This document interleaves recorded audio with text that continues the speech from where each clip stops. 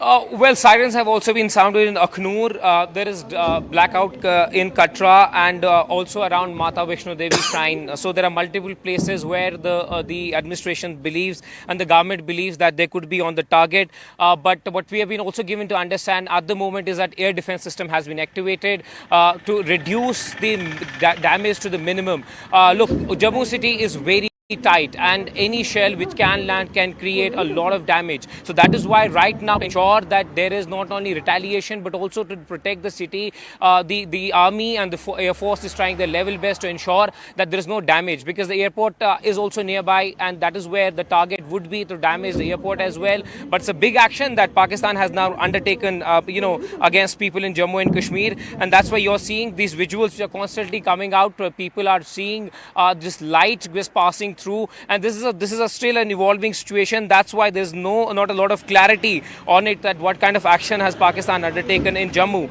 But we're given to understand there are sirens, there is blackout in most parts of the Jammu city and outside even the Jammu city, and now we'll have to wait and see that if at all these shells have landed in any population, caused any damage. But what we have been given to understand that minus Jammu city, there are other places also in the Jammu region where right now the artillery shelling and the gunfire has been heard by the locals, and they're reporting it that there is an explosion. And I also want to go across to Akash, my colleague, who's also tracking this story. Akash, I believe there are more than one location that's been targeted, multiple locations that have been targeted in Jammu city. We're given to understand that the air defense systems have gone up. Air raid sirens are being heard in Jammu city as well. What is the latest that you're picking up from your defense sources? Right, so officers are telling me that it is still on, and they are also indicating that these are also drones which have been in fact neutralized. The situation is tensed, of course, there in the civilian area. In fact, people are hearing these gun sounds, and it is specifically, at the airport and around. We have been told that maybe the target is Jammu airport, and because we have the CEP in the artillery, so possibly the shells are also going to the nearby areas. We still don't know, and they are still assessing the situation. Air Force is very much there. Indian Army is very much there. Air defense is active because this airport was under control of Indian Air Force since the civilian flights were not, in fact, going through or coming through, in fact, to this particular airport. What I am learning as of now is, Zaka, that Air Force teams, in fact, more in fact, the personnel have reached to the particular site now, and they are, in fact, checking because this shelling is still on, and, drones are very much there, Zaka. Drones are very much there. Artillery shells are, of course, there, but drones are there. And you rightly pointed out, this is the violation of international border as well. Till now, at the LC, we were seeing the violation, but now artillery is coming through from the international border as well. And Jammu airport, and in fact, the other areas in Jammu are targeted. This is provocation to a next level. All right, Akash, just stay on with us. Look at these pictures, folks. You can see multiple. It's not just one or two. You can see 1, 2, 3, at least 3 in this particular video. There you go, the cursor there. You can see a swarm of projectiles coming through, sort of lighting up the night sky. In this dark sky, you can see multiple of these projectiles that are coming through. We're given to understand it's a combination of both drones as well as artillery shelling, heavy artillery shelling that's happening, targeting multiple locations in Jammu. This is over the night sky in Jammu. The air defense systems have gone up. Air raid sirens are blaring through the city. Let me also go across as we see these pictures of this multiple projectiles coming through in the dark sky in Jammu. Let me go across to Tejinder, who's there in Jammu city for us. Tejinder, all right, we'll go back to Tejinder in just a moment. But you can see here, at multiple sort of flashes of light in the night sky that are coming through from the other side of the international border. This is a not just a ceasefire violation. This is, one would presume, if this results in, fatalities, mass fatalities, civilian casualties, this would be construed as an act of war, because this is clearly an armed attack, a use of force, and it violates the Vienna Conventions. But just staying with these pictures, and I want to go back to General Iyer as well as to Group Captain Vinod. Group Captain Vinod, by looking at these pictures, I don't know if you have access to these pictures, but it seems like multiple sort of flares of light that are coming through the sky, and then we don't know the point of impact. We haven't seen any explosions, visibly at least. We haven't seen any explosions that have been caught on camera, but we can see multiple flares of light coming through in the night sky. Are these drones? Are these artillery shells? Is it a combination of both? What's your best estimate? I mean, I'm used to seeing these flares during Kargil. We used to see it going across us. The flares that you're seeing, Zaka, is absolutely no doubt there. These are artillery shells, most probably the 25-pounder version, जो pav pav kilo के बम की जो बात करते हैं. These are the ones. They are fired in the general direction to create confusion, to create nuisance kind of value. Will they really have a effect on population? I really don't know. Will it affect the runways? Absolutely, it will, because if it falls on the runway, then the runway is down for a while. Zaka, my point is, this is shape of things to come. This is prelude to something that is following us. I would tell people who are on the ground, senior News 18 people on the ground, to watch out for something more as the night progresses. It is only 8:44 p.m. Maybe by 9, 10 o'clock, something else is coming. It could even be a air raid. We need to be absolutely watching out for it. The drones are once again maybe nuisance, because at night, without night vision and thermal, drones are useless. So these drones All are right. also going to be We kind of also a have the nuisance natural value. audio of the air raid sirens going up. And these lights that you're seeing on the sky, these are not moving at different directions or at different speeds. They seem to be moving like in a formation. Now, we don't know if this is a swarm of drones that's been sent out, or whether these are aircraft, or whether these are other sorts of projectiles, but they certainly seem to be moving in unison. They seem to be moving in a certain uniformity. It seems like programmed to move in a certain pace, and that pace seems to be uniform across these four flares of light that you can see on the dark sky. You can hear the air raid siren that's blaring across the city now.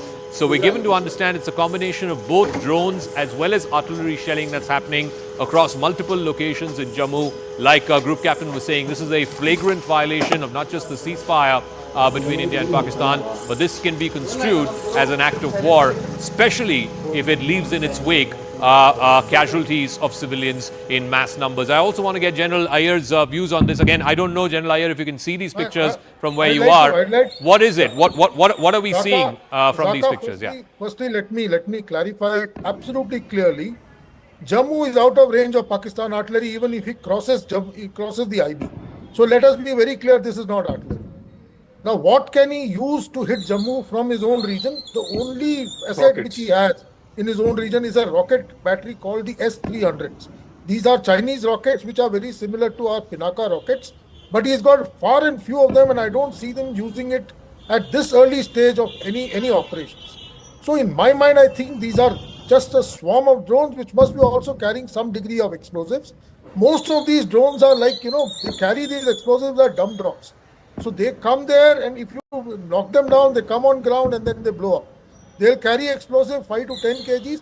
And if you recollect, somewhere around 2018 or 19, these drones had targeted the ATC in the Jammu airport. Okay. And one of their training shelters had been, targeted. So it is not the first time that these kind of drones have come to Jammu. Jammu Okay. is well within the reach of their, hexacopter kind of drones, which can move in a formation, and that's what is giving the light. Secondly, I'm really sorry to interrupt again, but there are some reports, and our Manoj Gupta, our investigations editor, is also confirming this, that there's some reports of artillery shelling at the Pathankot air base as well. Now, whether this is on the outskirts, in terms of, the outside portion of the compound, or whether it's inside the base, we don't know. But there are reports now, which Manoj Gupta is confirming, that there is shelling at the Pathankot air base as well. Remember, Pathankot air base was the scene of a terror attack back in 2016 as well. So that needs to be kept in mind. But yeah, what we're also hearing is that multiple air raid sirens have been sounded out in Jammu. At Vaishno Devi, there's a complete blackout, is what we're given to understand. In Keran, in Tangdar. So in multiple places, we are hearing reports of artillery shelling as well as rocket attack. We're also getting some information attributable to government sources that in response to multiple attempted aerial incursions involving unmanned aerial vehicles, UAVs, defensive systems were promptly activated in Jammu. The drones were successfully neutralized mid-air through coordinated deployment of advanced technologies. No damage or casualties have been reported so far. An assessment is on. Yes, General, go on. Please walk us through what you were saying. I was saying. These are low-grade drones which will be knocked off in the air, and what you see as flash is possibly our counter measures that are going. Firstly, artillery shell does not come with a flash. It Yeah, will only come correct. with a sound. So there is no flash with an artillery shell. So let's be very clear, this is not artillery shelling. As far as Pathankot Air Base is concerned, if he comes right up to the boundary, if I'm saying if he comes right up to a place called Lassia in the Shakkargarh Bulge and comes right up to the boundary and uses his longest range artillery, possibly he may be able to hit the doorsteps of Pathankot. I have commanded a brigade there, so I know it Okay. is very difficult for him to reach Pathankot with his artillery, and he'll be an idiot to bring his artillery so far forward at this stage of the of All right. operation. Just one other update before I hand over to my colleague Rahul. Electricity is now shut in Jammu, across the city and the outskirts of the city. The air defense system S-400 has gotten activated. Security agencies are confirming that at least 8 missiles that have been directed from Pakistan at the Jammu Civil Airport, at Samba, at Araspura, at Arnia and neighboring areas have all been intercepted and blocked by the S-400. So this seems like a swarm of drones that have been directed at Jammu as well as in places in Arnia, in Araspura, in Samba. It seems to be definitely a coordinated attack by the Pakistanis, and we're given to understand that at least 8 of these have been intercepted by the S-400 air defense systems. These pictures, the flares that you're seeing on the sky, and you're seeing multiple flares up against the dark night sky in Jammu, that is a drone, is what General Iyer is saying. Those are not artillery shells. He's right. Artillery shells don't come with lights attached to them. So these flares that you're seeing up on the sky are these drones, possibly low-grade drones, many of which have been intercepted by the air defense system, the S-400.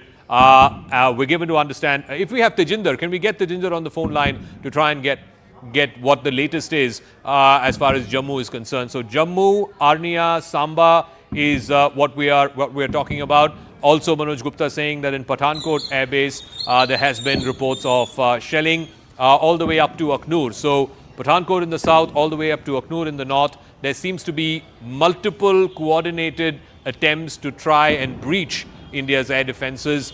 These flares that you're seeing up in the night sky, these are pictures from Jammu. We're given to understand if Tejinder is there, we can go across to him. Tejinder, what is the latest in Jammu, please?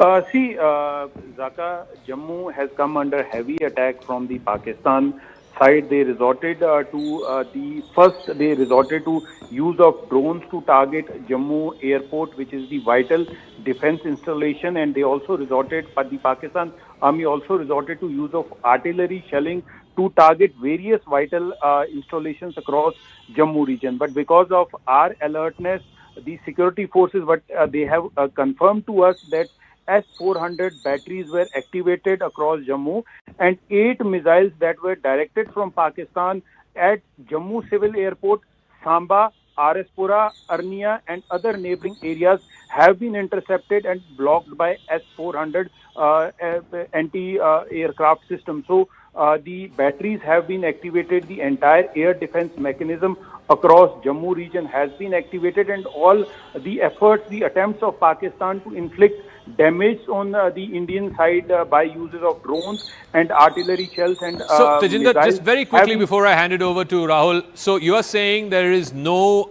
reports of any damage, casualties, fatalities on the ground?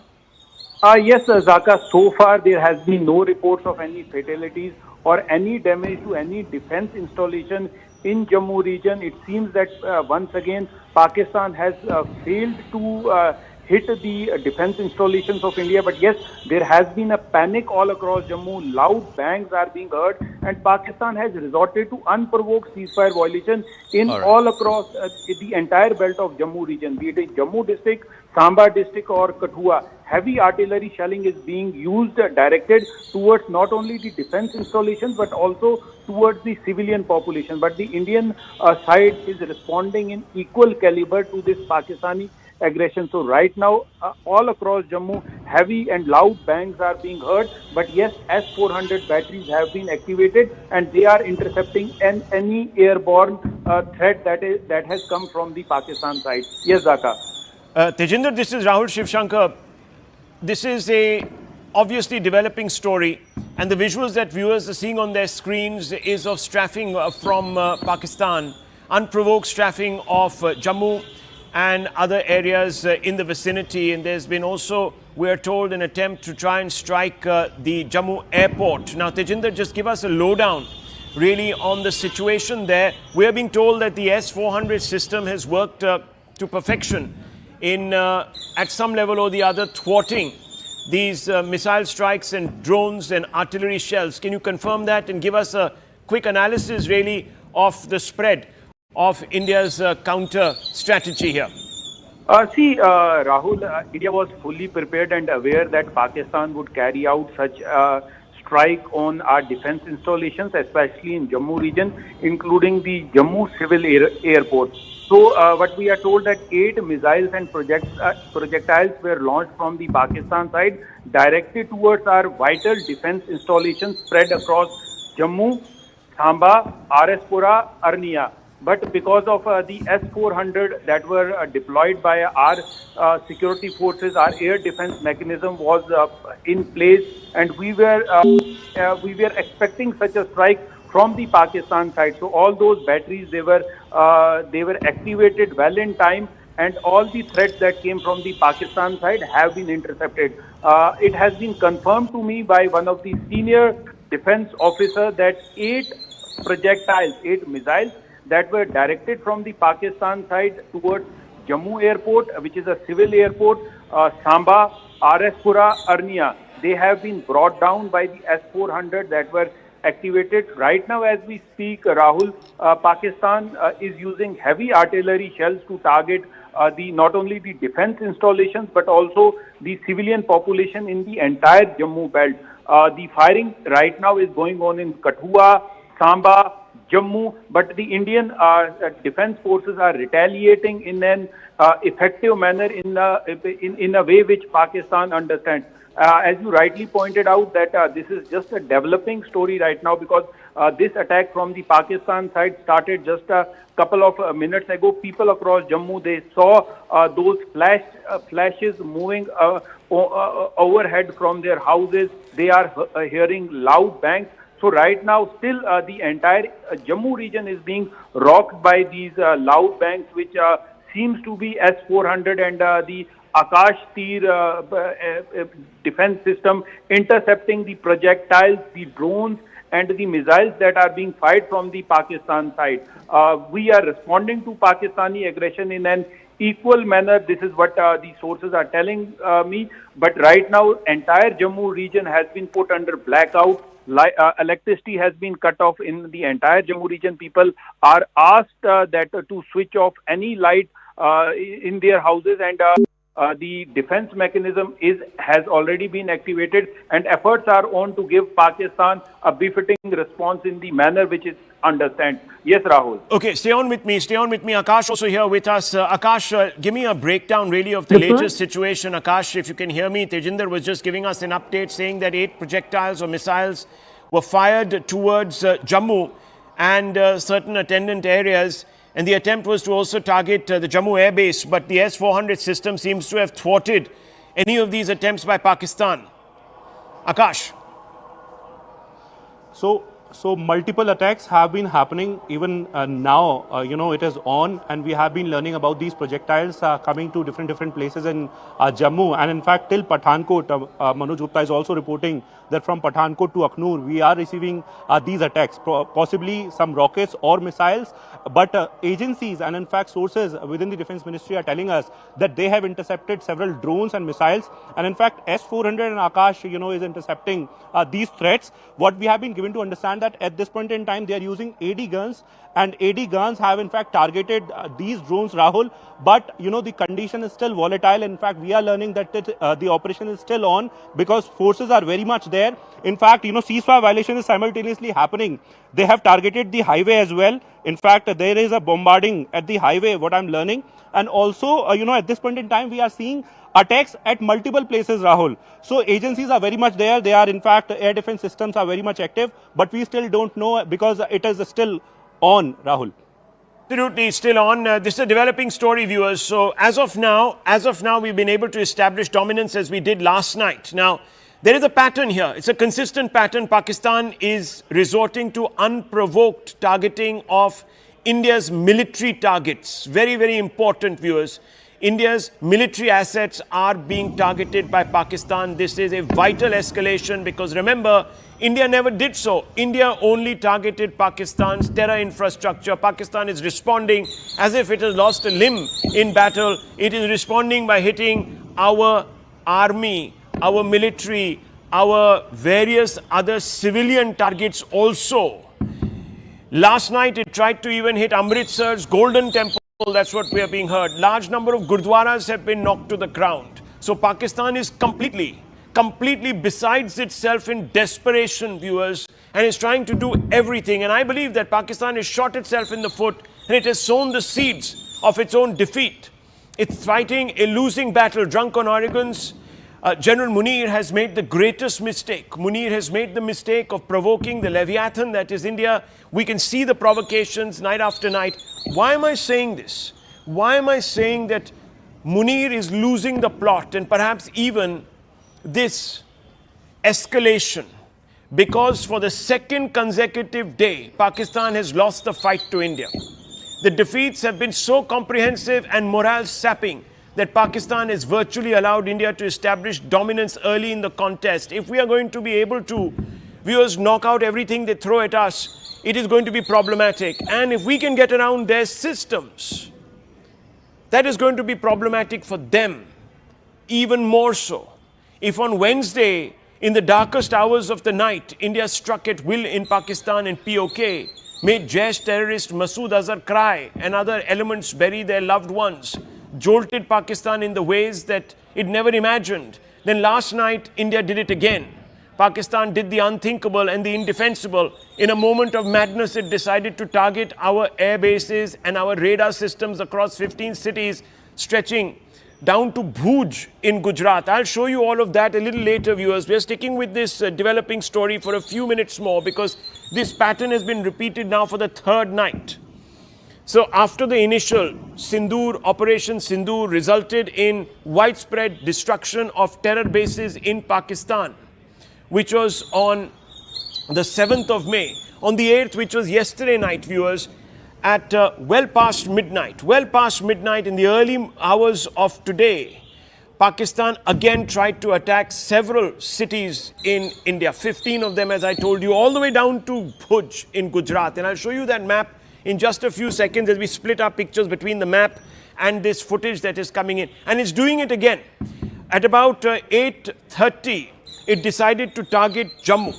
And not just any spots in Jammu, but the air base in Jammu, viewers. It has also tried to hit at other towns and districts very close in the locality, and it has definitely tried to escalate this entire contest now. And it is assuming very quickly, viewers, very quickly, the guise now of an open conflict, an escalated open conflict. 8 missiles as of now have been shot down, no casualties. This is another big plus point.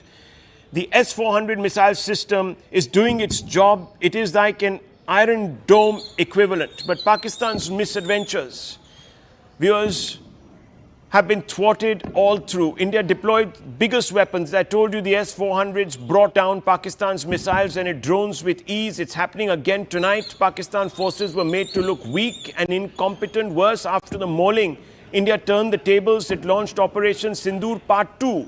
And this is the ongoing Operation Sindoor Part 2. In some of Pakistan's biggest cities, Lahore's air defense system was brought down with kamikaze drones, leaving the city totally vulnerable. Karachi and Rawalpindi was struck also. We're going to bring those visuals to you. We're going to split the screen because, viewers, we're going to keep showing you the live situation as it is developing in Jammu. Those are the pictures in the middle of your screens of the live situation in Jammu. Lots of bangs can be heard. You can hear them, and I want to bring back Tejinder if he's still there with us. Tejinder, what's the latest? And we'll also try to involve our guests in this conversation. But this is a serious escalation from Pakistan. This was happening all of last night. We just didn't know about it. It was happening along all those points. On the map, you can see them, viewers. On the right, In white are are the areas that the Pakistanis targeted, and from right there up on top, Avantipura, all the way down Srinagar, Jammu, Pathankot, Amritsar, even in Punjab and beyond, in Rajasthan, you can see that three spaces in places in Rajasthan and down there in Gujarat in Bhuj. So the entire border, from the LOC to the international border, they were trying to attack us, and the S-400 missile system knocked these projectiles out of the sky. A lot of that debris fell in Punjab, in fields in Punjab, in other places it was completely vaporized.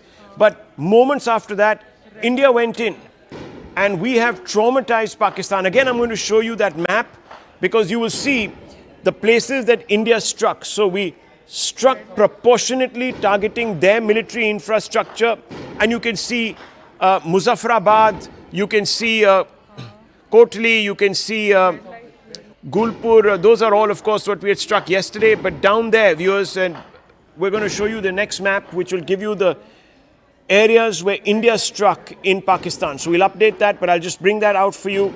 About 9 spots, including Lahore, including Karachi, including, most importantly, once again, Bahawalpur, Lahore, Rawalpindi. We nailed them left, right, and center. Do we have an updated map? That would be great to just show our viewers the spread of how we targeted the cities in Pakistan. So we're going to try and bring that to you. But in the middle, viewers, this live situation, I just want to quickly bring in General Pandey also. General Pandey, the situation in Jammu, how do you see this unfolding? Why has this happened? General Bakshi also here with us. General Pandey, what is happening here exactly? Yeah, so this is scaling up actually. The restriction was to a lower level of firing across the LC in generally in the Kashmir region, thereafter in Jammu region. But this has taken a level up in which a very targeted attack has been carried out on the Jammu airport, and what I am told is they have tried to apply loitering munitions on the Jammu airport. And what I can see and understand is that it is a mix of munitions being applied, starting from artillery to drones and to missiles. While for the artillery shells, the protection will not be that much, but for the missiles and for drones, there are adequate measures available with the Indian Armed Forces to ensure and thwart the system. I'm given to understand that in the Jammu region, there's a blackout which is already on, and people are getting into protected space. As of now, nothing much has happened. But even if they are able to strike the bases at Jammu and Udhampur, I can only assure you that there are systems in place to recover and come back within no time to carry out operations. Which is what happened yesterday. Yeah. Which is what happened yesterday. General Bakshi, that happened yesterday. General Bakshi, what we're seeing is, of course, the latest. This is happening at a time when we're all still awake. Last night, it happened much after midnight, if you remember. And a large number of Indian cities were targeted, 15 on them, but we thwarted every Pakistan attempt. And that's exactly what's happening here this evening. So Pakistan quite desperate. Just talk us through why you believe that this is a great miscalculation by Pakistan. Exactly. You know, Rahul, we were discussing precisely this yesterday. Step 1 on the escalation ladder, Pakistan hits at Pahalgam. Step 2 on the escalation ladder, India retaliates with Operation Sindoor 1, right? We hit 7 terror camps, 5 in POK, 4 in Punjab proper, including Bahawalpur and Muridke, headquarters of the Jaish-e-Mohammed and Lashkar-e-Taiba, also the HM headquarters, right? Last night, past midnight, Pakistan retaliates in a significant manner by aiming at 15 military targets over a 2,000-kilometer front. He uses missiles, drones and rockets, a combination of these, exactly as per the matrix of options we had war-gamed yesterday, right? the good news is that India has one of the very good air defense systems in the world, possibly after America, Russia, Israel. We are at almost number 4. It is a layered air defense. We have the S-400s, which have a radar that can see up to 600 kilometers, engage from 40 kilometers onwards. It can take on missiles, it can take on jet fighters, drones, helicopters, the works, right? Yes. We have also the Akash missiles, the MR SAMs, you know, the V-Shorats, the whole panoply of layered missile defenses backed up by the guns. The interception rate in Ukraine has been about 70% for the air defense. The Russians have achieved rates of 80 to 85%. The Israelis achieved an interception rate of 98 to 99%. Yesterday we did one better. We achieved 100%. Not one missile got through. It is something to be proud of. Not one missile got through. Absolutely. You know, over Amritsar, we had 2 debris of the missiles. I think most probably they were P-15s fired by the JF-17s, possibly in panic, seeing our fighters on their radars. But we have recovered one full 7-foot long missile and one which has gone into the ground. Many more debris would be over Pakistan because we would have intercepted them with the S-400s long range, well inside Pakistani territory. So I think full marks to India. But Rahul, yes, just because you had a good air defense system, you cannot minimize the gravity of what has happened. Yes. Pakistan has hit back. There are no terror targets in India. We hit only the terror targets. We offered Pakistan an off-ramp. Look, we've only hit your terror target, so we're going to leave it at that if you back off. Pakistan has responded. Mullah Munir has responded by unleashing an across-the-board response. 15 military targets addressed, right? You can't take it lying down. And now they are attacking the Jammu air base. Yes. They are attacking around RS Pura, the traditional place where the Pakistanis choose to strike first is the Cham Jaudiya area. 65 they hit there first, 71 they hit there first, right? The second favorite area is Rajouri Punch up there. So, look, Rahul, I have a very serious entreaty. Okay. We are being told it is a totally civilian-controlled operation. The Foreign Secretary is briefing with the 2 girls around him who get in a sentence each, right?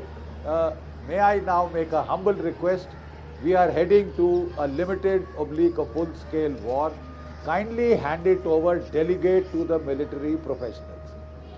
If you are trying to look holier than thou, well, okay, very good. That's a separate issue. I agree with you. That's a separate issue. That's good. No. Yeah. That's a side. Okay. Why I'm saying this? If you just give me a half a second. Yeah, of course. Half a second. Yeah, of course. Of course. What I'm trying to say is, now this is getting on to full-scale war, full-on conflict. Let the military professionals handle it. Okay. Because this half civilian, half military approach can lead to some gaps. Okay, right? so you're saying, and I want to bring in also General Dhillon. Stay on with me, General Bakshi. General Pandey also here. Are we now seeing this turning into an inevitable conflict? Are we now in that stage? I just want to update our viewers.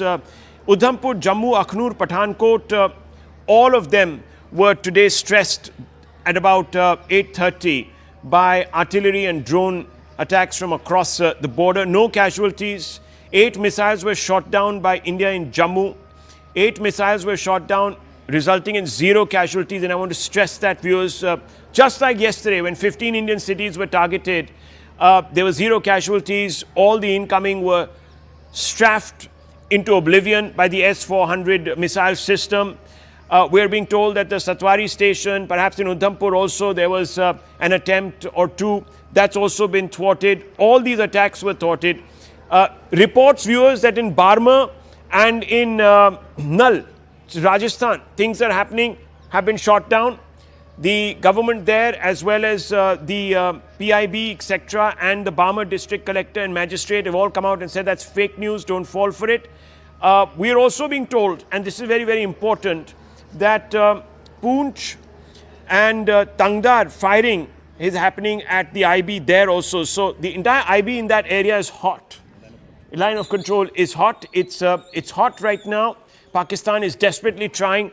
General Dhillon, we are not surprised. But are we seeing, and before I bring you in, General Dhillon, I just want you also, viewers, to pay attention to something that is monumental that is happening on the ground in Pakistan.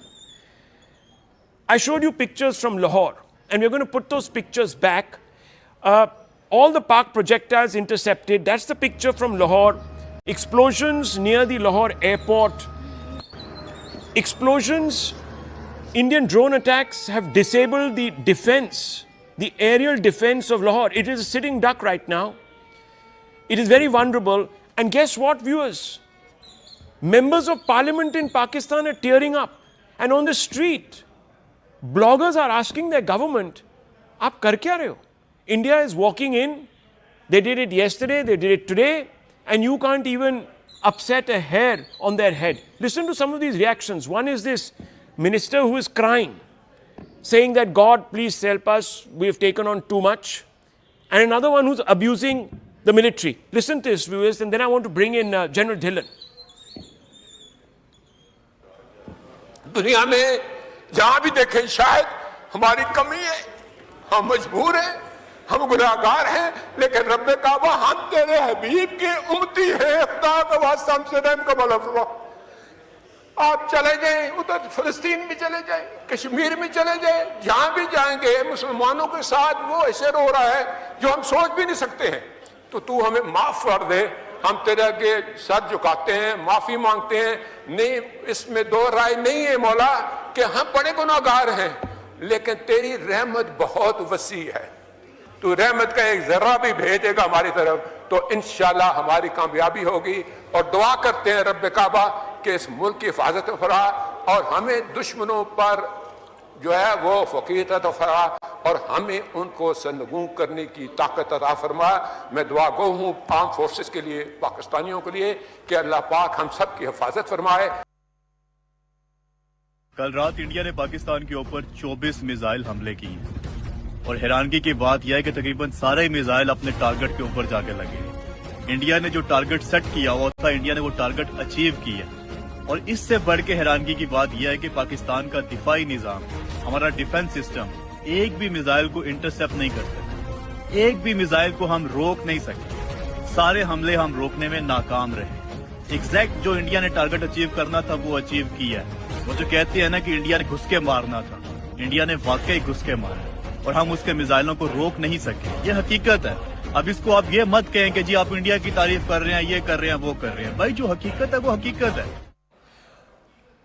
Okay, viewers, big updates coming in. Before I bring in General Dhillon, I just want to very quickly update you all on the evolving situation. 3 Pakistan drones have been shot down at the back gate of Jammu University, the Bawa Tea Store, which is a landmark there. Air raid sirens are blaring through the city of Jammu. Attack launched on Pathankot, Udhampur, Kathua, Samba and Kaluchak. All 5 areas the attack has been launched. You can hear the strafing, the sounds of munitions going off. India is rebuffing and thwarting just about every one of these attacks. We're also being told that Uri and Kupwara, where there is CFV or violations of the ceasefire, there is also news, viewers, that Pakistan might have suffered a big loss. I'll come to that after it's confirmed. I'm going to keep you hanging a little bit because I don't want to get ahead of the situation and spread fake news. But we are being told there's a big loss on the cards for Pakistan. Something might have happened that could now lead to a complete meltdown in Pakistan, mentally and compounded. Let's go across to Akash. Akash, what are we being told? What are we being told? That there are some attacks now happening pretty much along the IB also. There is talk that Jaisalmer, there is a blackout there, red flares have been seen in the sky there. We are being told that Pakistan might have suffered a big loss. I'm not going to confirm that or deny that right now? Because we are ascertaining this. But Akash, what can you tell us? It's an evolving situation. General Dhillon is also here with us. Yes, Akash. So I'm, in fact, confirming that big loss that you are talking about, Rahul. But yes, there are attacks in multiple cities. Jaisalmer is confirmed. In fact, Arunima is reporting that how Jaisalmer, is also receiving these drones and possibly the RT fire as well. In Jammu, we are seeing these attacks. However, our air defense system is very much active. And now this ceasefire violation has also started, both at LC and also, at the international border. In Rajouri and Poonch, firing is there. In Kupwara also, we are seeing artillery fire. So Pakistan, on one hand, is violating the ceasefire. On the other hand, it is sending drones and, missiles to different cities. But then air defense system is very much active and is thwarting all these attempts. Also, we are learning about one Pakistani jet down, but I'm still confirming that sort of peace. But heavy, firing is going on at the LC right now, Rahul. And Indian defense forces are very much there with their air defenses. In fact, air defense guns are used. And in fact, I'm learning that army is retaliating at the LC as well. Okay, army is retaliating at the LC. Let me go across to General Dhillon. He served there, just like General Bakshi, General Pandey. All of them have really done an exceptional job at protecting Indians and the country. So they know like this area like the back of their hand. General Dhillon, please weigh in on this. What are we seeing? Are we seeing now an escalation that is going to lead at some level or the other to perhaps a conflict breaking out, which might go on for a few more days? What is happening? Give us, if you were analyzing this from the Pakistani side, what is happening? We are seeing the losses there, but what is happening exactly? What are they trying to do here? Rahul, it started with LC ceasefire violations. Then it came down to Jammu and Kashmir, Pakistan occupied Jammu and Kashmir. They are firing onto one side of POJK in Poonch, Rajouri, and even then it graduated to Jammu. Then it came down to Kathua, Srinagar area. And now, as per the report which you just shared with us, it has gone as far down as Jaisalmer. Now, this is the initiation of war. When you violate the IP at so many places, it's a clear-cut case of initiation of war by Pakistan. But by India, as was told by the Foreign Secretary in the briefing today, we are still committed to not hitting the military installation and civilian population. Whatever we are doing in self-defense. We are only intercepting the missiles and we are nullifying their air defense system. And like you just gave out certain bites from Pakistan, Lahore air defense is now completely gone. Now this is where people of Lahore must go to Lahore cantonment and see the senior officers' families fleeing from there. Now this is how the Punjab has been left without any cover. ये जो पंजाब के पाकिस्तानी पंजाब के जो लोग हैं उनको ये बात समझने की जरूरत है कि 75 साल से उनकी फौज उनको ये भरोसा देती रही है कि हम आपके पीछे खड़े हैं और अभी 24 घंटे नहीं हुए कि लाहौर का पूरा एयर डिफेंस खत्म हो चुका है। अगर ये इनकी काबिलियत है तो इसीलिए अभी ये इसको कॉन्फ्लिक्ट को एक्सपैंड करना चाहते हैं। They wanting to expand it to as far as Jaisalmer and coming down to their age-old tactics of killing innocent civilians. Right. They did it in Pahalgam, they're doing it in Poonch, they're doing it in Jammu, and they're doing it in other parts of India. But Indian missile system or the S-400 air defense system is potent enough to take on all their missiles. And as you are saying, certain confirmation about certain targets having been down, we'll wait for it. But at the moment, Pakistan has escalated to another level. He has escalated to another level where he has opened up front as far down as Jaisalmer. Okay, so this is escalation ladder being attempted by Pakistan and India. When India retaliated to terror attacks by hitting the terror target, India had thought about all these escalations, all the contingencies, all the options. And India will give a very, very befitting reply to this. Okay, Sushant Sareen, he's joined us. Sushant Sareen, we've had a few reports coming in of panic now in Pakistan. We've seen it all through the day. The stock market collapsed there. The Karachi Stock Index, which is a complete indication of sentiment in Pakistan, collapsed to the point where circuit breakers had to be applied. Trading had to be sort of stopped, halted. So I'm asking you, what is going on? Pakistan on one side looks as if they're ineffective right now. They're not being able to penetrate. On the other hand, they're also escalating. Yeah, so look, I'll just add something to what General Dhillon said. You know, they had declared war just yesterday. When it was not just till Jaisalmer, they attacked even till Bhuj. They tried to attack. Now, just because their attack was thwarted and we hit back, does not absolve the Pakistanis of what they tried to do. And because they had shit on their face, pardon my language, so they are trying to recover some ground. Because it's basically the regime survival which is at stake right now. It is Asim Munir's head which is on the line, as is Shahbaz Sharif's head, and they have to show something to the people so that they can survive. Because after India's retaliation in the morning today, it was very clear that the Pakistanis would do something. Now what they have done? This is deferred pictures coming out of Jaisalmer, Sushant Sareen. Have a look. This is the IB now. Yes. Yeah, so even Bhuj was IB, yaar. Everything is IB. Yeah. Amritsar is IB, Jalandhar is IB, Ludhiana is IB, right? So everything is the IB now. Now, my point is a very simple one. Now that the Pakistanis have tried to up the ante, and in the morning today, our retaliation was very, very proportionate. They tried to attack our defense installations, we attacked theirs, and we managed to be much more successful than what they were. But now that they've tried to up the ante, I think some of the restraints which have been put should be removed. I think now we should strike at major military installations, including their headquarters and their troops which might be amassed somewhere. If this is the game they want to play, then that is the retaliation that must come from the Indian side. And I think that should happen by tonight, if it's not already starting to happen. The second thing, and I must insist on this, and out here I disagree with General Bakshi. Look, I think what we are seeing right now is a perfect synchronization of civil and military. Okay. We cannot, in a country like India, we cannot say, okay, it's all to the generals, they can decide. Of course they will decide. The professional decisions will be taken by the generals. The civilians will go along with them. But I think the synchronization of civil and military, where the civil has to remain supreme in India. And because decisions of war and peace have to be made by the civilian authority, the military, being a disciplined force, is going to follow whatever orders are given by the civilian. Okay. I don't think in anybody's case that any civilian leader right now is trying to hold the hand of the army or trying to restrict it. I think it is perfect synchronization. So I don't have any problems with how we are approaching this.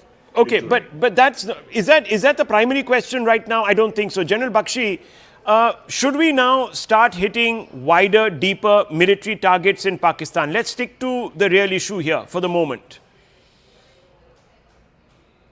All right.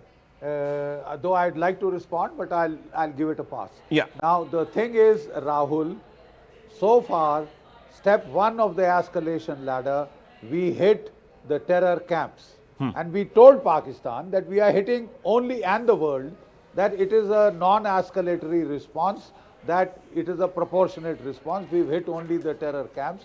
We gave Pakistan an off-ramp. You want to de-escalate here, we can leave it here. Pakistan has chosen to escalate militarily. The fact that you did not suffer damage is all thanks to your air defense command, right? Is all thanks to your air defenses that you haven't.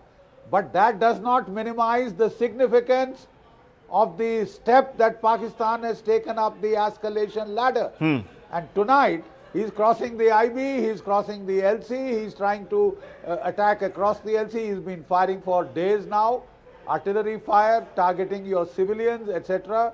The point that I'm trying to make is, now it is Pakistan which has given you the justification to go to level next and target military targets in Pakistan. You've already targeted their radars.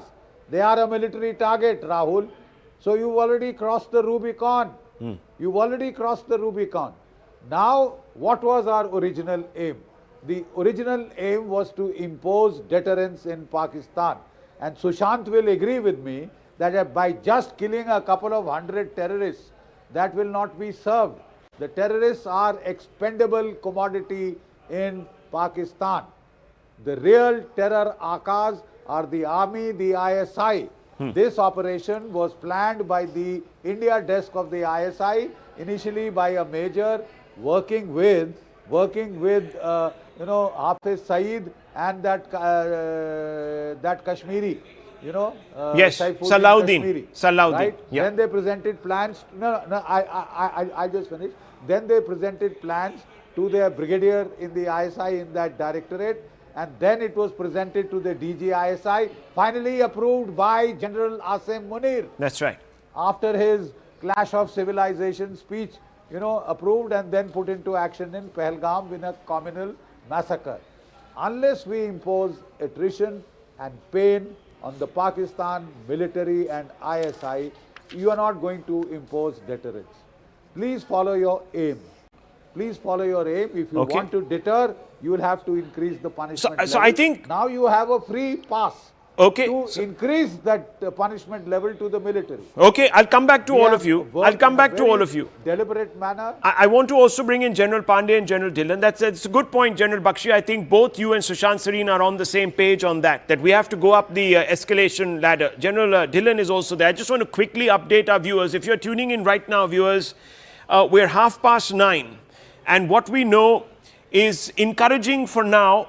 Missiles from Pakistan directed at Satwari, Samba, Arispura and Arnia all intercepted, blocked by air defense units. So this is a big news.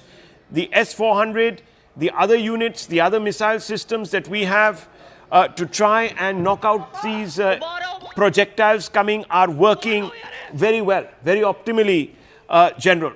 There have been ceasefire violations at the LOC by Pakistan in the Karna sector of Jammu and Kashmir. Heavy artillery fire has been opened. Indian Army is also giving a very strong response. Now, we were told that we have knocked out a large number of their posts and there are fatalities at the LOC. I'm not sure how many, but that was something that we were given to believe earlier in the day. I can also tell you right now that Srinagar, there are projectiles that were spotted over Srinagar airport and Srinagar, and they have been intercepted. So as of now, we are being told, and this is at 9:30, about an hour since the first projectiles flew over Jammu, that there have been no casualties. So God's been kind, viewers. 8 missiles have been shot down and no casualties. This report was updated till about 10 minutes ago. These pictures that you're seeing on your screens are not live pictures, they're deferred visuals, viewers. We are playing it very, very cautious and safe. And General Pandey, I want to bring you in on this. We're talking now about a situation which has been developing for the last 24 hours, where Pakistan has decided that they're going to come after us. Civilian targets, everything is fair game. Civilian targets, fair game military targets. They're going to go after just about anything in India that moves from pretty much Akhnur all the way down to Bhuj. Is our response at this moment adequate in your mind? And I want to bring General Dhillon in also on that. General Pandey first, very quickly, the systems that we are using, the S-400, give us a quick breakdown of that. Okay, I'll and first... then also the other question. I need to cover up a couple of points here. Okay. Firstly, Pak terrorists were operating as proxies of Pak army. Right. Till the time we hit the terrorist camps inside. Yeah. Now, after having seen the visuals in which Pak army is giving a state honor to the terrorist leaders who are being buried and led. And very, very strange that Pakistani senior officers are standing behind and there's some designated terrorist is leading the prayers for the burial part. The switch has now happened. Yeah. On behalf of the Pak terrorists who have been killed, today the Pakistani army is now working as a Those proxy. are the pictures you're talking about. Look at that. Yeah. So, the Pakistan army has become a proxy for Pakistani terrorists. So, that is a major switch which is taken, and we had given a hands to them that, okay, we have hit terrorist camp and we will rest the case here, and thereafter you need to walk the path of possibly peace. Don't scale it up. Right. So, having taken this action now and having been sorted out when they tried to strike back, and I totally agree with General Bakshi and Sushant Sareen that this level of in-your-face defeat, when the missiles have been down, when they tried to attack 15, this was very much expected, because in the daytime, we were able to breach all the systems and put out our loitering munitions and drones inside Pakistan at will. Actually, at 4 different places, it was reported by their own media that we have been able to hit them at will. So this was quite expected to come about, and as our systems were in place, we have been able to handle the situation as of now.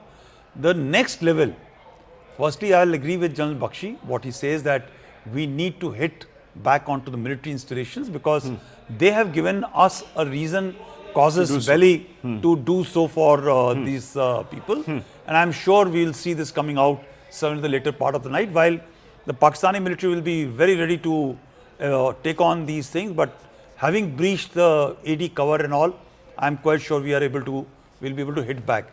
The other part which General Bakshi had brought out was very significant, that we need to, military should be handed the power. Okay, Pakistan has accepted that 2 jets have been downed.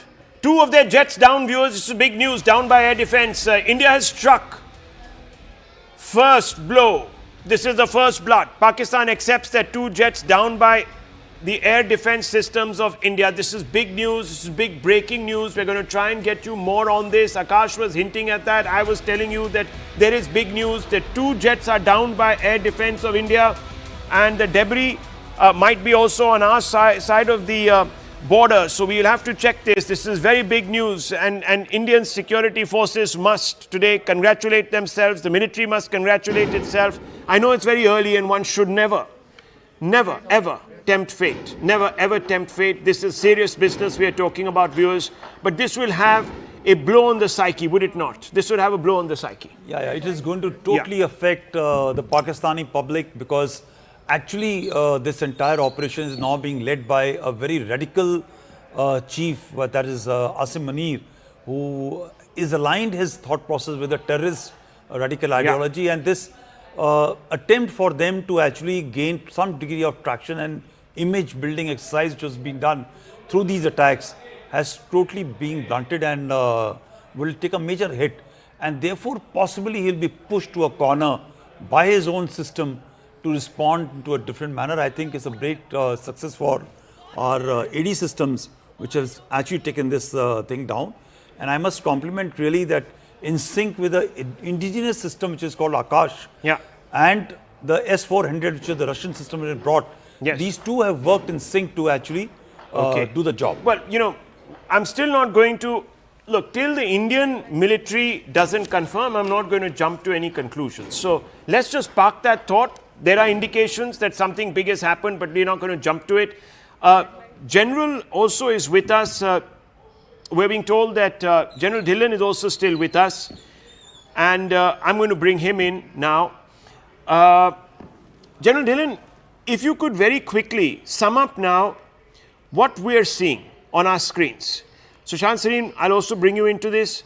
What are we actually seeing here? Are we seeing an inevitable escalation of this into perhaps a wider conflict that is now going to engage different parts of the border? Is this going to be perhaps the new normal for the next few days? What is exactly now expected? Rahul, as you have just confirmed, if Pakistani fighter jets have been shot down, that means use of manned aircrafts. And crossing the international boundary with the manned aircrafts is definitely a declaration of war. Not that we had any doubt in when the missiles are crossing the international boundary, but this is a conventional way of looking at war. Manned aircrafts, fighter jets crossing the international boundary with an intent to damage the civilian or military installations. Let me just say that I'm not going to accept that till the Indian government confirms. The Pakistanis, you know how they are. They can say whatever they want to, and we don't even know who there is planting what news. So let's just keep that aside. Okay, we'll leave that aside. Yes. Yeah. We'll leave that aside. Yeah. The mere escalation, as Jal Bakshi has said and Jal Pandey has also clarified this, now it has gone to the next level. And there is no way that India should not retaliate now or should not take it to the next level, because now is the time when the war stamina petering out of Pakistan will come into play. Pakistan's economy dithering will come into play. Pakistan's stocks of major equipment going down will come into play. And as and when it happens, this is where the victory will be declared. So we should not hold our horses now. We must take it to the next level as a response to what Pakistan has done so far. He has crossed the limit and we should not. And now we know that his war fighting stamina is way below us. And we must capitalize on our strength, military strength, diplomatic, politically, economic strength, we all know. And we must hit targets in Punjab, because that is where it is going to hurt. Because for them, like Jal Pandey was saying, that terrorists are dispensable for them. I think for a Punjabi, Pakistani, Musliman dominated Pakistan army, even Sindhis and Baluchis and Pashtuns and Kashmiris and Baltis are also dispensable. So we must hit at the heart, and that is where the pinch will be felt. So what we are now seeing, Sushant Sareen, is conflict by another name. We may not formally call it that, but we're in that zone now.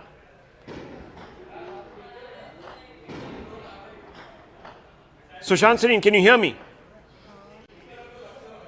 I think you're on mute, Sushant Sareen. You might be on mute. Yeah. I know. I'm sorry, because I was just doing I'm doing multitasking right now. So look, let's be very clear about one thing, Rahul. What the Pakistanis tried yesterday was to hit Indian military installations. Okay? That they failed is not an excuse. But our response was also to only target military installations. Now the Pakistanis they are such bloody liars. This whole bloody community and this whole goddamn place is a bunch of liars. This whole country has come up because of a lie. So they claim that no, we didn't do anything. Because their attack failed, they claim we didn't do anything, right? That's what that ISPR fellow whose father was a great nuclear scientist trying to take out electricity out of jinns. That fellow's son is now their ISPR chief, and remember, he's also a 3-star general. Look at the kind of guys they make 3-star generals. Anyways, but the point is that these fellows, they've lied. Okay, now we hit back. Our response was slightly proportionate in the sense because they didn't really cause any damage. But I think once they've gone up the ladder, I think our response has to be overwhelming now. Very clearly, right now, from what we are hearing is that only the area around Jammu is being targeted. Akhnur, Jammu, that belt. There is some reports that maybe Pathankot has also been, they tried to target Pathankot, or at least there's been some, they've tried to activate the terrorists in Pathankot and other parts. There are some reports, none of these are confirmed. Anyways, I think we'll take care of that. But I think you have to go up because they have already opened up the space for attacking military targets in Pakistan. Now, what is the great restraint that I will only attack air defense targets and I will not attack the ISI headquarters in Appara or the core headquarters in Lahore? Why not? Now that you opened this up, then everything is up for attacking. The GHQ in Rawalpindi is up for attacking. Right? Now, if they want to go down that road, then I think we should not be holding back to go down that road. Okay. Because quite clearly, they have to step back and they have to start dismantling the infrastructure of terrorism. I think we have had enough.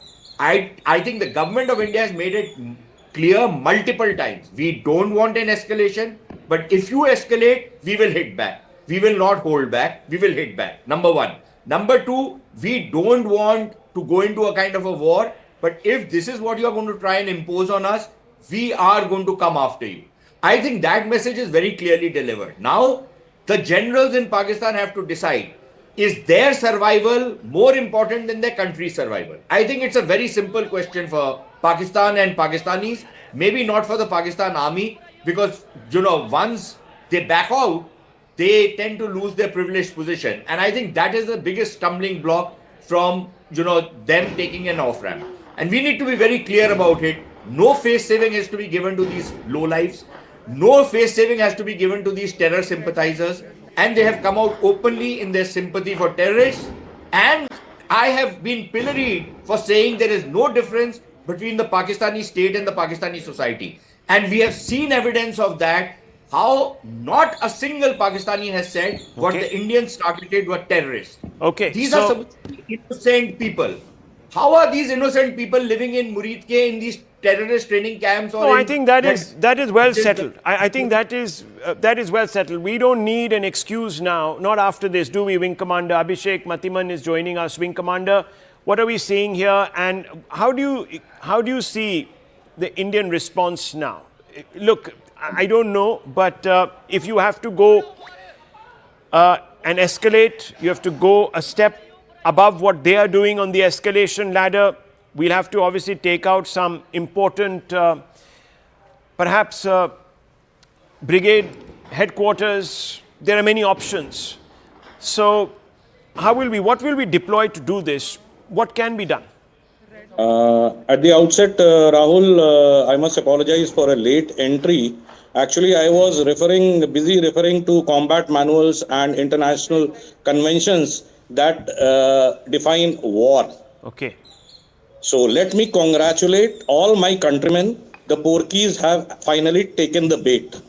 I strongly feel what we see right now in front of us is the beginning of the end of a state called Pakistan.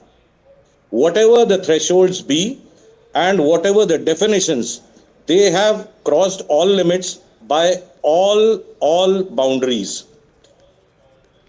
We have been testing them. We have tested in the last 2 days their offensive as well as defensive capabilities, and thereafter we have been convinced that our capabilities, this has been repeatedly discussed on panels in the last 2 days, our capabilities, be it defense or offense, have proved far greater and much more efficient than the Pakistanis.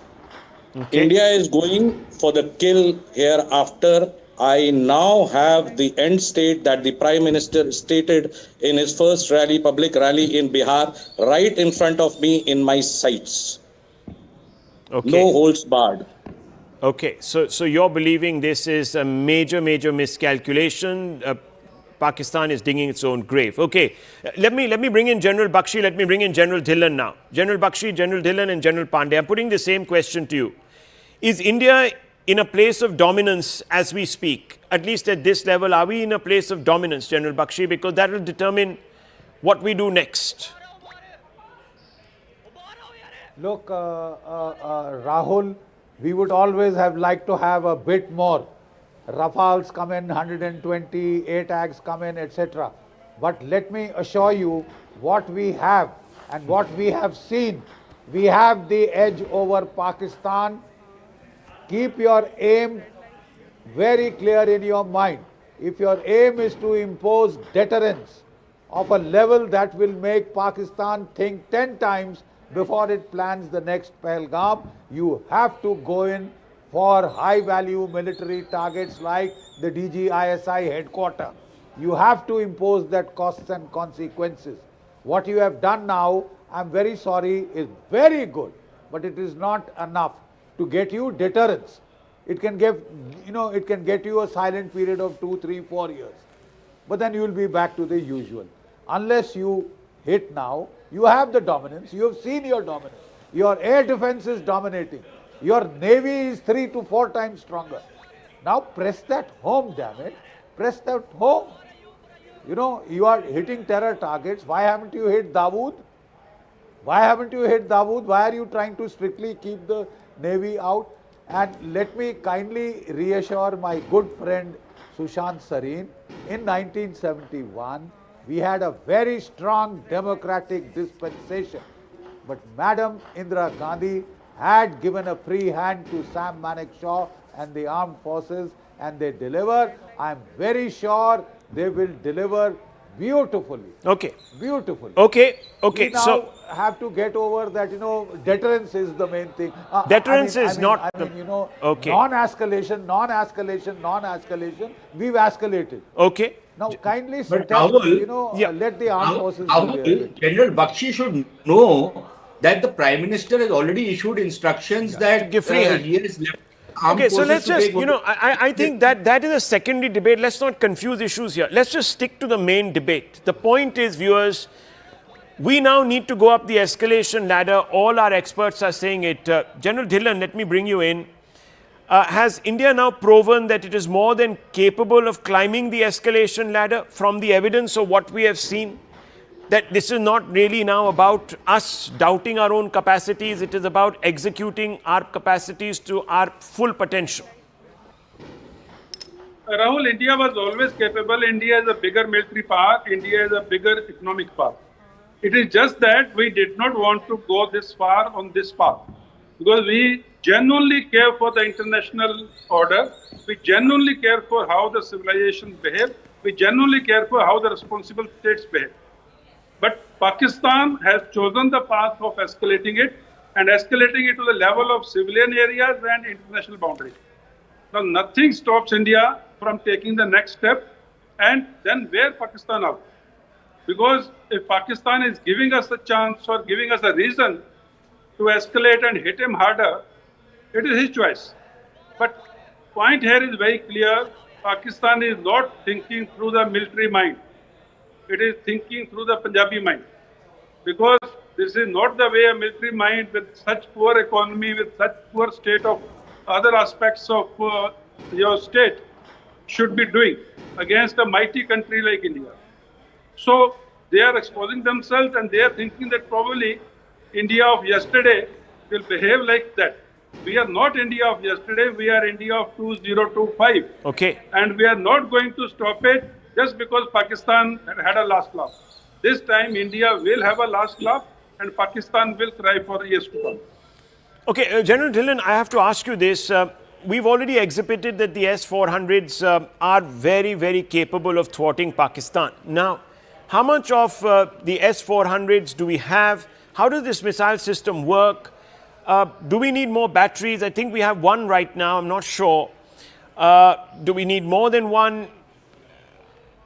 What is our capacity right now of resisting Pakistan?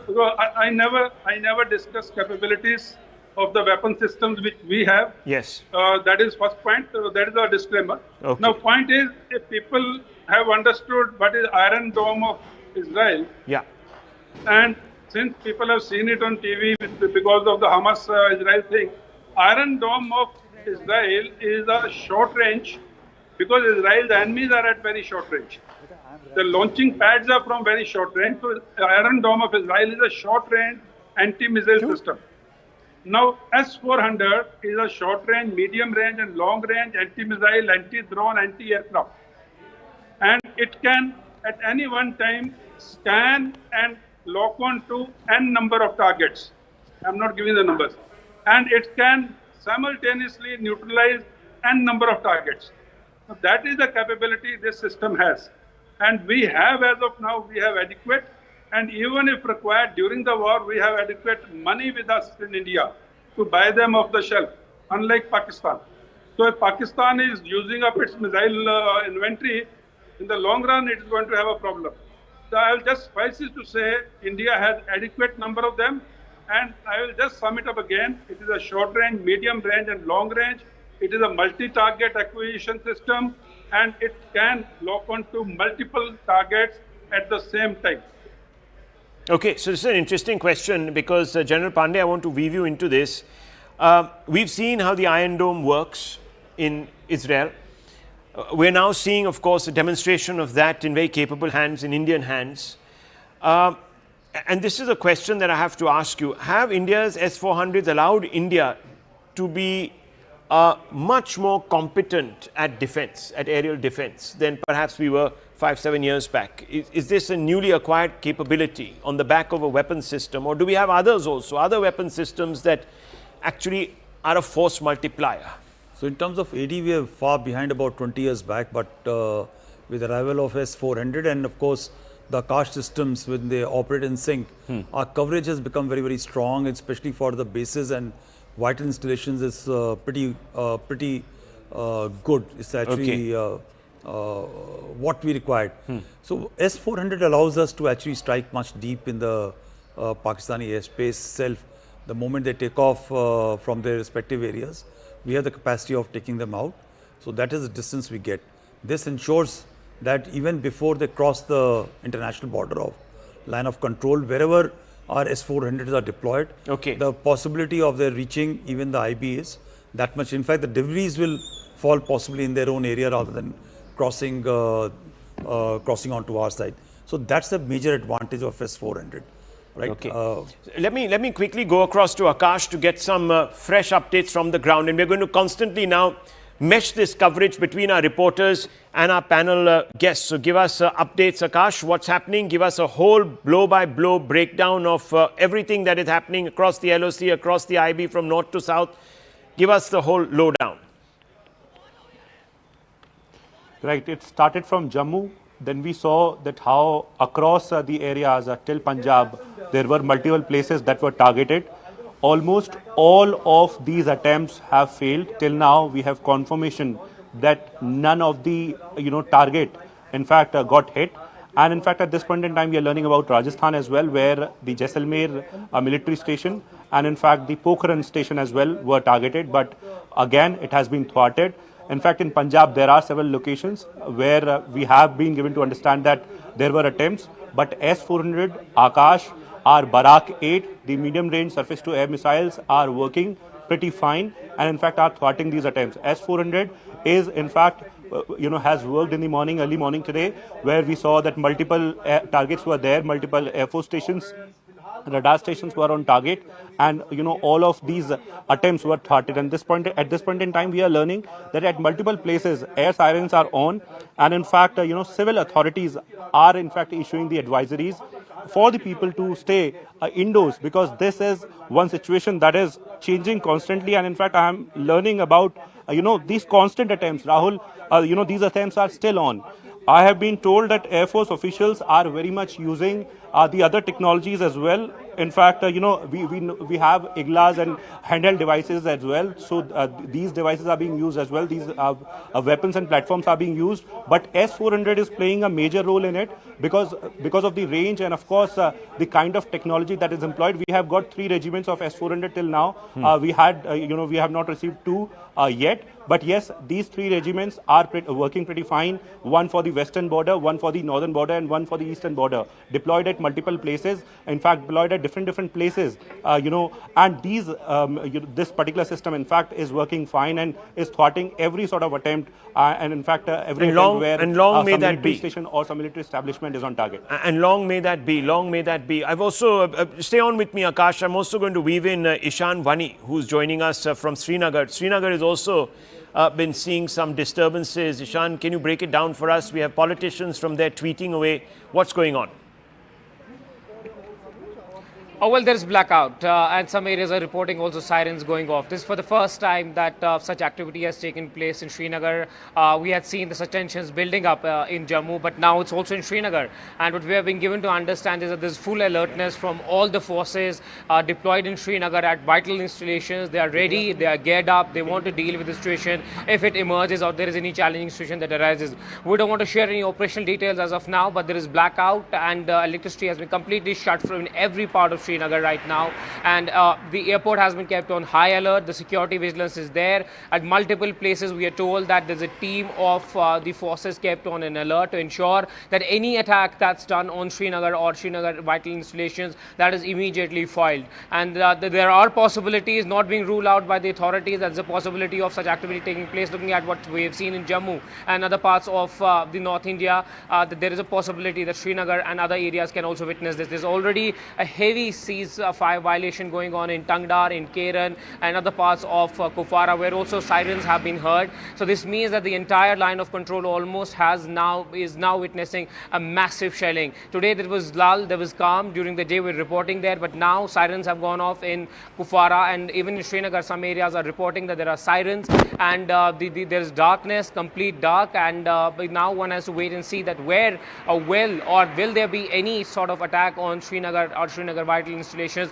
But as of now, it's calm, but it's completely electricity has been cut out, and the defense system and every kind of equipment has been ready to ensure that if any challenge arises, they're able to hit it, they're able to neutralize threat in anywhere in Srinagar or other parts of Kashmir Valley. Well, this is a serious situation that is developing across the front, General Pandey. We've heard from Akash. I'm going to weave them in after your comments. What do you make of the commentary that you've heard, the updates that you're getting? So, very clearly, what we see is that Asim Munir is caught in a cleft from which if he pulls back, he can't survive. And there's a big Punjabi ego which is pushing him to actually take the thing. Something has to happen within the Pakistani military community to ensure that they don't go on the path of the future destruction. And also very quickly that Pakistan has actually lost its relevance today for both China and for the deep state. Something will happen. The issue which remains now is our response to it, which I'm sure will be coming some in the later part of this thing. Whatever he's launched has been contested, dropped. The ceasefire violations are nothing new for the Indian military, which is happening in the entire length and breadth of Jammu, Kashmir and all. So you see those pictures? That's Vaishno Devi Shrine. No, it's gone for a blackout. Actually. Yeah, it's gone for a blackout. So it was lit up, and this is a before and after. This is how the blackout has been affected. And we're also being told that messages have been put out by the administration in all places. And please explain this because it's quite technical. They said, don't panic when you see a red light. It's usually just the ignition of the ammunition cap from an anti-drone gun when it's fired. Sound may also imply that our defense system is working. Stay inside your homes. Keep lights turned off.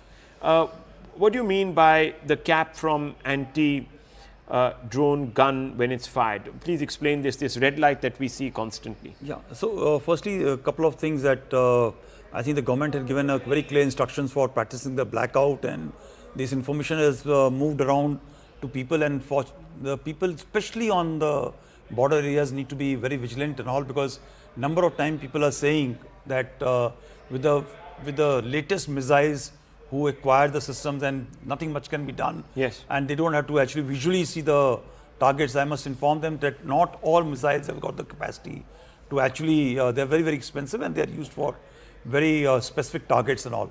But largely, if you are keeping your lights on, it will ensure that the enemy, especially it is a man-controlled drone system, will be able to acquire targets and hit at will. So you have to be very, very careful. And when the drones are moving both sides, even when we are trying to shoot it down, there will be flashes which will happen. So people don't have to get worried about it. And there are counter drone systems which are also being deployed along the line of control, also along the IB, which are quite effective. In fact, they were also participating yesterday's. Of course, we don't know, viewers, how we are responding, because that is something that we're not getting any confirmation on. It's quite possible that there are air raid sirens going off in Pakistani cities even as we speak. We don't know what the response from India has been. We can tell you what we are experiencing because it is happening where our reporters are. And I want to go back to Akash. I want to go back to Ishan. Akash, there are also statements now coming out of US Secretary of State Marco Rubio, who said there's a need for immediate de-escalation. He spoke, in fact, to EAM, Dr. Jaishankar, and there's a statement that has been put out by his office. But Siddharth, quickly update us on this Mark Rubio EAM communication that has taken place. Well, yes, that's right, Rahul. In fact, this conversation has taken place just a short while back. In fact, this is what we have been told, and this release has come from State Department. And this release states that the Secretary of State emphasized the need for immediate de-escalation between India and Pakistan. In fact, Marco Rubio also expressed U.S. support for direct dialogue between India and Pakistan and encouraged continued efforts to improve communication.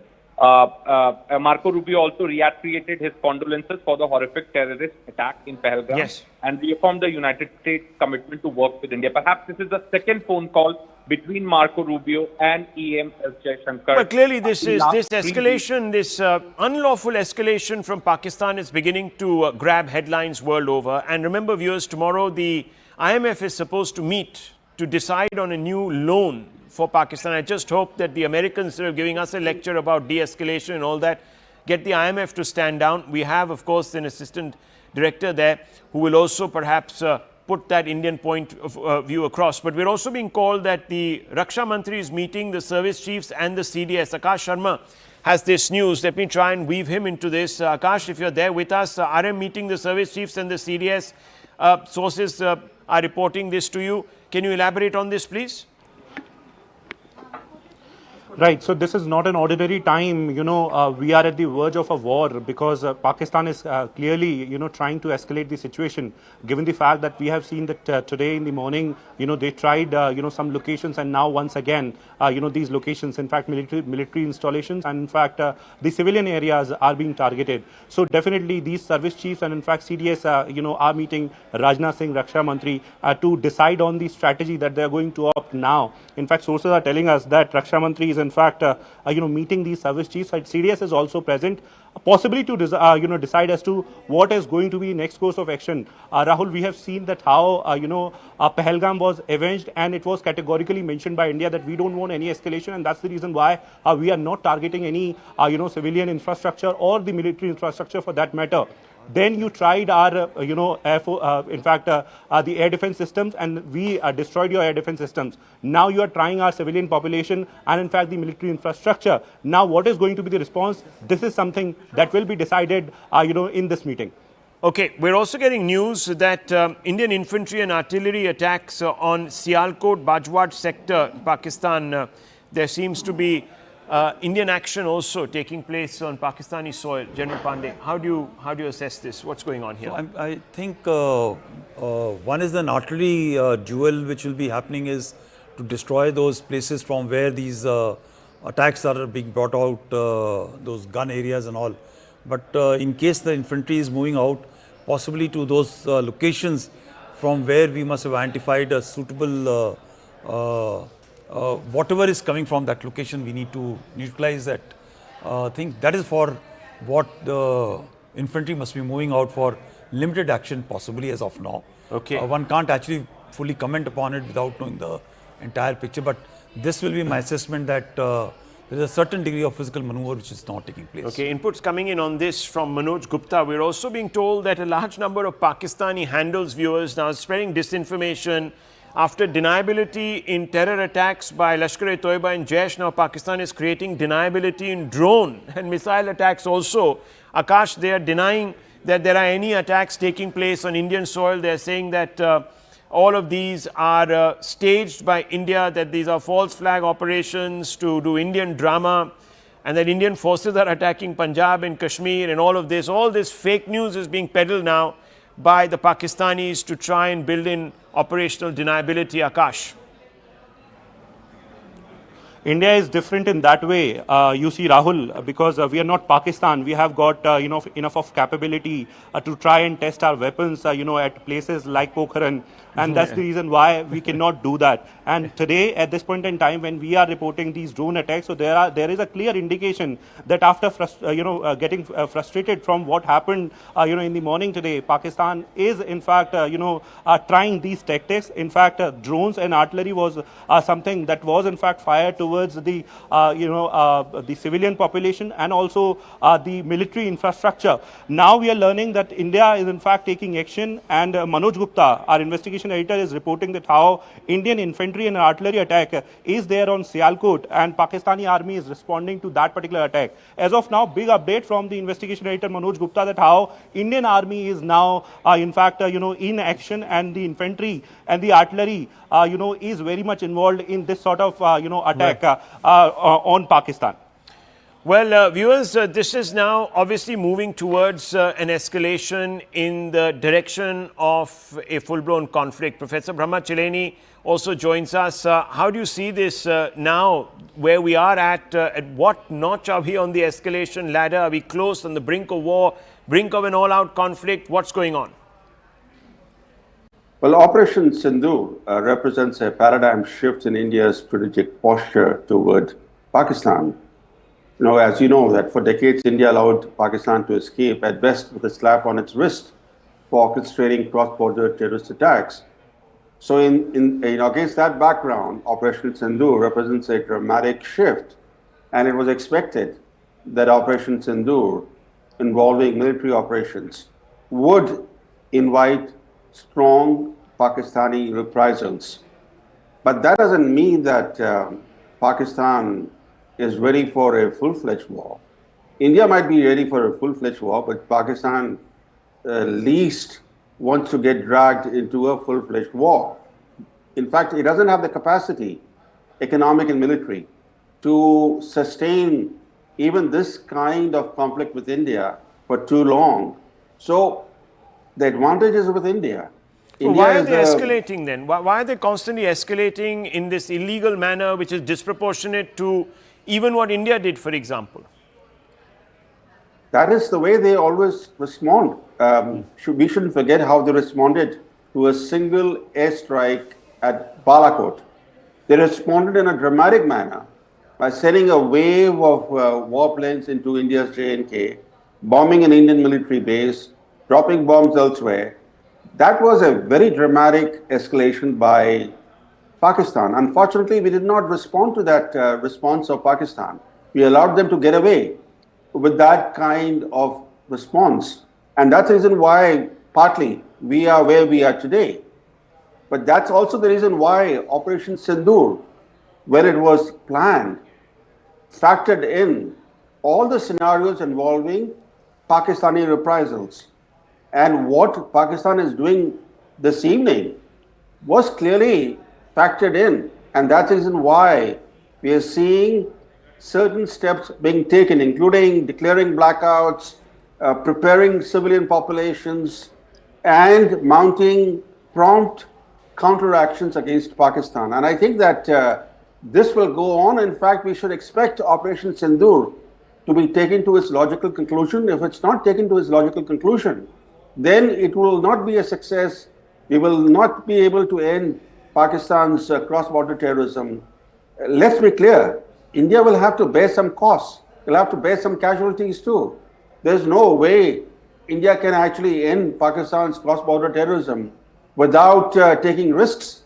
That is a given. And I think that we shouldn't look at this as an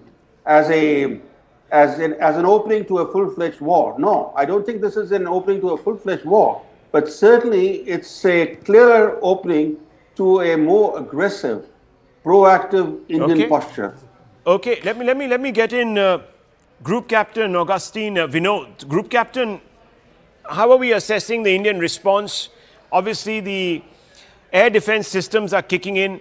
Give us a quick overview, really, of the Indian response so far and the Pakistani provocation.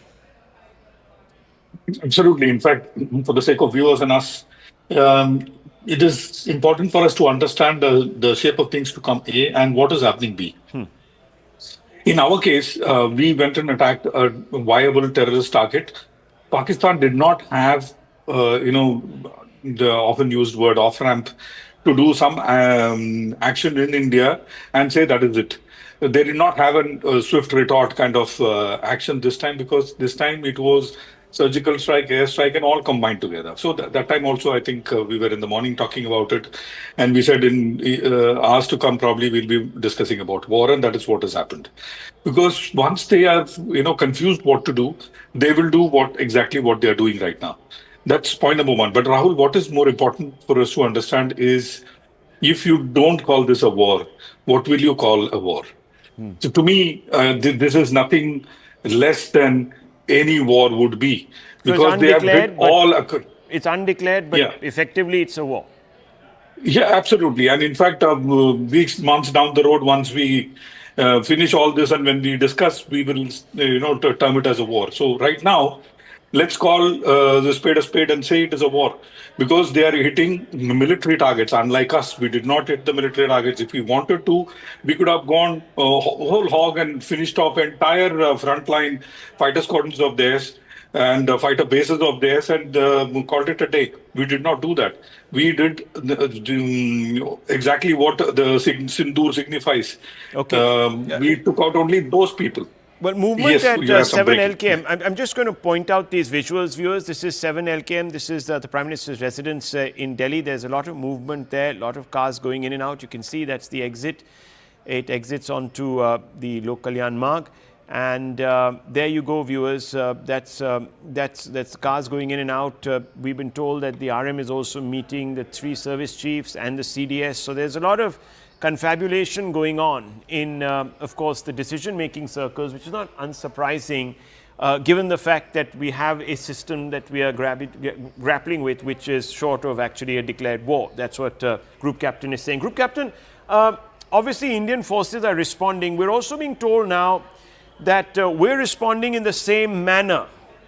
So what would that entail? And I want to bring in General Pandey on that also. So Group Captain, go first. When they say we are responding in the same manner, describe a response in the same manner. The response is, the DGISPR or that whoever the army person is who came up and said we've lost to the JF-17s, and they've sort of Well, confessed. I think that I'm might also be hearing. that might be fake news. I'm not going to believe anything that comes out of Pakistan, to be very honest. I mean, the Pakistanis have perfected the art of even deceiving themselves. So God knows what they're trying to do here. But till the Indian government doesn't confirm this, let's just keep it out of the equation. I know, but they also said Dusra Banda, who I don't know who that Dusra Banda is. So yeah, but absolutely, I'm with you, Rahul, on this. See, people need to understand the counter or the DIAD operations, the destruction of enemy air defense operations that we are carrying out, is again a defensive operation. The destruction of enemy air defense is a part of something called a counter air operations, in which we again are going to blind them and immobilize them so that they do not attack us. Our aim is not to go and do some destructions that they are at least trying to do, and which we can see on the screen in Jammu. Like my wife is currently caught in the crossfire right in Jammu. Okay. In the thick of, I was just speaking to her in the thick of I hope she's all okay. these attack that is happening. She was standing outside and laughing at the way these guys are trying to, tickle us by sending those small drones, which we are taking out using guns. I can safely say not major damage that we are looking at least in Jammu. Rest of the areas, I do not know. This is straight from the horse's mouth. But important for us to understand that the operation that we are carrying out is A, measured, B, is towards the purpose of keeping our frontal areas safe, including Poonch, Rajouri and that sector. But I'm also hearing something is happening in the Jaisalmer and Badmer area as well. If that happens, then it is, Rahul, believe you me, General will bear me out. It is all hell break loose. There is so much of ground we can cover right down to the banks There of is Sindh. Jammu, that in Jaisalmer, QP Pathankot, Akhnur, all of these areas. The border is hot. The border Absolutely, is hot. and so much of area we can grab that tomorrow in doing quid pro quo, probably they may have to hand us over right up to Islamabad. I don't know. You think will happen, General Pandey? Yeah, I think when you say the equitable response is on, something was already done in the morning, which we were able to deliberately hit, cross on the side, and the gap of 80, as Augustine has just brought out. Augustine, I hope your family is right and doing well, and so is everybody else. But the fact is that I think we are going to up the ante and hit across here and after similar targets, if not more, right? So while RT duels are going on, that is par for the course. But more importantly, I think much more will happen. NSA Doval is briefing the Prime Minister. We're going to try and get you an update on that with a reporter. This is the second meeting in the day between the NSA and the Prime Minister. The one earlier in the day, viewers, took place at around 11 o'clock or maybe even 10:45, and it went on till about 11:30, 11:45. It was a 1-hour meeting. And now we know why that was a 1-hour meeting, because at that time we didn't know that Pakistan had overnight tried to attack us in 15 different places all along the LOC and the IB, all the way down to Bhuj in Gujarat. So now, of course, we have another meeting. Obviously, the NSA briefing the Prime Minister on the latest misadventures by Pakistan. This one, of course, might be a one that they live to regret. Professor Chelani, do you think the Pakistanis this time have made an error of judgment, maybe even a catastrophic one? That time will tell. It will depend very much on the political will that either side musters. This is a test of political wills. Pakistan traditionally has sought to make up for the power asymmetry with India through stronger political will. On our side, political will has been lacking often. So today we are at a critical point. The outcome of the current confrontation will be determined not by military combat. It will be determined by who wins the battle of political wills. Okay, who wins the battle of political wills? This is very, very serious, viewers. Serious situation now unfolding, General Pandey. And I want to just bring in Akash and the other reporters. Is Ishan Wani still there? Okay, Ishan, coming out to you. Pakistani media is also putting out these reports that India is cooking up stories, etc., etc. Can you just give us a situation report, really, of what's happening behind you? Quite clearly, Jammu, areas attendantly close to Jammu, Srinagar, all on high alert because there is some activity, isn't it? Well, yes, it has been foiled. As you see that in Jammu, that multiple attempts were made to target defense establishments, to target other key locations, but all of them have been completely, completely stopped, and none of them has been allowed to happen.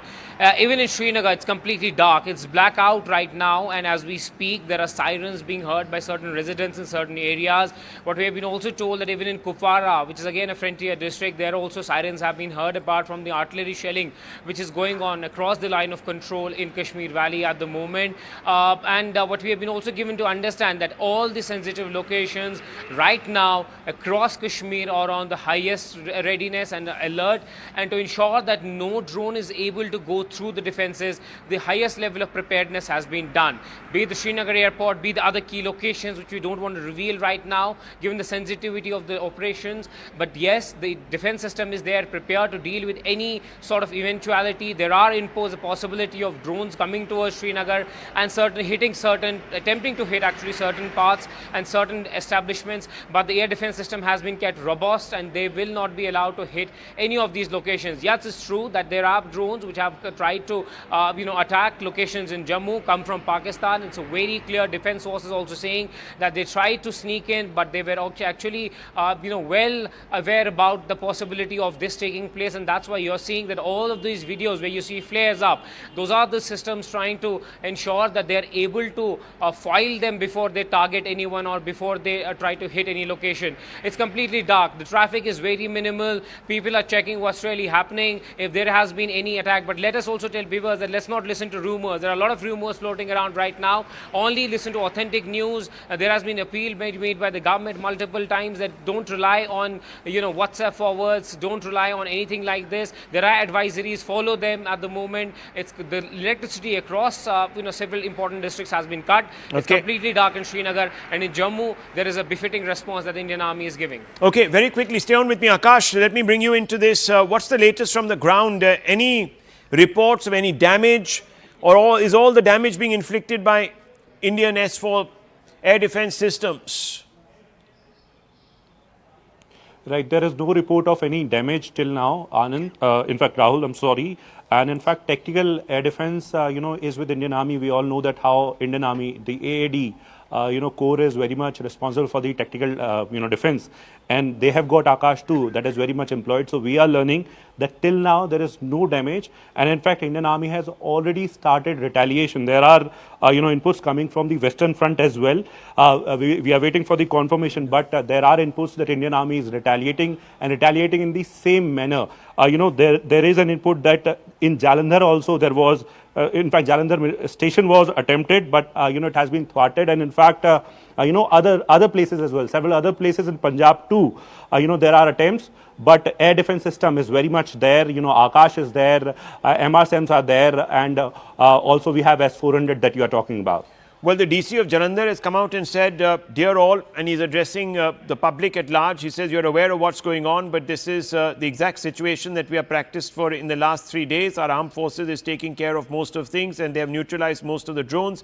We all should support them and help in adhering to the protocol of blackout, as well as prevention of fake news, videos, messages that can spread panic among common people.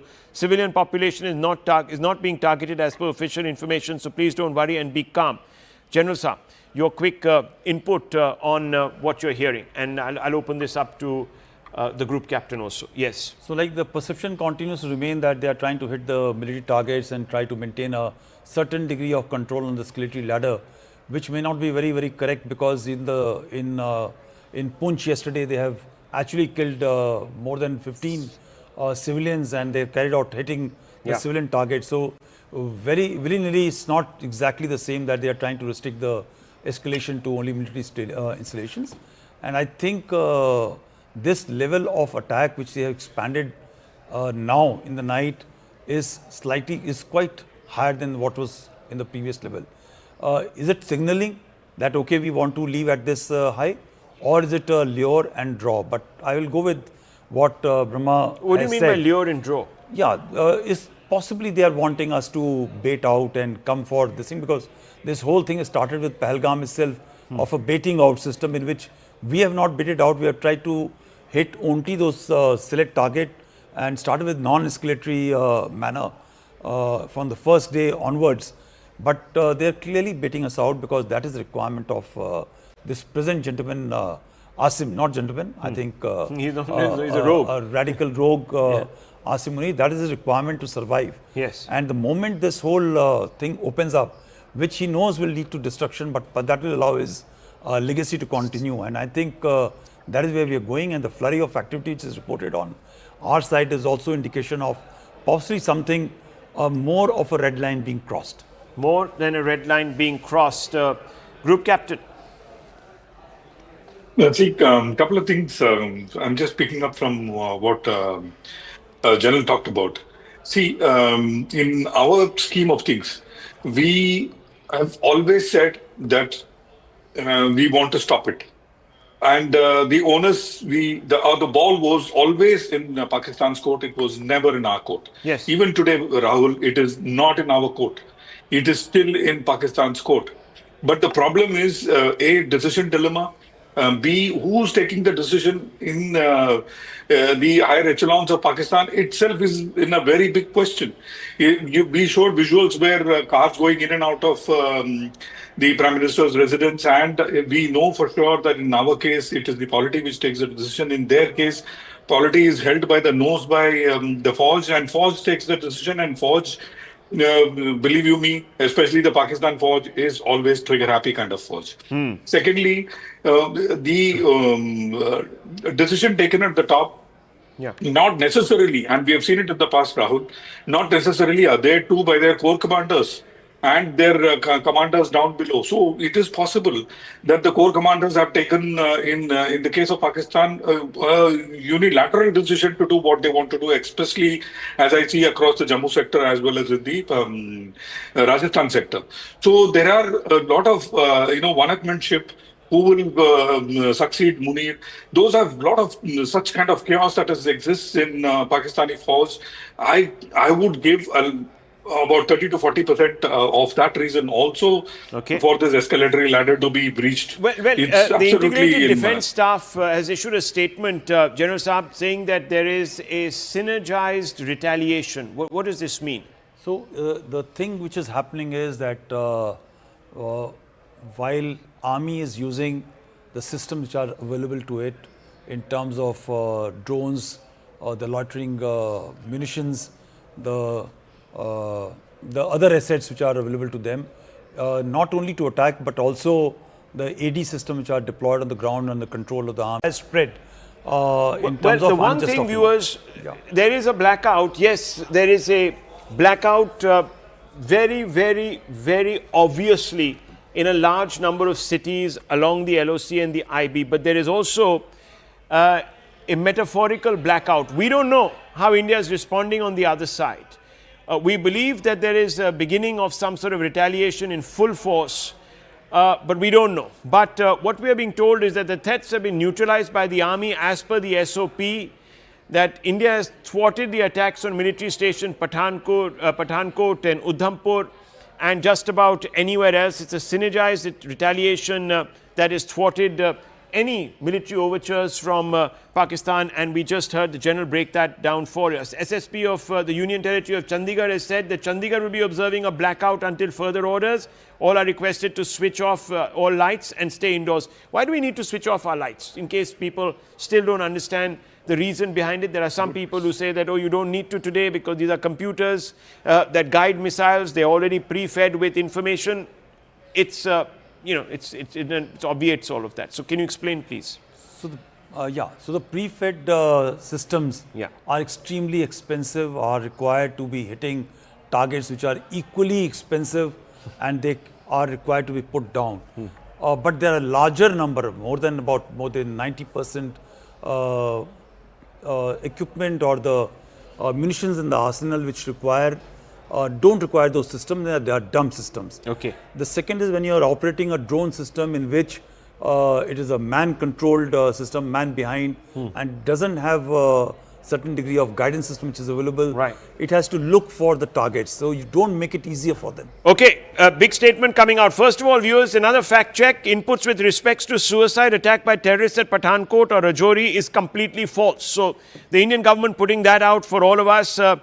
Clearly there is been news somewhere about this, so that's being put aside. Also, viewers, Dr. Jai Shankar coming out and saying that India has been measured in its actions, however, any escalation will get a firm response. So, Brahma Chileni, India has been measured in its actions, however, any escalation will get a firm response. This is an escalation. Do you believe that we should no longer harbor illusions, try to sound holier than thou? We should now respond at a higher level. Is that what is required now to once again nudge Pakistan into deterring? Well, India is still playing to the international gallery. It should now be focusing on delivering hard blows to Pakistan. India, as the stronger military power, can control the escalation ladder. It can escalate the conflict or it can de-escalate the conflict to its advantage. So, given that reality, India should be a bit more proactive, because if they inflict, let's say, X amount of destruction on India, India should be willing to inflict twice that on Pakistan in order to deter further attacks from Pakistan. So this kind of measured response at this stage would only embolden the Pakistani military generals to keep upping the ante. They have to be dealt firmly, and I think equal response at this stage is not the pragmatic way to end this ongoing conflict. Okay. This is now Wing Commander. Harbor no illusion, this is a conflict. You're asking me? Yes. Oh, sorry. So, see, there are two things that we need to understand. First, when our civilians were hit, I mean, in Poonch, it was a war for me. And number of people who died almost equaled the Pahalgam attack, or maybe slightly short. It was a war for me then, because when you hit the civilian population who are unarmed, it's a war, or at least a war-like scenario. Now you've gone all out and hit all across my border, right from north to the western zone. How do I look at it? That's point number one. Point number two, and right, like General said, yes, the aspect about keeping ourselves safe. It's very, very important that, I mean, through the channel, I say this to all the people of India. Okay, I need to very quickly. There's some news breaking. Just going straight across to Anshul, who is reporting from Jalandhar. Anshul, yes. Anshul. So yes, just a few moments ago, it was reported from out here in Jalandhar that there were projectiles that were fired towards Jalandhar, especially at the NIT Jalandhar is what we are being told, and all these attempts were actually thwarted by the air defense system of the country. But I'll just try and show you visuals around here as to how this entire area has been turned into an absolute blackout. Until 4 a.m. this morning, the notification has come from the local district administration that till 4 a.m. At least till 4 a.m. there will be a complete blackout that will be observed all across this district of Jalandhar and in the nearby districts as well. Much like districts like Pakwara is also seeing similar lines as well. Not only this, but also these highways that are leading towards Pathankot. In all those highways as well, there is absolute blackout that has been maintained. All the street lights have been switched off. The vehicles that are moving from here, they are also being checked and frisked over here. So definitely the Indian forces are definitely on their toes, making sure that each and every cowardly attempt that is being made by the rogue nation of Pakistan, that can be thwarted over here. And a clear message is being given out to Pakistan that because of these cheap missiles that are being thrown towards towards India, towards our country, these missiles are not enough to harm anyone, let alone demoralize even a single person of this entire nation. Okay, well, those are heartening words, very heartening words. India's holding ground, viewers. Let me quickly give you an overview. 10:30 in the evening. About 2 hours ago, we received reports of loud bangs and explosions taking place in Jammu. But we're being now told, viewers, and this was going to happen, India has hit Lahore. Big story. India has hit Lahore. We're going to try and get you more inputs on this. India hits Lahore. This is big. Remember, India had already decimated the air defense system and capacities in Lahore. This was waiting to happen, wasn't it, General Pandey? I'm going to come to you, and could you hold forth on this a little bit? This is a big news. This is a big news, isn't it? You know, it's a very important step. We are just discussing about it, and the statements have also come about on this, on a response which we measured response. So while everybody may be wanting a response which is desired by the emotions, but I think the line which the previous speaker just said, your reporter on the ground said, that a rogue nation, right? There is a difference between a rogue nation and a responsible nation, and we are escalating our response based on a responsible manner, and this is the next level that our drones are now hitting Lahore, and I'm sure majority of other areas will be hit. We will come to know as the operations unfold, and I'm sure we'll wait for those input for us. Okay, now I just wanted to ask you, because if Akash joining us on this big turn of events after blunting air defense, India has hit Lahore. Akash, quickly give us the update on this. What does this mean? India hits the heart of Pakistan, Pakistan's most important city, really, the citadel of power of the Punjabi elite that runs Pakistan has been hit. Brahmachaleni also here with us. But yes, Akash, give us the update. Lahore and Islamabad are the two locations that we are learning, but once again, I would reiterate that we are not revealing any operational detail because of the fact that it is still on, and also as far as the Lahore thing is concerned. So we have seen in the morning today that how the air defense systems in Lahore, within Lahore, were destroyed by the Indian Air Force, and once again we are learning that since in the evening today we have received these sort of drones and projectiles from Pakistan. So in the similar language, Indian armed forces are now retaliating, Rahul, and Lahore and Islamabad are two locations that we are learning initially. This was on the cards, wasn't it? You reported, and I was with you on air at that time, you reported that significant damage, and in fact the Indian Army confirmed it, putting out a statement, significant damage had been done to the air defense system. And we've got pictures, obviously, from the past, from the afternoon. We can pull out those pictures and put it on the screen. This is earlier. So, Akash, this was waiting to happen. The air defense systems there were completely taken out, weren't they? Yes, in fact, Rahul, as far as Indian Air Force is concerned, so we know that how in the morning today, they not only thwarted the, attempts, but also destroyed, in fact, the air defense systems of Pakistan. We know that how there are Chinese systems that are in place, very much deployed. But once again, the attack came towards us. Okay, fact, more in information. Jammu, Akash is reporting. Akash, India also hitting Islamabad too. This is very big. So we are beginning to put out a lot of news. Islamabad, the political heart of Pakistan, also hit. Both Lahore and Islamabad, both hit. Yes.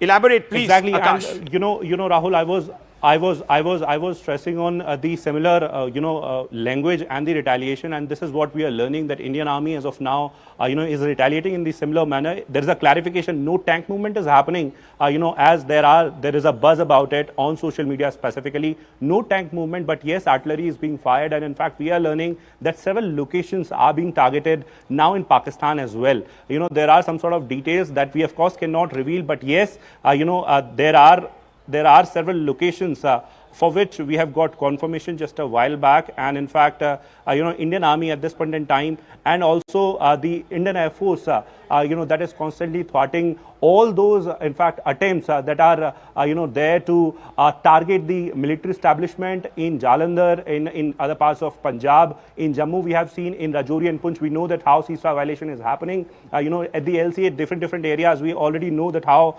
ceasefire violations, are happening. But Indian Army, as of now, is retaliating, and we are learning about several locations in Punjab that are being hit by the artillery.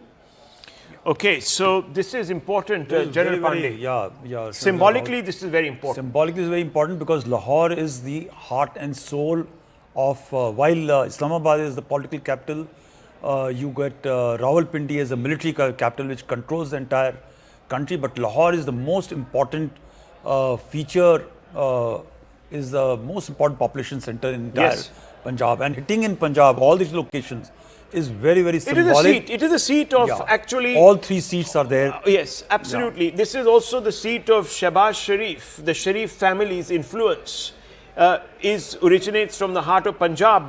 Brahmachaleni, put this into perspective. If this is true, this is very, very big. We have no reasons to doubt it. We won't be putting this news out. Islamabad and Lahore, the significance of this, please. Well, first, it shows that India is not responding in similar measure. It's responding proactively and punitively. That is the way India can deter Pakistan.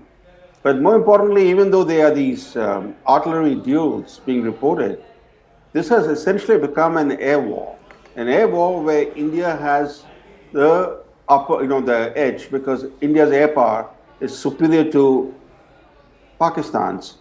Of course, India has to factor in Pakistan's support from China. China, as you know, calls Pakistan its iron brother, and in recent days, after the Pahalgam massacre, China rushed new weapon systems to Pakistan, including air-to-air systems. Yes. In fact, the only important country to criticize the launch of Operation Sindoor was China. China condemned the Indian strikes as regrettable. Yeah.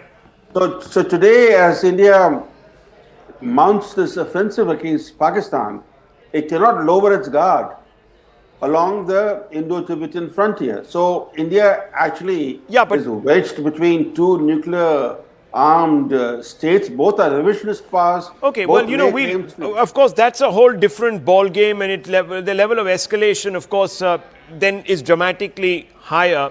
But as of now, what I wanted to understand really from you was the symbolic importance of taking the fight into the Pakistani administrative capital and the cultural capital of Punjab, the beating heart of Pakistan.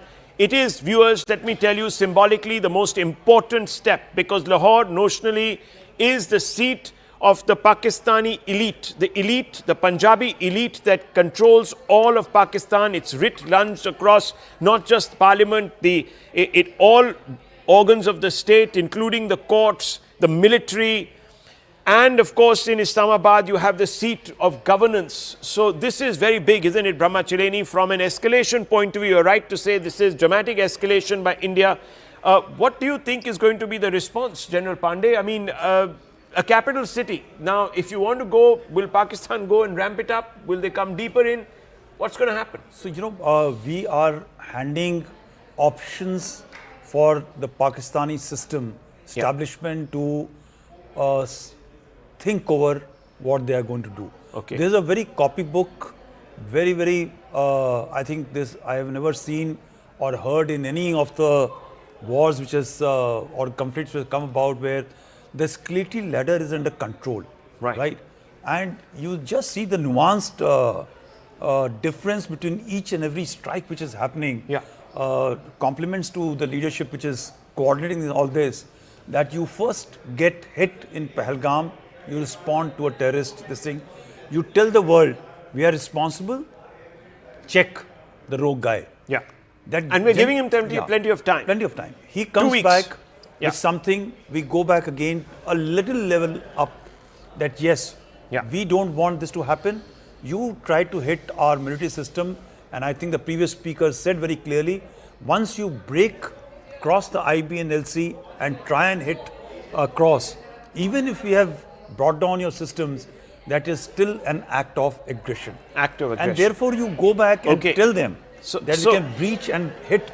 So what is the thinking right now? let me bring in Professor Chileni. What is the thought right now that's running through the Pakistani administration in Islamabad? That's the seat of power. It's been attacked. Now you have Lahore, the cultural capital really of Punjab province, the one that has the writ over all of Pakistan. Just put these things together and tell our viewers what it means. What do you think is going to be the response? Will it really scar the psyche now of the people of Pakistan? I think you have answered your own question, Rahul, very well, because this is quite a psychological blow to the Pakistani elites, especially the military elites, and their puppet civilian government today, led by Shehbaz Sharif. It's important to know that in striking Lahore, India had an opening.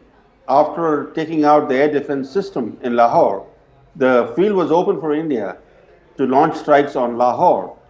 On Islamabad, we do not know whether India actually neutralized the air defense system protecting Islamabad. But we also don't know what India has hit in Lahore and Islamabad. Has India hit only military installations, facilities, or India has actually hit symbols of Pakistani state power? If military installations alone have been targeted, of course, this will greatly rattle the already nervous Pakistani military generals who did not expect such a robust Indian response. They clearly miscalculated. They miscalculated because they thought that India would chicken out the way India chickened out after the Balakot airstrike led to a dramatic Pakistani response. This time they're getting back in kind, and getting back in kind, not just in kind, they're getting back in such a punitive way that now they must be realizing that they took on a fight that they cannot really fight for too long. Yes, General Saab. Yeah, Rahul, just understand one thing. There are only 4 important cities for them. Okay. Karachi, Islamabad, Rawalpindi and Lahore. There is nothing else. It's a slice of land. There is no strategic depth, we discussed in the afternoon. And with the breach in the AD system, one thing is proved to the elite, the military leadership, the population, that we will hit you wherever we want to. I'm sure there is a huddle which is going on and a competition which is happening or discussion which is happening by the Asim Munir-led rogue elements and also some other elements, that who will stall where? Where are you leading?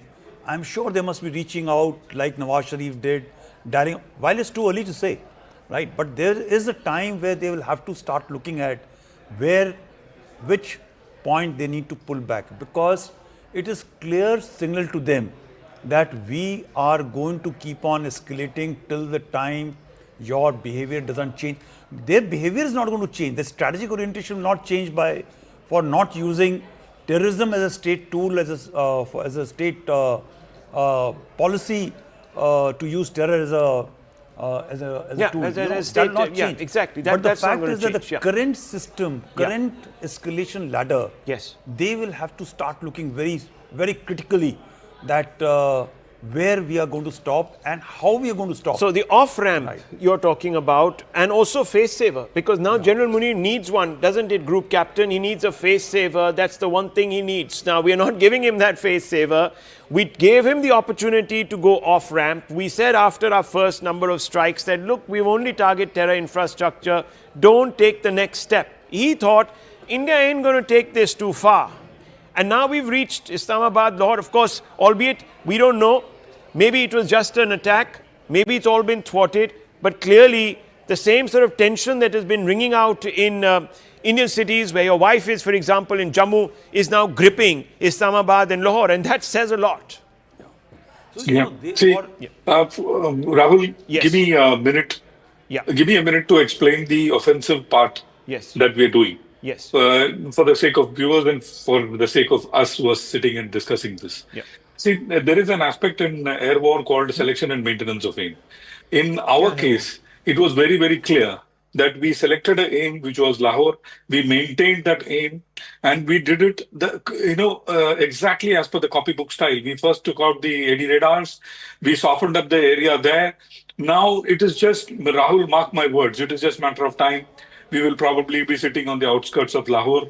I have absolutely no doubt on my mind. And like I said, it is with a purpose. It is something called effects-based operation, EBO we call it. You can fire all across the LC in all the bases like a headless chicken. We do not do that. We do operations based on a certain aim. We maintain that aim, and we work towards that aim. And to me, it is very, very clear as of now that aim is Lahore. And once Lahore and piece of that particular portion of land is with us, it could be outskirts or the entire Lahore. Let me tell you, he will be on his knees.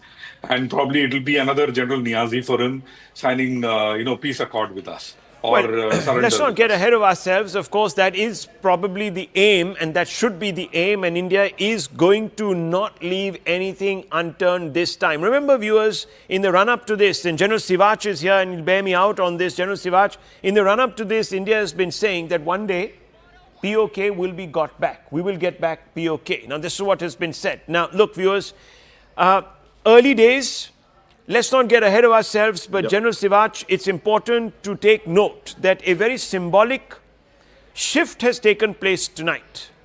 Yes, the Pakistanis have tested unprovoked our patience once again. They've refused to take the off-ramp. But now we have said, okay, you want to play this game? We will come straight into your hearts. One is the cultural capital of Pakistan, the Punjabi heart, the bastion of the Sharif family, of most of the Punjabi elite of the army, the judges, just about anyone who's anyone in Pakistan comes either from Karachi or they come from Lahore. Let's be honest about that. And now we've also tickled in some way Islamabad, which is the heart of their administrative setup. So these are big signals from India. Very big. Absolutely. See, Rahul, 2-3 issues. First of all, we must understand that the air defense system of both countries are very different. Now, we have proved beyond doubt the S-400 is impregnable. And it is not only a single layer, there are 4 tiers. There are PAD, then the AAD, and then you have basically Akash and then S-400. So it is very difficult for Pakistani drones or missiles to penetrate through our air defense system. But other way around, it is that Pakistan is vulnerable because their H-9 air defense system which they have received from China is proved to be totally unsuccessful. And we have managed to neutralize the air defense system of Lahore. So this is the biggest difference which is happening between the two countries. In case they follow this, that the drone versus drones, missile versus missile, we will still able to maintain and manage that these will be intercepted by our air defense system. What about Pakistan? So they are vulnerable. They are vulnerable in Lahore. Their air defense system neutralized. They are vulnerable in Islamabad. And I suppose our next target is Rawalpindi, the general headquarters, because that is the place where GHQ is there, and also these 3-4 power seats which are Lahore, Islamabad, and Rawalpindi. You start hitting them. Okay, MOD putting out a statement. I need to just quickly update our viewers. So 9 minutes to 11 o'clock in the evening, MOD puts out a statement, says military stations at Jammu, Pathankot, Udhampur were targeted by Pakistani origin drones and missiles along the IB in Jammu and Kashmir today. The threats were swiftly neutralized using kinetic and non-kinetic capabilities in line with established standard operating procedure. No casualties or material losses were reported. India remains fully prepared to defend its sovereignty and ensure the safety of its people. A big statement coming out of the MOD, sir. Yeah. How do you interpret this very quickly, sir? So I think it's one of the firstly, it's a very quick response. Generally, it takes time for MOD to come this thing. So therefore, I think the systems are quite live and information is flowing back and forth very, very quickly. And in case they have been able to put out this very, very firmly, it shows that whatever operations the Pakistanis had tried to do for at least at this point of time had been neutralized quite well enough.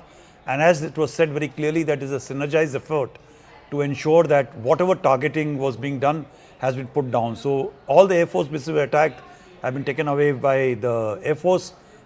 Systems were in place and other areas which were being targeted by drones and all have been taken out by the other elements. So I think it's a very great integrated. effort. Yeah, it's a very good. Okay, so we're also being told, viewers, that parallelly the Indian government has approached Twitter to block 8,000 accounts. So those are also going to be blocked because disinformation is a major weapon in the hands of somebody who wants to spread all sorts of rumors and disaffection in the public mind. So that is also being taken care of as we speak. So these are big moves, very big moves. Also, a letter being shared on social media claiming that the Chief of the Army Staff, General V.K. Narayan, has sent a confidential letter regarding military preparedness to the Army officer of the Northern Command, etc., is completely fake. There is no such thing that has happened. So, in fact, General Narayan is not even the COAS. So, yeah. So all of this is also happening in the backdrop, viewers. All of this, of course, tells us that we are now clearly moving into another phase. So this is Operation Sindhu 3.0, quite clearly. HM has also dialed DGPs of border states to take stock of the situation unfolding in Jammu and Kashmir, Punjab, Gujarat, Rajasthan. Why is this call being made, sir? What does this mean? I think basically to tell them about issues will be happening, to take stock of law and order aspect. There will be certain movement and people, there will be fear amongst the population which will want to move back to safer areas. Those kind of things have to be managed in case it happens. People start looking at for future that they want to move slightly behind. The third is that to actually synchronize this whole thing, because this thing is going to be a long term. Let me just go across to Arunima, who's got more details on this. The HM making calls now. Arunima. Yes, sir. So the international border is on fire, and therefore the BSF DG has been dialed by the Home Minister to understand from him as to what the situation is. Yes, our air defense system has worked very well, but BSF is on high alert, be it in Jaisalmer in Rajasthan, or be it in Kutch area of Gujarat, or Amritsar in Punjab, or it is the Rajouri Poonch sector and all the way down to Jammu. The entire international border has been aflame for the last 2.5, 3 hours now. So the civilian population, what is their status right now? There were instructions given to ensure that the civilians in forward areas be evacuated and taken to safe centers. So the Home Minister, we are told, has taken stock after speaking to BSF DG. He has also spoken to CISF DG, because CISF is the force in charge of guarding our airports. In most areas, starting with Jammu, the air assets were the targets, and then we saw the air assets in Pathankot and in Udhampur and in Armia. All across these areas, our air and defense assets were targeted. So since the air assets and the civilian airports in a lot of areas are in close proximity, so the Home Minister has also spoken to CISF about the steps that are being taken.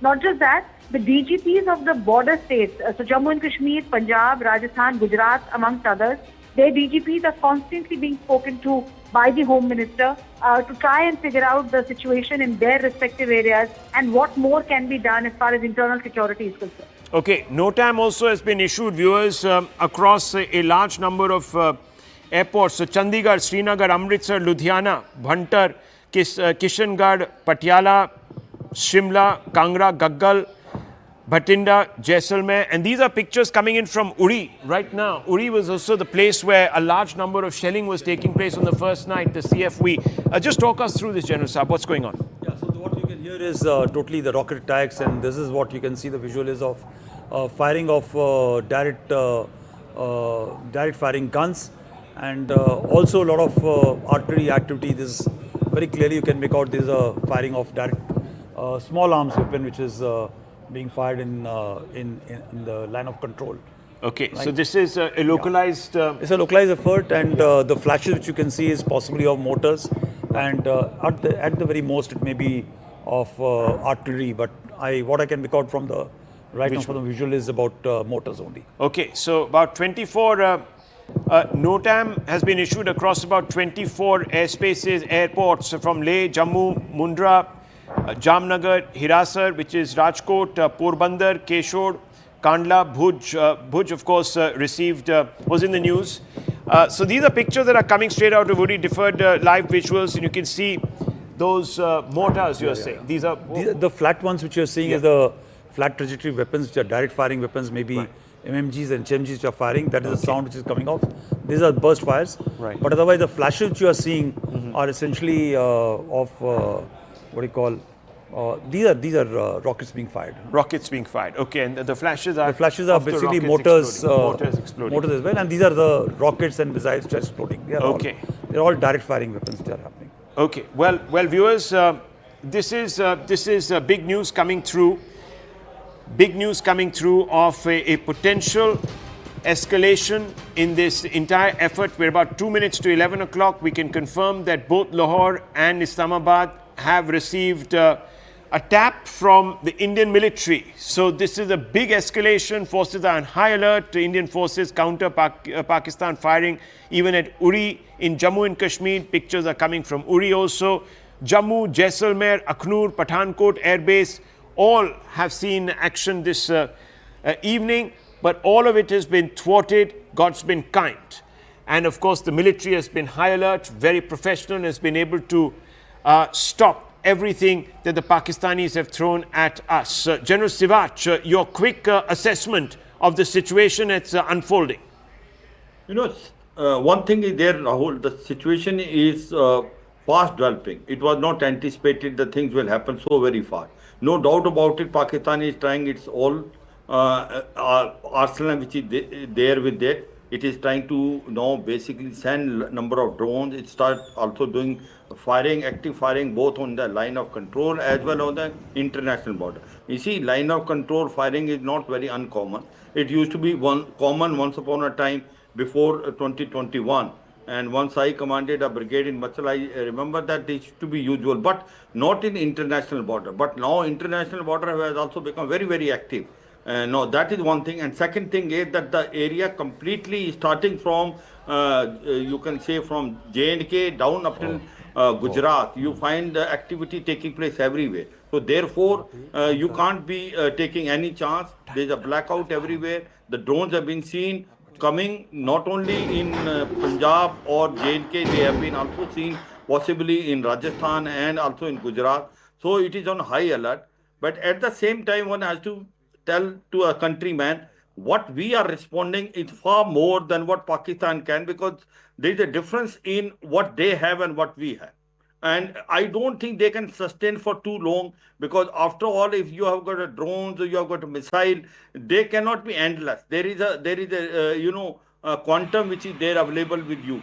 But certainly one thing is there, we are more effective than them. Our air defense system is impregnable. This is a multi-layered. S-400 is one of the best in the world, whereas Pakistan H-9, which they have taken from Chinese, is proved to be totally ineffective. We have neutralized the air defense system in Lahore. We are hitting them in Islamabad, Lahore, and also possibly in Rawalpindi also. So Pakistan is getting more beating, and they will feel the heat. If they want to escalate it on an escalation matrix, so it be, we are prepared for the worst case scenario. But my point is, I don't think Pakistan will able to sustain for too long. That is the take. I don't think they have in their arsenal limitless ammunition, both of missile as well as drones. It has a limit, but certainly as on today, one has to be very careful. Things are fast developing, and that is where it has surprised everyone. The way situation is unfolding today, it looks like that we have to be on a high alert. Well, viewers, obviously this is a fast developing situation. 11 o'clock, we can tell you a few things. If I were to just quickly bring you up to date with everything that has been happening since about 8:30 this evening. Viewers, the top headline right now is that we can tell you that Indian forces are targeting Lahore and Islamabad. India has hits the heart of Pakistan, Lahore and Islamabad. This is what we can tell you at the top of 11 o'clock in the evening. Massive escalation from the Indian side. We have decided to launch, in a manner of speaking, Operation Sindoor 3.0, because that would what constitutes this kind of an elevation.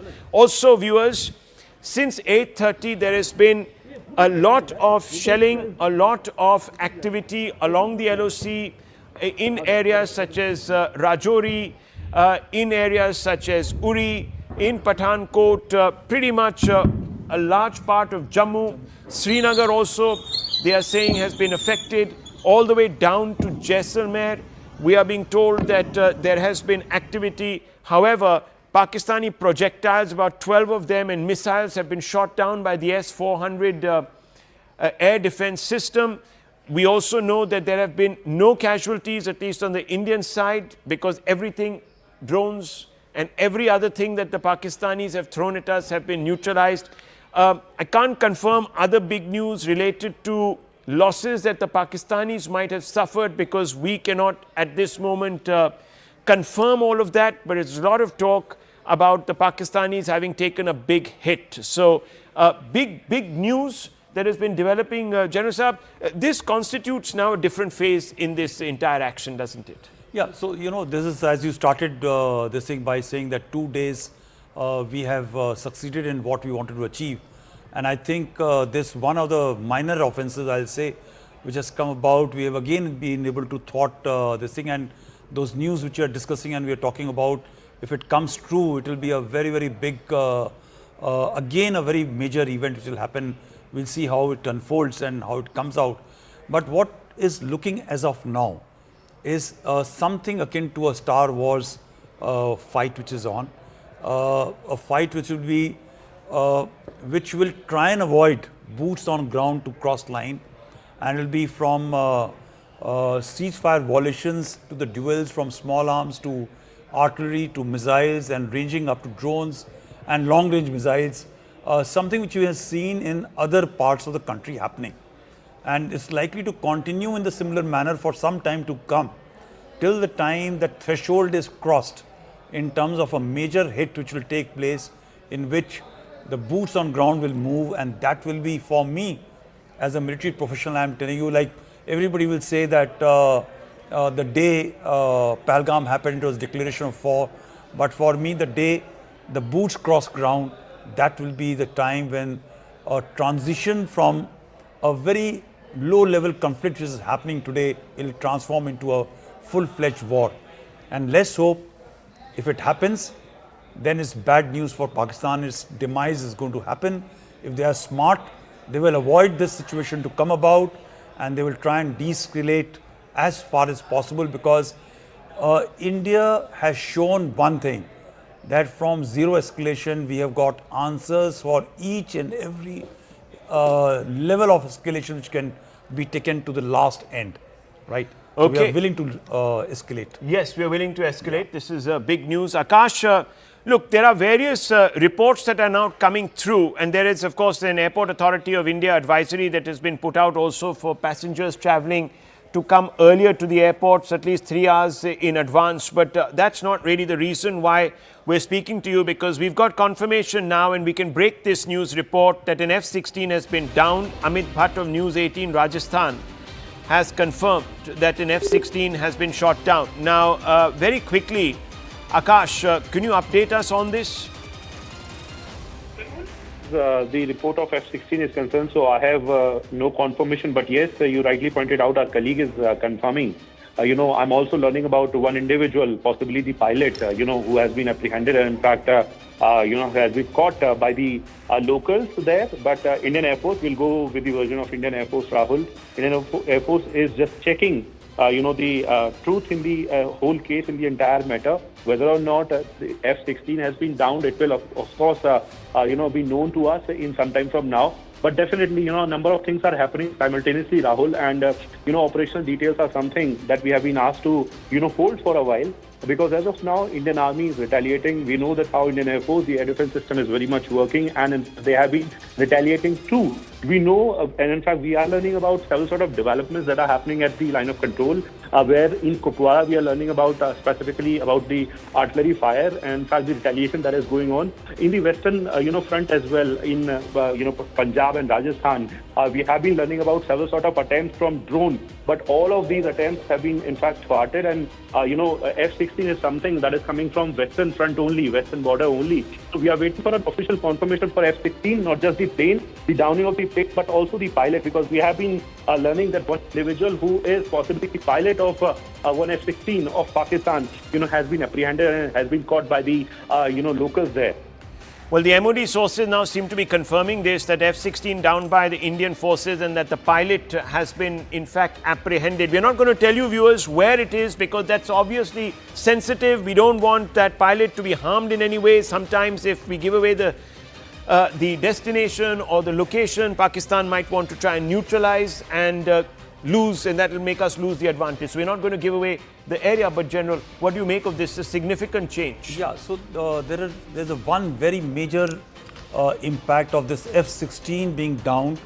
It puts the proof out to the Americans that there was a deal which was signed sometime back by the Pakistanis that will not be used against their Western adversary ever. So this one lie is going to be proven absolutely correct if it is true.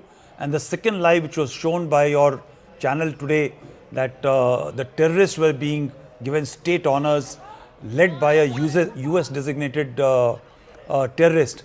So, you know, these two combined with the tomorrow this IMF conference being held for Pakistan case makes our case very strong to put them into a corner. I think that's very important to take note of. And also with the changing, with the tap on, tap off thing which you're talking of, how will they make tea for their own country? I think the tea movement possibly will come through for us. Not a very good thing to talk as a soldier about a fellow soldier, but I guess I very clearly remember that colonel who was a defense attaché or a lower rung officer in British embassy coming out and waving that photograph of Vinandan and making that very silly extremist radical mindset gesture, a very disgusting gesture, which reflects even the selection of one of the best guys to go to represent the country. If it is so damaging, it is a reflection of mindset and how radicalized the military structure of Pakistan Army is. Absolutely. Right? So this is a very defining moment in case F-16 has come out. I mean, this takes the advantage away completely from Pakistan. So, because this becomes really a bargaining chip.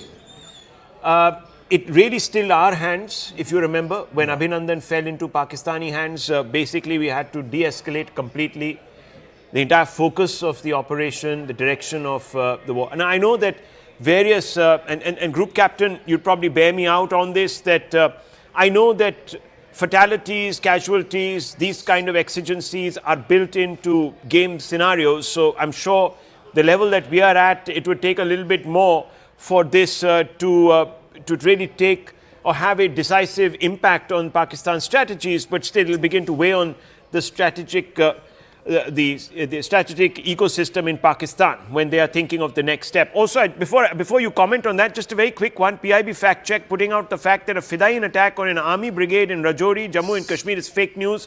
So viewers don't fall for that. Yes, Group Captain, go ahead. I'll just take a leap from what General said about the tea movement and the fellow soldier thing. And it will not be a tea, it will be an Akunuri Kawa. Very, very famous kawa that we get over there. Yeah. And we will probably export it and give it to the boy and look after him very well and send him off if time of the time and the place of our choosing. And as you're putting out a lot of images and videos, and images and videos talk for themselves. Rahul, I know you're a measured anchor who don't want to get ahead of yourself. But I want to, call spade a spade. Maybe today or tomorrow, mark my words, we will be on the outskirts of Lahore. I absolutely have no doubt about it. Being, the planner for so many years in the Air Force, I know how this is panning out. Okay, so we are going to be there. And that is my message to my fellow countrymen. Yes. Be at it. We are going to get them. Of course, they will. Look, all of us secretly might desire that, but as a professional, I'm not going to sort of underwrite that. I'm being professional, Rahul. I'm absolutely. No, that's your assessment, and I respect your assessment, sir, and your desire to perhaps even point the Indian establishment in a particular direction. So there's nothing wrong in what you're saying. Anshul is from Jalandhar. Great to see you back, Mr. Serene. Great to see you back. The news has dramatically turned since you've been off air. One, we are being told that an F-16 pilot has been captured. We're being told that he's out of harm's way. I'm not going to say where exactly this capture has taken place for obvious reasons. We're also being told very, very clearly that India has been able to target both Lahore and Islamabad. So your thoughts on that before I bring in Anshul from Jalandhar and Ishan from Srinagar. Yes. Sushant Serene. Rahul, before I answer your question, just a word to what General Pandey was saying. And, I just want to caution all Indian Armed Forces officers. We live in this illusion that the kind of chivalry that the Indian Armed Forces practice, it's a similar kind of thing on the Pakistani side. It is not. They are a bunch of animals. You might meet them during your courses, during your postings, and they might try and act friendly with you because half the time they are ill-equipped to deal with anybody other than from somebody from the subcontinent because they can't relate to them. Their wives are not equipped for it, variety of reasons. So they try and latch on to an Indian for some kind of support. So please, sir, my sincere advice, they are a bunch of retards and animals, and I think we should treat them like that. I don't expect any chivalry from them. Now on Rahul, on the other stuff which you asked, look, frankly speaking, we are right now in the fog of war. I think there is some confirmation coming in that a pilot has been arrested, apprehended. And now, whether it is an F-16 or some other aircraft, I don't think any one of us is in a position to say what it is. But and the geography is also ranging from various places, so the various accounts coming from all over the place. But I suppose there would be some kernel of truth in the fact that somebody like this has been arrested.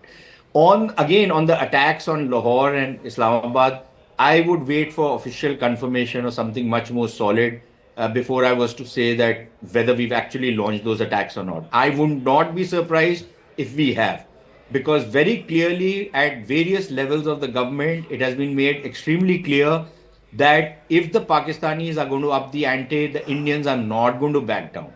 We are going to retaliate, and depending on what the Pakistanis have tried to do, our reaction will be similarly, it'll be calibrated accordingly and probably much more than what they've anticipated. So I think we are in that phase right now. It's up to the Pakistanis if they want to back off. Now, what are we hearing from the Pakistani? And many of these touts of the Pakistan army, people who edit newspapers out there and also act as stringers for New York Times and others, who are saying, no, actually we have not launched any attack on India. In Jammu and Kashmir, it is a false flag attack. Now these damn duffers, low IQ fellows, for them everything is either a Ra conspiracy or a false flag attack. So I don't expect anything sensible or intelligent to come from these bloody Pakistani lowlifes. Okay? But these journalists are trying to spread, no, we have not done anything. Now, every time their attack fails, they say we haven't done anything because now they know something is coming their way. If their attack had been successful, these bloody Punjabi Muslims would have been, beating their chest with pride. Oh, look, we showed these fellows, right? They are the bunch of cowards who used to have slogans of crush India behind their cars, and when India started moving towards Lahore, all those cars were rushing away to Rawalpindi to save their backsides. So that is what these bloody Pakistanis are, these Punjabi Muslims and their badak, which they always come up with. We will have some setbacks. Okay, right? shots coming in from Jaisalmer. Look at these pictures. This audio. This is quite a. Take out the. This is the response which is being to take out the drones which are coming. Okay. Or the missiles which are being launched. Right. You can see that.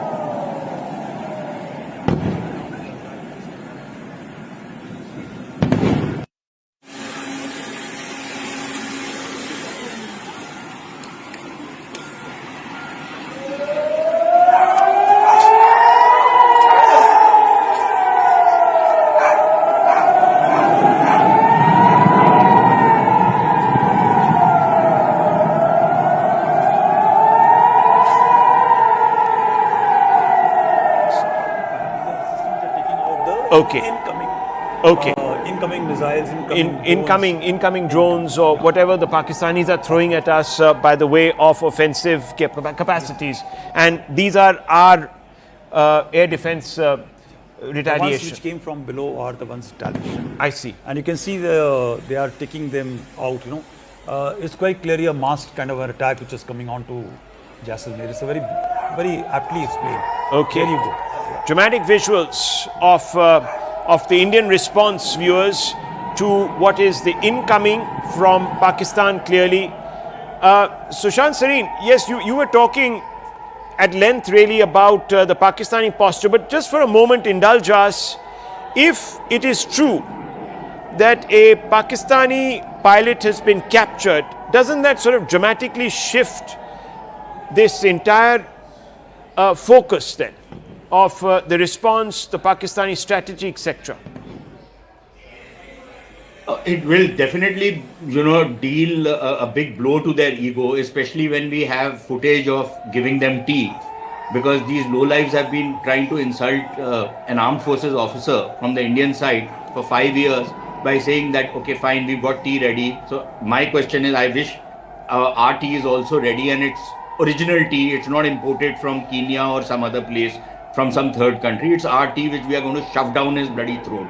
And take pictures with it and carry out that same thing which they've done. Because I don't believe in acting in a chivalrous way with barbarians. You should treat with them the same way they treat other people. So I am very clear in my mind that, jaise ko taisi. I don't believe that, we should rise above all that the wokes can do. I'm afraid I'm not in that business anymore. But I think it certainly deals, and if it's an F-16, then of course it's a very serious blow to their ego, and it tells you a lot about the kind of air defense systems that are working. But Rahul, I think it's important that we also say to our people that look, if we are entering into this phase, there will be cases where these Pakistanis will launch certain missiles which will come into India, which might escape the air defense systems, and there will be damage and there will be loss in India. And we should, show that we are a bloody resolute nation, that we will not let any setback pull us down. Bloody hell, you send one missile out here, I'll send 10, and I'm going to beat the shit out of you, Bhagat. Okay, well. Okay, let's very quickly. In the last 40 years, and I refuse to stand for it anymore. Okay. Enough is enough. Okay. One second. There is a walkthrough from Jaisalmer. Very brave walkthrough by a journalist, Bhavani. Let's hear this. आप देखिए कि किस तरीके से ये देखिए कि यहाँ जो जिस तरीके से नजर आ रहे हैं यहाँ पर ये जैसलमेर के आसमान में आप देखिए कि किस तरीके से शायद ये ड्रोन हो सकते हैं। आप देखिए कि किस तरीके से क्या ये Jaisalmer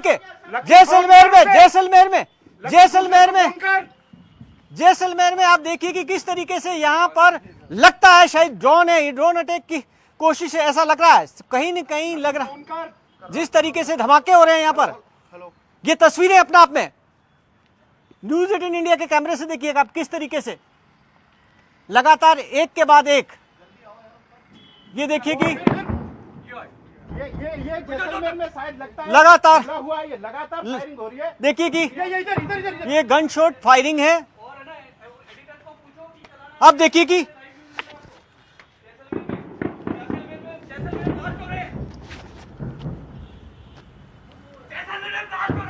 reaction to these visuals. So there are just two parts which have to be taken note of. One is this issue, which is the sound which is coming out. Essentially, the sound of the flying system which is coming across to hit will not be heard in that manner. But the people who get worried, and the question which you had asked me last time again, is the response which goes out. So there will be a loud noise when you're firing the system. The second noise will come when the system blows up in the air and destroys the coming munition or a drone or a missile system.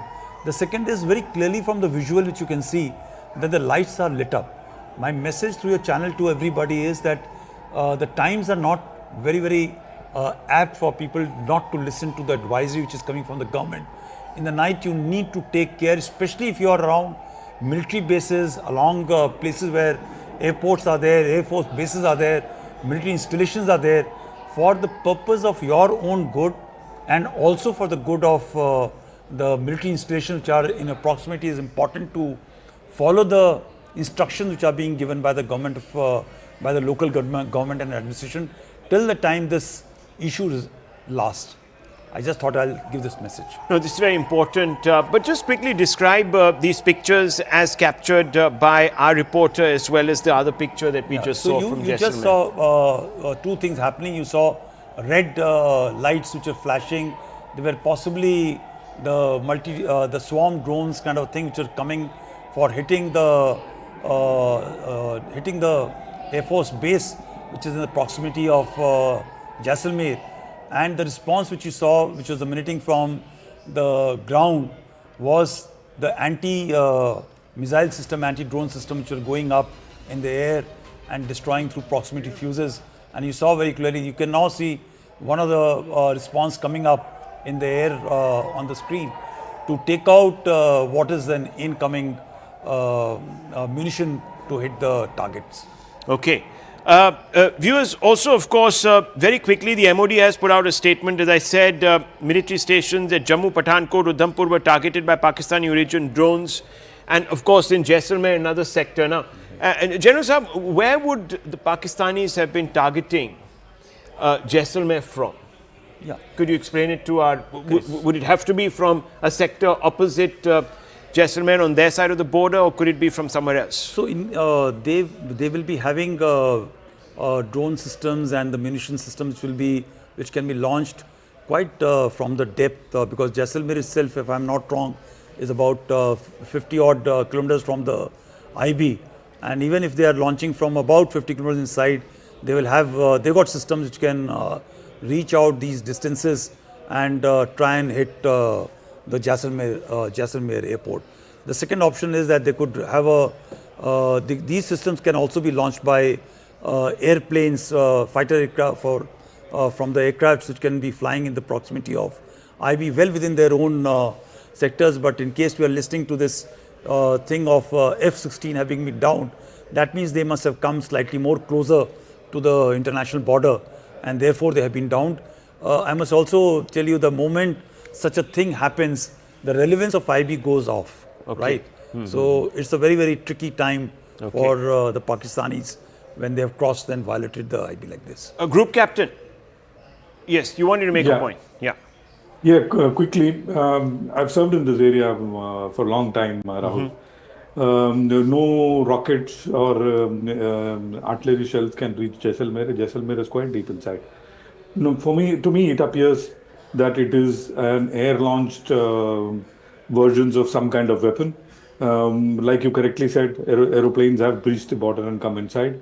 Or day before, like we were sitting in the morning, all three of you, and I was mentioning about the aeroplane coming from Turkey. It could even be that Bayraktar kind of a drone, which has that kind of range, 100, 200, 300 kilometers of range, and that can be launched from the Raimiar Khan, that area, the north of Jaisalmer area. So these are the two vectors that can reach Jaisalmer. There is the surface-to-surface integrated vector reaching Jaisalmer is an impossibility. They do not possess that much in the number that we are seeing, firstly. Secondly, very important for the viewers to understand, these red lines that you're seeing going across the sky is your defense system.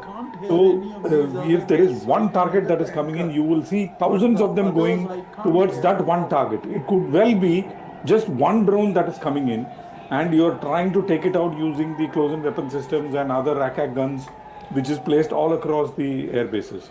So don't get alarmed. That is my point. It could just be one rogue drone which we are trying to take out. Over to you. Okay, we're hearing all sorts of news now, viewers, of the Indian retaliation across into Pakistan. There has been big news, and I'm not going to put it out there, but it could be that we've made some significant dents in the Pakistani scheme of things. And I want to bring in General Rajinder Singh on this. General, if you're there, if you could just put your mind to the events from 8:30 and the news that we have done a lot of damage. I'm not going to specify what kind of damage on the Pakistani side of the fence. I will confirm that an F-16 has been downed and the pilot is, however, in our custody. That much I can say, but there's a lot more that I'm not in a position to put on air, but I will tell you, viewers, that there has been considerable degradation on the other side of the border. General.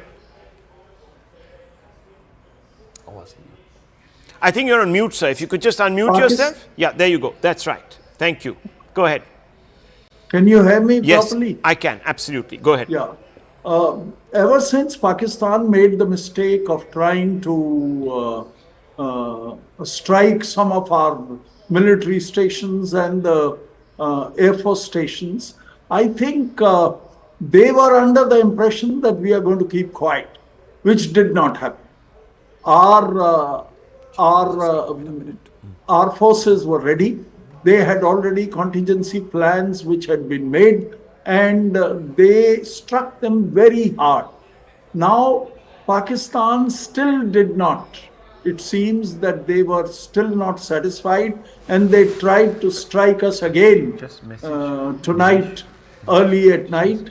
And this was retaliated straight away by us. And I think it has been a fairly good thing what we have been able to do. What I have been able to understand or get is that we have struck in almost all places where the major formations are. That is like in Sialkot, in Bawalpur, in Lahore, and further down south as well. Pakistan, if it was under the impression that it could launch a foray into our territory and then tell its masses that yes, it has achieved a major victory, I think he was very sadly mistaken. We have our contingencies plans ready. Our diplomats, our external affairs minister has already talked to a large number of world leaders, and I think we also have, to a fairly large degree, a fairly favorable world opinion with us. And we are well within our right not only to defend our integrity, but to take whatever measures that we feel are essential so that Pakistan doesn't have or doesn't ever dare to do the kind of thing which it did while sponsoring the terrorist activities in Paris. Well, at exactly 11:30, Rahul viewers. Coffee in Lahore. Yes, okay, 1 second. Just stay on with me. 11:30, viewers, some top 3 or 4 headlines, and then I'm going to go straight across to our reporters.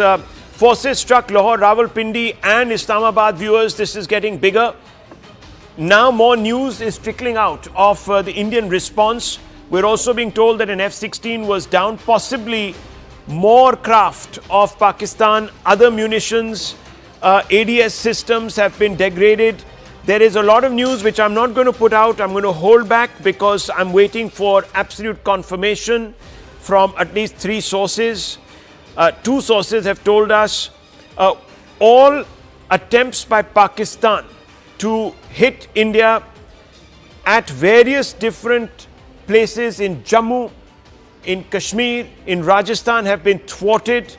There is no news of any damage because our S4 systems, our air defense systems have held up remarkably. The MOD has even put out a statement to confirm this. Let's quickly get our reporters into this from Jalandhar.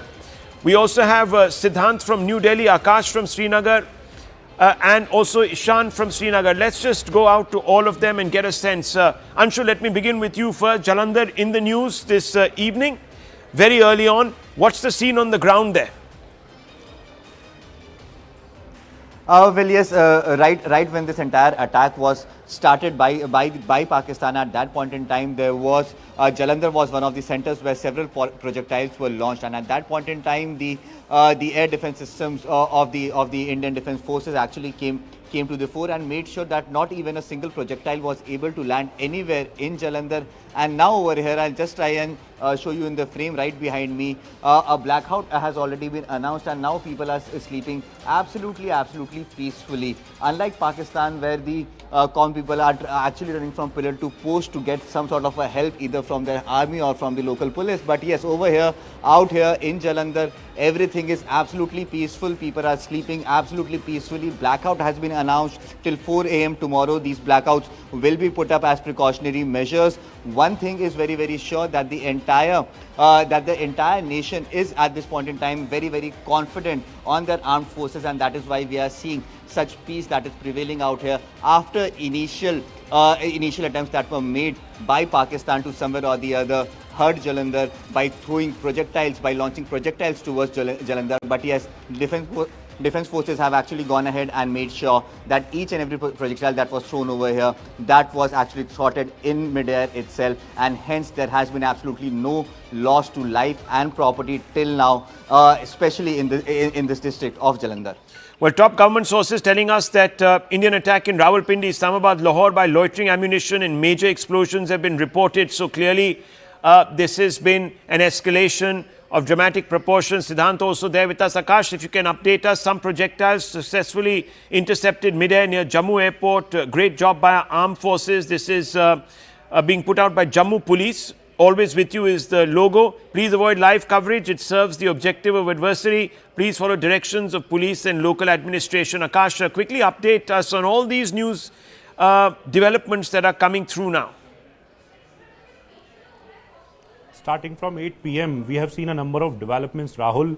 It started with Jammu airport, where not just Jammu airport, but several, the areas with the civilian population were targeted. And in fact, we have been learning that all these targets were all these drones and missiles were destroyed by the air defense systems. In fact, the AD guns. Then we heard about the firing at the international border. In fact, the ceasefire violation in Samba, in Mendhar, and in some other areas as well. We heard of several sort of attacks, and in fact, multiple theaters were opened by Pakistan. Where in the western front we have Punjab, in different places in Punjab, then in Rajasthan as well. In fact, till now we are in fact learning that how one jet of Pakistani Air Force, possibly one F-16, we are waiting for the confirmation on that, is downed by the forces there in Rajasthan. Also about one pilot, for which we are waiting for a confirmation from Indian Air Force. Indian Army at this point in time is retaliating. In fact, loitering munition is something that is very much in picture from the beginning of Operation Sindoor. And we have seen that in the morning today also, several locations were hit in Pakistan. And even now, we have been learning about several sort of locations. Of course, we cannot, give out several sort of details because of operational limitations. But then, we are in fact waiting for some sort of confirmation from the armed forces as well. In fact, IDS tweeted that how, there were several sort of attempts on different military infrastructure, and all these attempts have been thwarted. We have been using our MRSAMs, Akash air missiles, and in fact Akash air defense systems, and in fact S-400. Indian Army is also using this system, and Air Force is also using the system. As far as air defense is concerned, so we know the responsibility is with the Indian Air Force. But then when it is about the military infrastructure and the tactical places, so Indian Army is very much capable of dealing with any sort of air threats, and this is what is happening. Akash is working for both Indian Air Force and Indian Army. As of now, at the borders, there is no infantry movement. We can confirm that. There is no tank movement. We can confirm that. But yes, Indian Army is retaliating not just to the ceasefire violation that is happening at the LC and the international border. In fact, we have got confirmation of the ceasefire violation at around 11:30, just 6 minutes back, in the Kupwara sector, where Indian Army is retaliating, and Indian international border is peaceful till now. But yes, multiple theaters have been opened, and Pakistan is basically trying to attack India from these theaters. Western borders are impacted, and the northern borders are impacted. Okay, Tejinder Singh is filing reports to suggest that Samba heavy shelling going on from both sides in the Samba sector. So there's more news there. Keri sector of Rajouri district, heavy shelling going on there.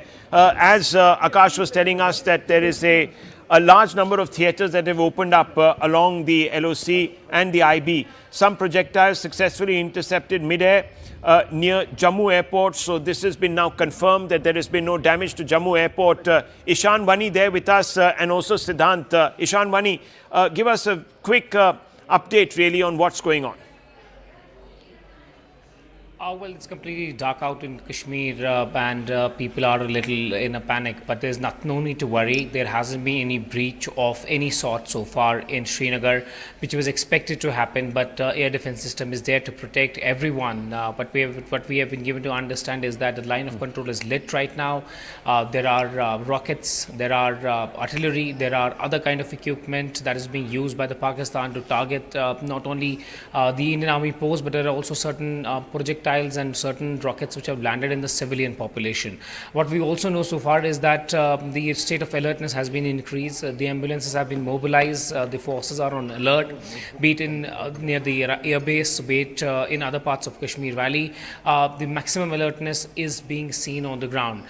Look, we don't want to give out any operational details, but for now, the schools have been closed till 10th, and the advisories have been issued out to several hospitals, several departments to ensure that there is readiness among them if case of it further spreads to some areas. But as far as Srinagar is concerned, it's completely dark, but yes, there is no breach, there is no drone or there is no projectile or a rocket which has been fired towards Srinagar or any defense establishment so far, but there is a state of alertness. But we have been given to understand that Srinagar airport is right now, because it's also a defense airport, it is right now on a state of high alert, and ensured what the forces are ensuring is that they don't let anything come near to this particular location. And other air bases are also on a high alert. We are also seeing blackout in Leh also. So in Ladakh also there is blackout. Remember, there were also drills being carried out in Ladakh as well. So it's all not only Jammu and Kashmir, but also in the Ladakh UT that there's a state of alertness among the forces, among the administration. And what we have been also told by our sources is that the army is giving a befitting reply, be it in Tangdar, be it in Keran, be it in Uri sector. They are fighting and hitting back at the Pakistani positions located in these areas. It started from Tangdar and then Keran, and now it has also gone towards the Uri side, where multiple visuals are now emerging. Yes. And the fire service, the ambulances have been kept available there to ensure that if in case there is any injuries which are very deadly, so they are taken out from the harm's way as soon as possible. There are families which have already been relocated, and there's a possibility of more families being relocated from these border areas. Well, that was very comprehensive, Ishan and Akash. Stay on with me. I just want to quickly get some of our opinions of some of our panelists on this very quickly. Tara Katara is there with us. Tara Karta, please give us a quick overview of what you've made of all these inputs that we've been breaking here, the situation as it stands right now at about 11:45 or about 20 to 12, 20 to midnight. Rahul, I can't believe what is happening. I mean, this for us, in my 20 years I've dealt with Pakistan, this is unprecedented. This is not how we gamed it, put it that way. So I'm unable to understand what factor is working here to make them go on the offensive when they know that this escalating ladder is going on, where each statement we've put down, we're saying we will do this much and no more, we will do this much and no more, and an opening is given for them to stand down. They're not taking it. I'm very mystified because I'm wondering what else is at play here. So I'm talking of the actual fog of war. You have to be very careful when you go into a situation where you can't see all the actors. This has never happened before. By all accounts, at least 2 days ago, the Shahbaz Sharif should have been ringing up Washington and saying, please help us stop this war. That has not happened. They have not reached out. The only thing which they have reported is that the NSAs are talking. I don't know if it's true. Well, that has been denied. The NSAs, the conversations between the NSAs that was reported by an international channel quoting a Pakistani top minister has been denied by the by Mr. Misri this afternoon at around 5 o'clock. So when he held the press conference, he said no conversation in my mind, my knowledge has taken place. So he's completely denied that.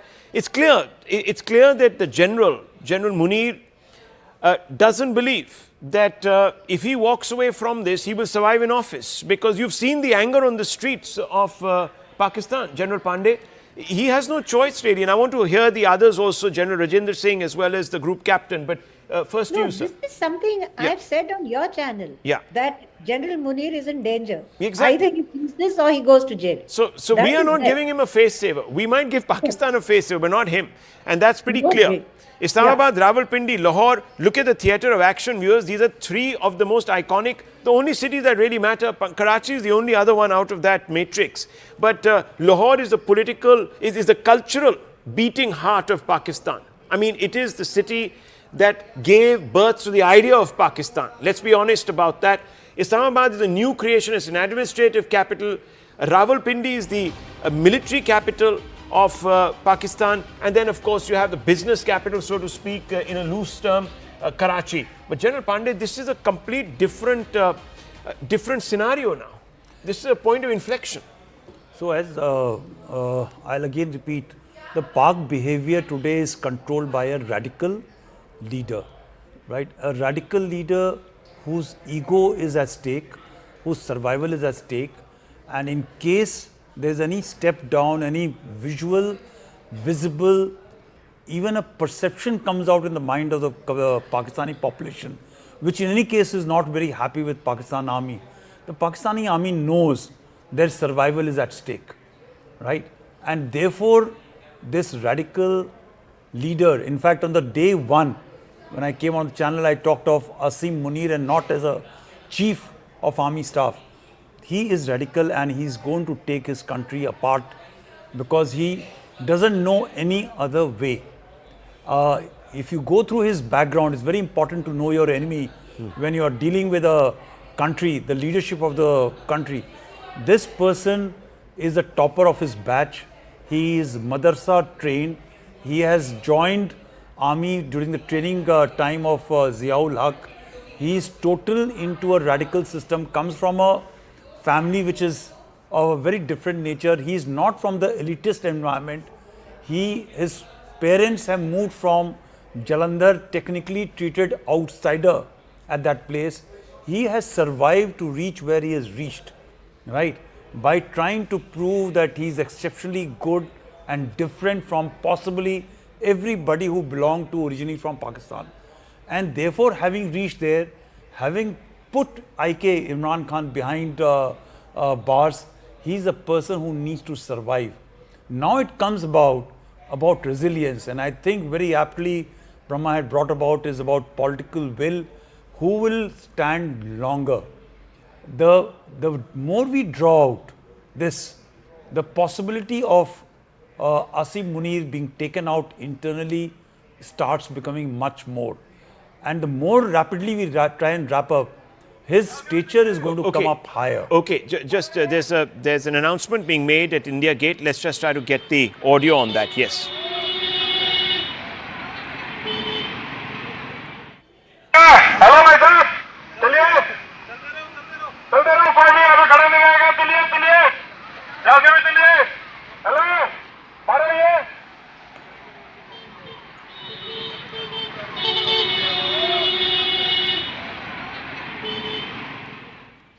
Okay, so obviously people are being told to keep order there. I don't think this is any order, this is any directive to sort of clear out of this particular place, but just keep the traffic flowing.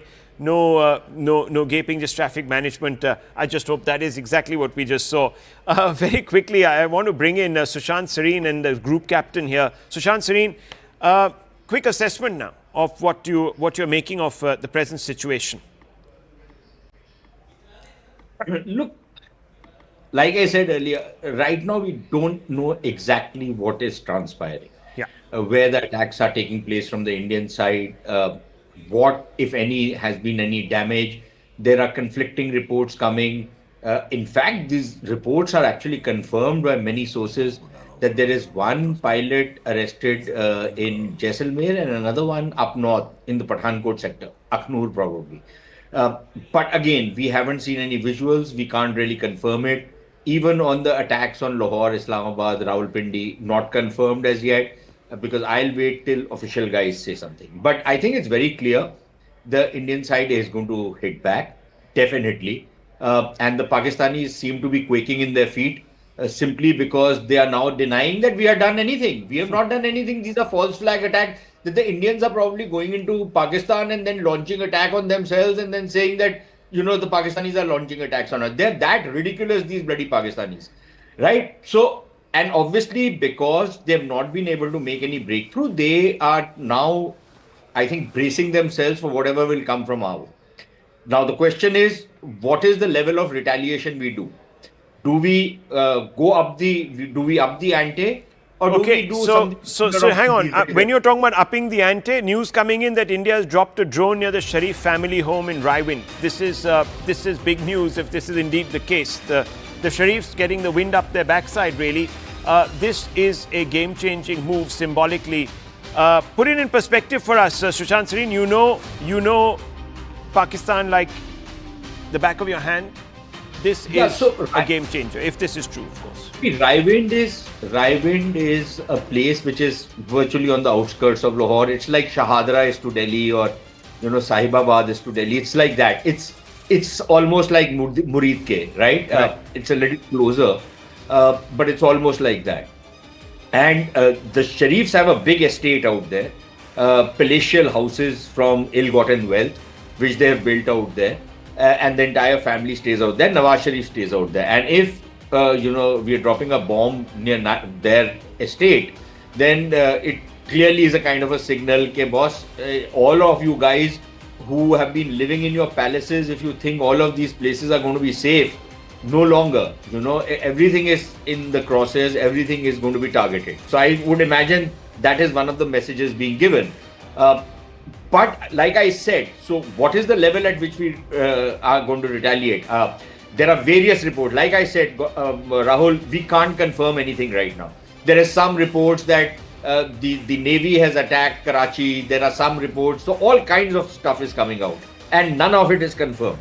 But I would imagine that if we are going to start firing some missile systems at high-value military targets in Pakistan, then of course that shows that we are scaling it up. We are not backing down. Forget backing down. Forget proportionality. We are now scaling it up. So bring what you can. Group captain wanted to have chai in Lahore.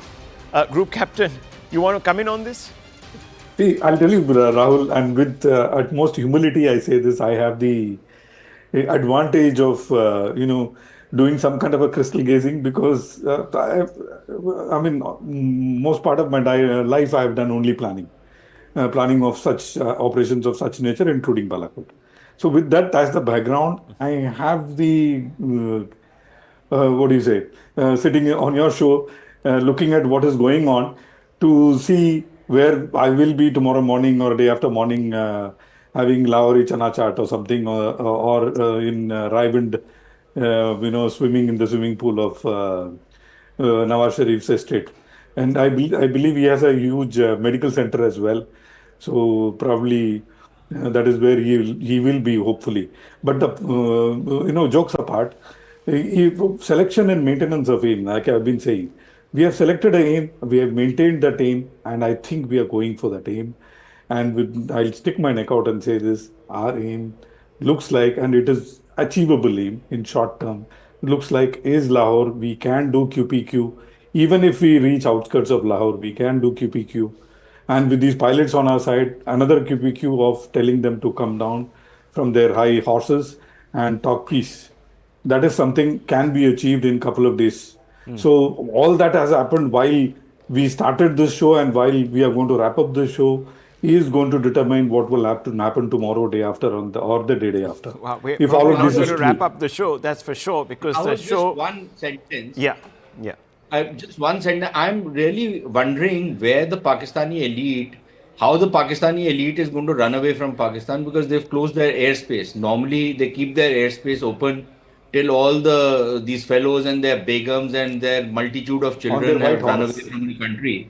तो अब ये कहाँ जाएंगे बेचारे? इनको तो झेलना पड़ेगा. They have to face the brunt of India. Well, look, as I said, it is easy right now to, of course, let emotions flow because of the news that is coming in. But obviously all of this is subject to confirmation. What exactly happened, we'll have to wait for another.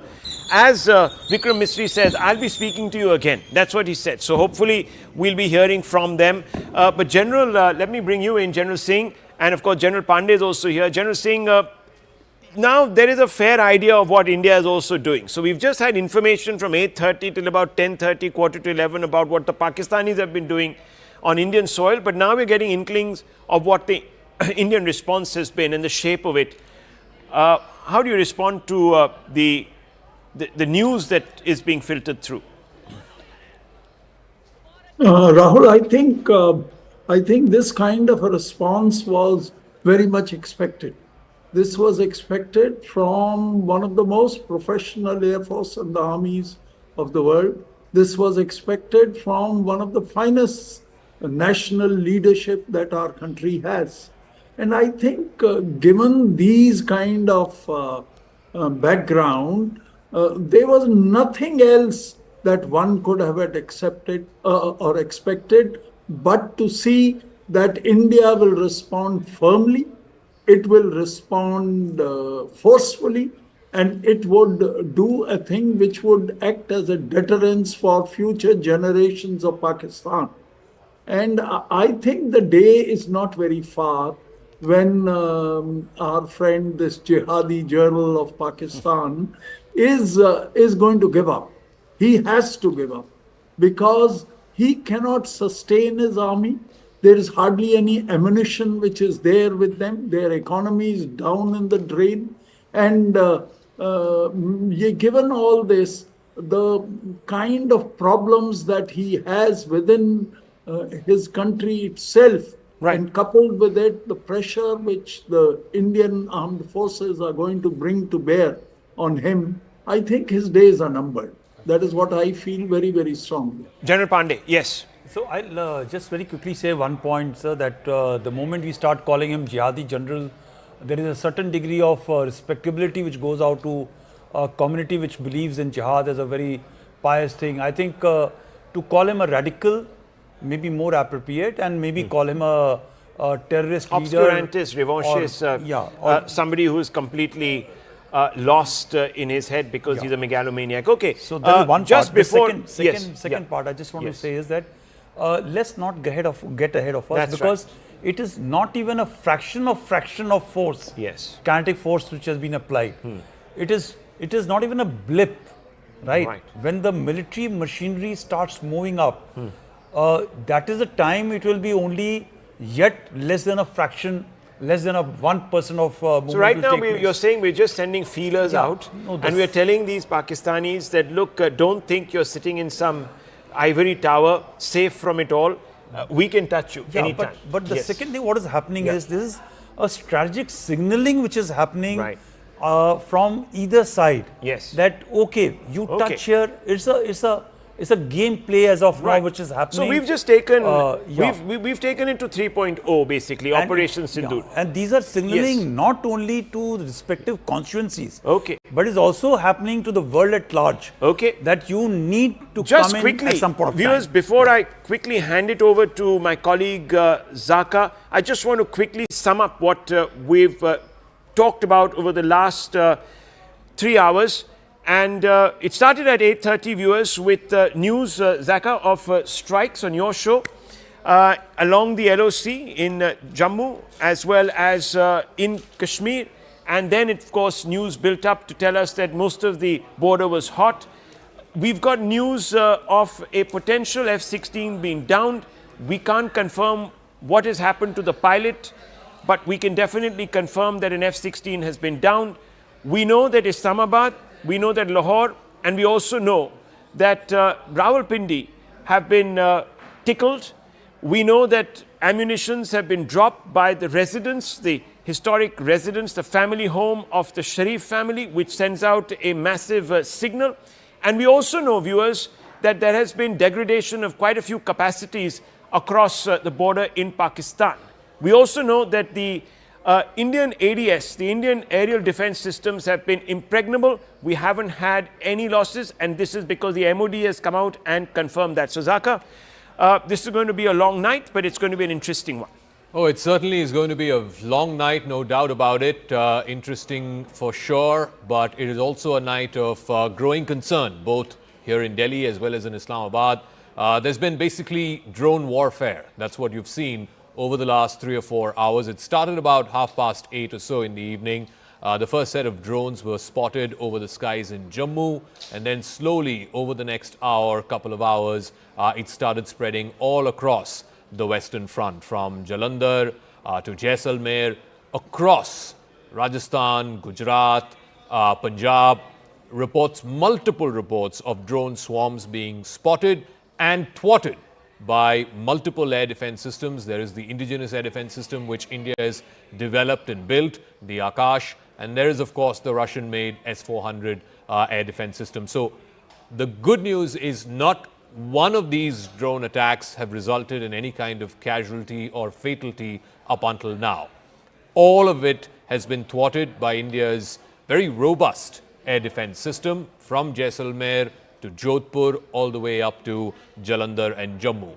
So the silver lining, as it were, is that all of these swarms of drones have been thwarted very successfully, I might add, by the Indian air defense system, both the indigenous one as well as the S-400, the Russian-made one.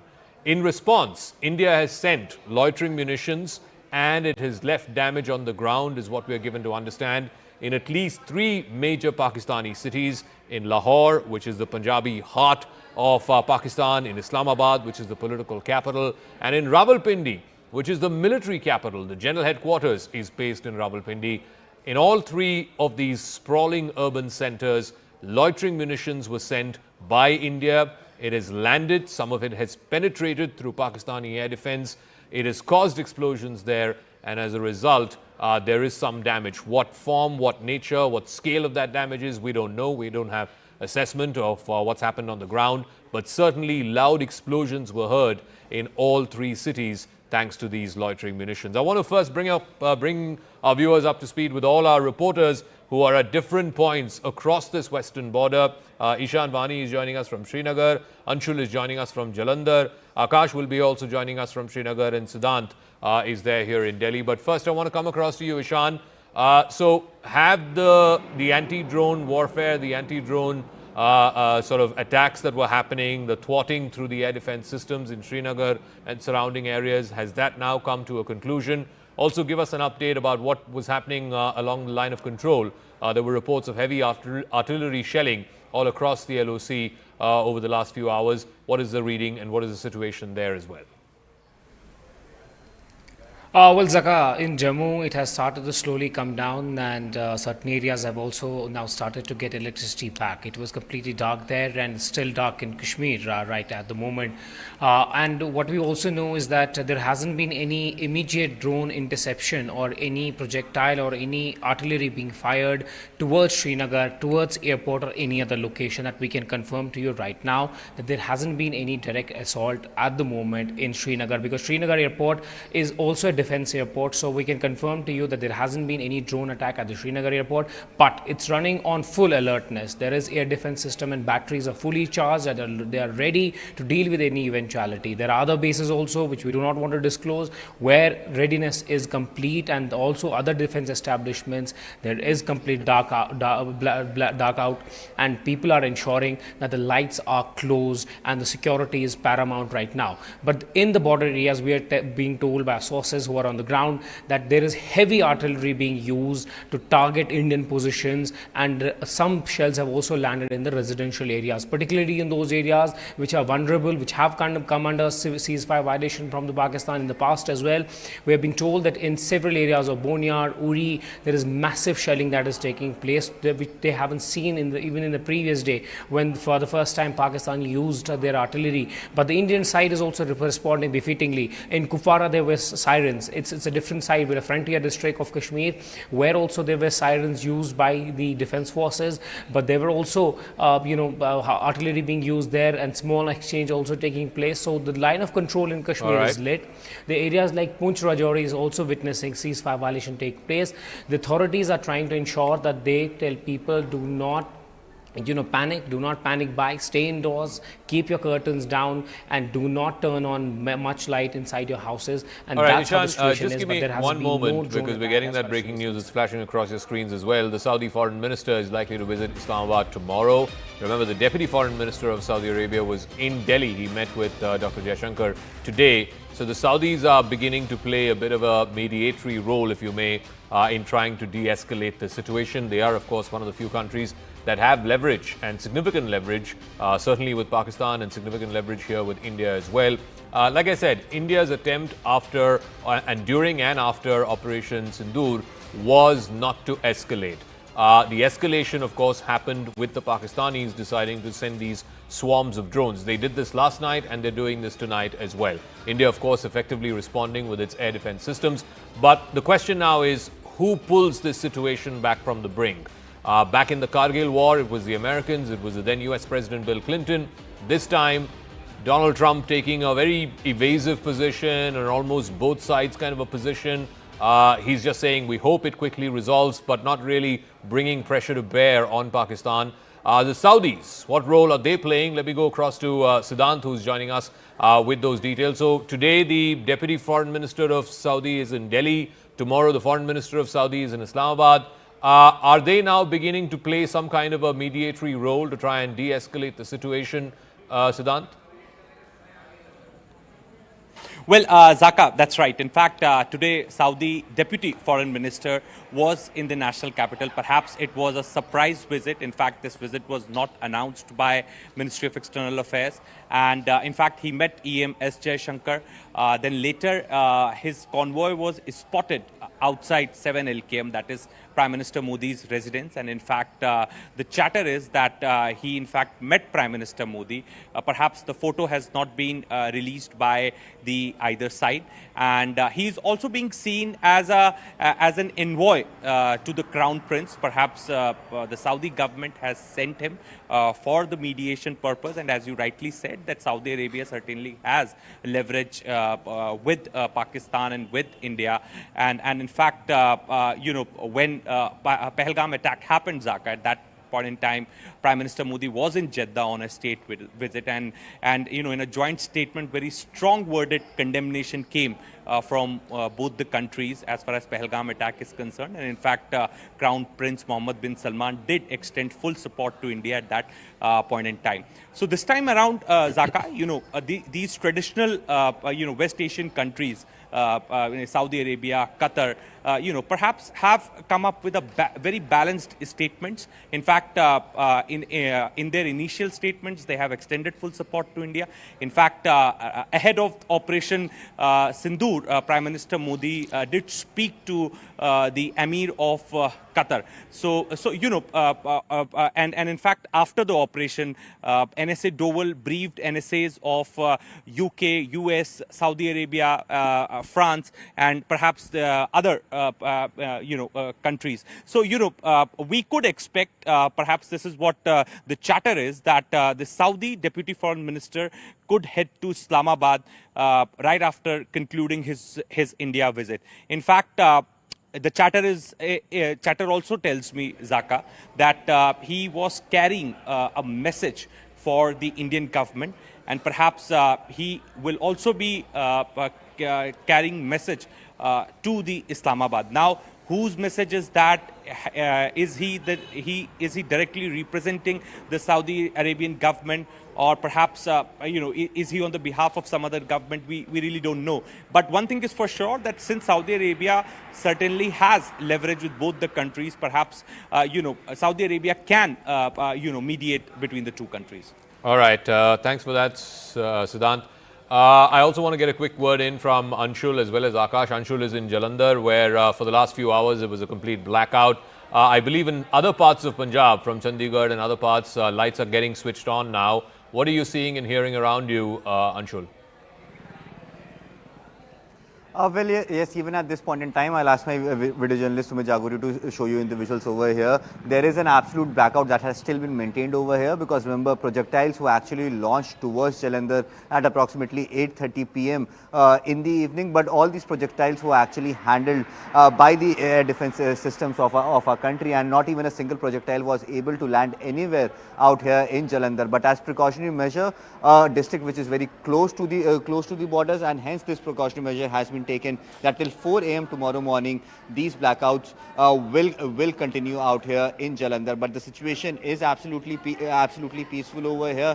There is an absolute sense of calm, absolutely no panic that can be sensed over here in Jalandhar. Definitely this shows the kind of confidence that the people of this country have on their armed forces and how they will make sure that each and every inch, each and every person, each and every life is protected by our armed forces. All right, we'll leave it at that. I also want to get a quick word in from Akash. Akash, there's a lot of fake news. There's a lot of, wrong information that's flying around on social media. And I want to reiterate to our viewers that we are sticking to responsible reporting. There's been a lot of fake news that's been doing the rounds over the last few hours. At this time, what we need is calm. What we need is a degree of surety. What we need is a steady hand. What we need to tell our fellow countrymen and women is that, look, these are part of your normal war games. I think it's incredible that despite these swarms of drones across most western border cities and towns, not one has caused any major fatality or casualty. The air defense systems, both indigenous and foreign, are extremely working well. And I think that is important to underline. But Akash, what is the latest? What are top defense sources telling you? Ultimately, I mean, we are climbing up the escalation ladder. The question is, we're going with each passing day, one rung up, one rung up. Where is the off-ramp? What are the negotiations happening right now? Or are we still in the escalatory phase, not talking about any kind of off-ramp just yet? Right. So, Zaka, first of all, two things that I want to make very clear. Armored vehicle and also the infantry is not being used yet. And, in fact, the sources are very clear that no tank is moving or no soldier is moving forward, at least till now. Also, army is retaliating. Yes, army is retaliating. We have got several locations. But again, we are waiting for some sort of confirmation, and that's why we are not putting out, in fact, the locations within Pakistan where Indian Army has hit. And in fact, the Indian Armed Forces have hit. Zaka, multiple, places where they tried attacking the military establishment and also the civilian population. We have seen in Punjab, we have seen in Rajasthan, and we have seen here in Jammu and Kashmir as well. In fact, in Srinagar, we have air defense systems on high alert. You rightly pointed out several indigenous as well as foreign systems like S-400 are playing a crucial role. Pakistani army is not only sending drones but is also sending missiles and in fact rockets. We have been told that they have scrambled their jets. They had in fact scrambled their jets, and that's the reason why we are having these reports of one jet in fact downed by Indian Air Force. We have no confirmation on that, Zaka. Every second, Zaka, messages are coming, but then we have to cross-check, confirm each and every message, and that's the reason why we have not been putting out any sort of information. A number of things are happening simultaneously. Indian Armed Forces are reacting, retaliating in this similar manner in which they have received the attack today.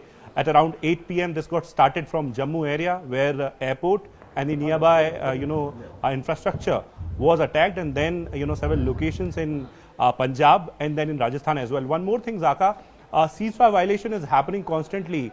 In Uri, I have got several local contacts and they are telling me in villages like Chikotia, Salamabad, we have these artillery fires coming in double and triple intensity of what we saw yesterday and day before yesterday.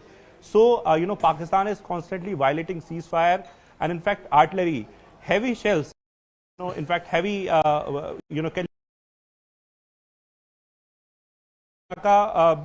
waiting for some sort of confirmation on the pilot that is reportedly, apprehended, in Rajasthan. but we'll wait for the armed forces to respond officially, or the Ministry of Defense, reliable sources from Ministry of Defense to confirm, and then we'll of course be telling our viewers about it. All right. Thanks very much to all our reporters. We'll be touching base at the top of every hour or top of every half hour and try and get a sense of what's happening on the ground. But let's try and analyze. It's been 3-4 hours now. It started about 8:30. It's a little past midnight now. It's been going on for the better part of almost 4 hours. What is the strategy here from either side? Let's try and make sense of this. Group Captain retired MJ Vinod is a former fighter pilot. He's joining us. Sushant Sareen, Senior Fellow with the Observer Research Foundation. Lieutenant General retired DP Pandey here in our studios. He's former General Officer Commanding of the 15 Corps. And Major Manik Jolly is also a defense expert. And Captain V.N. Jha, defense expert, is also joining us. General Pandey, let me start with you first. I mean, as somebody who commanded the 15 Corps, make sense of this for our viewers, because over the last 4 hours, suddenly, at about 8:30 was my previous show, we started seeing these drones, these flares coming up over Jammu, and then suddenly there were reports of flares happening across Jalandhar, in Pathankot, in Chandigarh, and it went all the way down to Jaisalmer and Jodhpur in Rajasthan. So all along the Western Front, as it were, multiple reports of these drone swarms. What is the big picture here? What is it that Pakistan was trying to do? And of course, India's response to it. So, there are conflicts or engagements are of level of signaling. I'll just take the bigger picture is that what each side is doing to other is important, and starts from what happened on 22nd April, wherein this Pahalgam incident happened, and thereafter the ball was on our court actually to respond in a manner so that it is also reflective of a very responsible nation, in which those words are very clear that it was zero escalatory when we hit out at the targets at the headquarters of the terrorist headquarters, which we are fully aware. But coming on to the last 4 hours, I can just very quickly wrap up by saying that there is a bouquet of engagement which has been put across, starting from small arms direct firing weapons to missiles, which are again short range direct firing systems, to rockets, which are again very short range. And they have raised up the level of ante to the crossing of drones, missiles, hitting out targets which are slightly into depth. So while we went out to Bahawalpur, the similar attempts to showcase a quid pro quo scenario to hit out at Jaisalmer and deep into our own Punjab, Rajasthan, and of course Jammu and Kashmir area was attempted by Pakistan, which was deflected and destroyed by our very effective, very well integrated, well-oiled system. I'm quite proud because one has been practicing, rehearsing and seeing all these things. I used to always have a doubt in my mind that when the time comes, will they be able to respond? But I guess coming in of Akash and also coming in of S-400 has to change the entire paradigm into our advantage, which has ensured that we have been able to take care of our airspace, which was always a very big gap in our system. So that is one part. The second is that the levers continue to remain below that very critical threshold, which will become the point of no return. When the boots on the ground cross the borders. So we have to actually now see that where this calculation of the Pakistani, that radical chief is going to take over, and how far is willing to take his country on the downslide manner. Because right now, we as a nation are giving Pakistani as a nation a chance and option to opt out from the de-escalation scenario, right? It is very clear. Again, I started by saying that it is a signaling not only to Pakistani people but also to the world at large that we as a nation are a responsible nation. We have a leverage to control this thing, and there is a civilian government in place, and therefore we need to manage and articulate our responses one very interesting carefully. thing, compared to previous, let's say, wars and, the situations, the flare-ups, the conflicts that India and Pakistan have had, and General Iyer, I think, is there. General Iyer, this is the first time we're seeing this drone warfare play out at such mass scale. We've seen this in other sort of theaters of conflict. We've seen it definitely in Ukraine. We've seen it to some extent in Gaza as well. This is the reality of modern day warfare, that you're going to have these swarms of drones first being put out before the aircraft and the other rockets and missiles are being put out. And then, of course, as General Pandey here said in our studios, the final step, of course, would be when your tanks and your armored divisions and your men start moving. Are we still at stage 1, maybe stage 1.5 in what looks like a long escalatory battle? To answer your question, yes. Because the cost of a swarm of drone is a fraction of a cost of a, let's say, aircraft of the 4.5 generation capacities. Yeah. Add to it the pilot, which is also involved with it. So when you look at a drone as a weapon, it is much more cost effective than an aircraft. That is point 1. Point 2, a swarm of drone is very difficult to pick up on radars because it gives you a very, very small signature. So if you saw the way Jammu erupted in the morning and you were seeing all those flashes running around, they were our guns firing. We fire a tracer after every 5 or 6 rounds, we fire a tracer along with it to see where our fire is going. It is very difficult to locate and follow a swarm of drone and decimate them.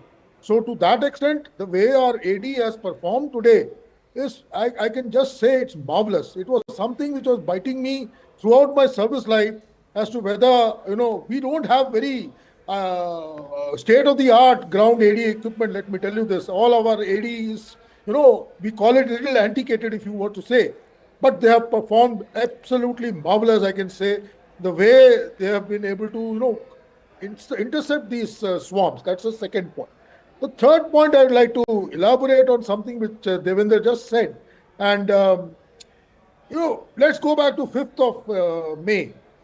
There was a statement made by the DG ISPR in one of his, daily discourse. Yeah. He says if India wants to go adventurous, they may start the conflict, but we will, end it at our terms, etc., etc. When you are not the strong person, when you are aware that there's going to be a response, to make such, big statements is something which is going to force you to, think where you're going to off-ramp. To my mind, 7th morning, there was a very, very clear window for Pakistan to off-ramp. Why do I say that? We had achieved everything. We had put out a statement that India doesn't want to escalate any further. And I was in your show when we were repeatedly emphasizing on this point. Somewhere Pakistan had managed to convey to his audience that they had downed 3 Rafales and 2 more aircrafts of ours. They had made statements in their parliament. By and large, if at that time sensible guy was there, and I again agree with General Pandey, because the person at the helm over there is a radical guy. He doesn't realize what implies taking Pakistan to war.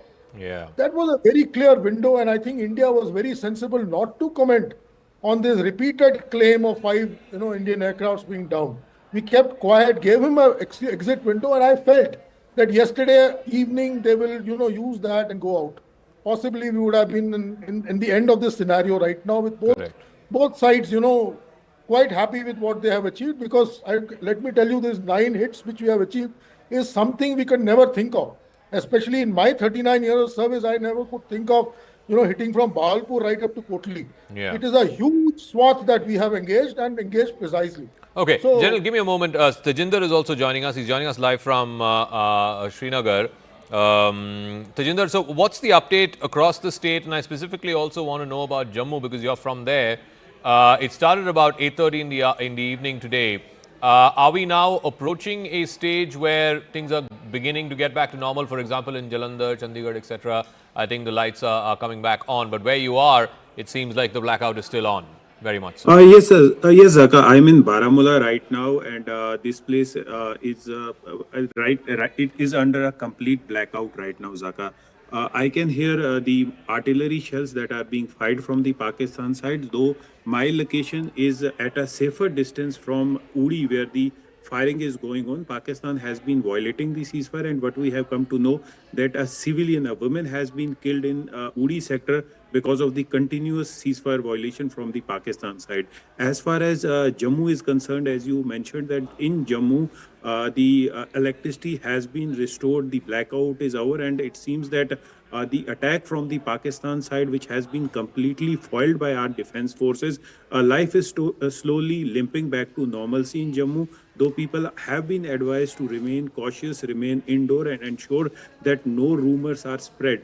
All the projectiles that were fired from the Pakistan side on the vital military installations in Jammu region were destroyed by our air defense mechanism. So no damage in Jammu, but yes, heavy ceasefire violation is being reported from Rajouri, Poonch, Kathua, Samba, where the Indian Armed Forces, the Border Security Force also is giving a befitting response to Pakistan. As far as the situation on the line of control in Kashmir is concerned, right now, heavy firing is going on. The Pakistan side is using artillery shells to target the civilian population in Uri. One woman has been killed, several have been injured, and the people in the line of fire are being evacuated right now. I just had a word with senior officials. They are saying that the LG administration is keeping a thorough eye on all the activities that are happening, and the officers have been advised, rather the police has been advised to provide immediate relief to people who are affected because of this ceasefire violation. Earlier during the day, the Director General of Jammu and Kashmir Police, Nalin Prabhat, was in Uri. If you remember, Zaka, in Uri in Kashmir is the most affected area because of the ceasefire violation from the Pakistan side. Several houses have been destroyed by the Pakistani shelling. So right now, the situation, though in Jammu, has returned to normal, but on the line of control, it continues to be tense, and the Indian Armed Forces are giving a befitting response to the Pakistani aggression. Yes, Zaka. All right, Tejinder, thank you so much, and you take care. You're in Baramulla, where it's not just the threat of drones. There is, of course, the live firing of artillery shells that's happening. So thank you very much for joining us with that live update. Let's try and go back to our guest. If Sushant is still there, Sushant Sareen, you know, again, make sense of the big picture for our viewers. Are we now locked in this escalatory chain where each side is going up one rung, and either it ends, each of those rungs ends either in a stalemate or in escalation dominance? How far up do both sides go? You can go all the way to a full-fledged war. If nobody is ready to take an off-ramp, and frankly, as of now, let's see, for example, if the Saudis have come, they have equities with both India and Pakistan. Will they be able to exercise those equities? I think from the Indian side, it's very clear. We were never interested in escalating, but if the Pakistanis are going to escalate, then we will hit back. Now, what are the Pakistanis going to say? Now, we are saying that we are fighting a war against terrorists. We have only targeted terrorists. What have the Pakistanis done? They've targeted the Indian armed forces, the Indian military. They've targeted us. So we are going to hit back. Do the Pakistanis get an off-ramp? And will they be forced to take one? And then what happens to their regime? And Zaka, I think this is a critical point.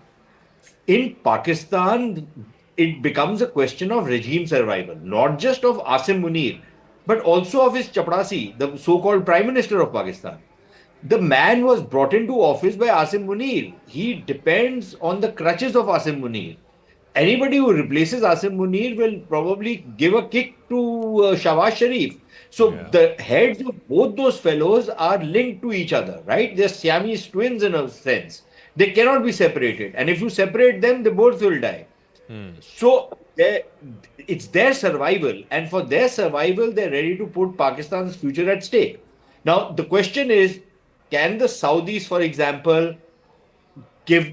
And please remember, Asim Munir, because he has served in Saudi Arabia, I believe as a defense attaché, understands Arabic, speaks it well, has some contacts in the Saudi system. He used to think that he is somebody who can do a lot of work with the Saudis because he knows many people out there. Question now is, can the Saudis exercise their influence on Asim Munir and tell him to back off? and they have a lot of leverages, not just the Pakistani diaspora, but they have leverages in terms of the amounts of money they give to the Pakistani. Correct. And if they threaten to turn off the tap, Pakistan is in deep trouble. Will the Saudis use those leverages?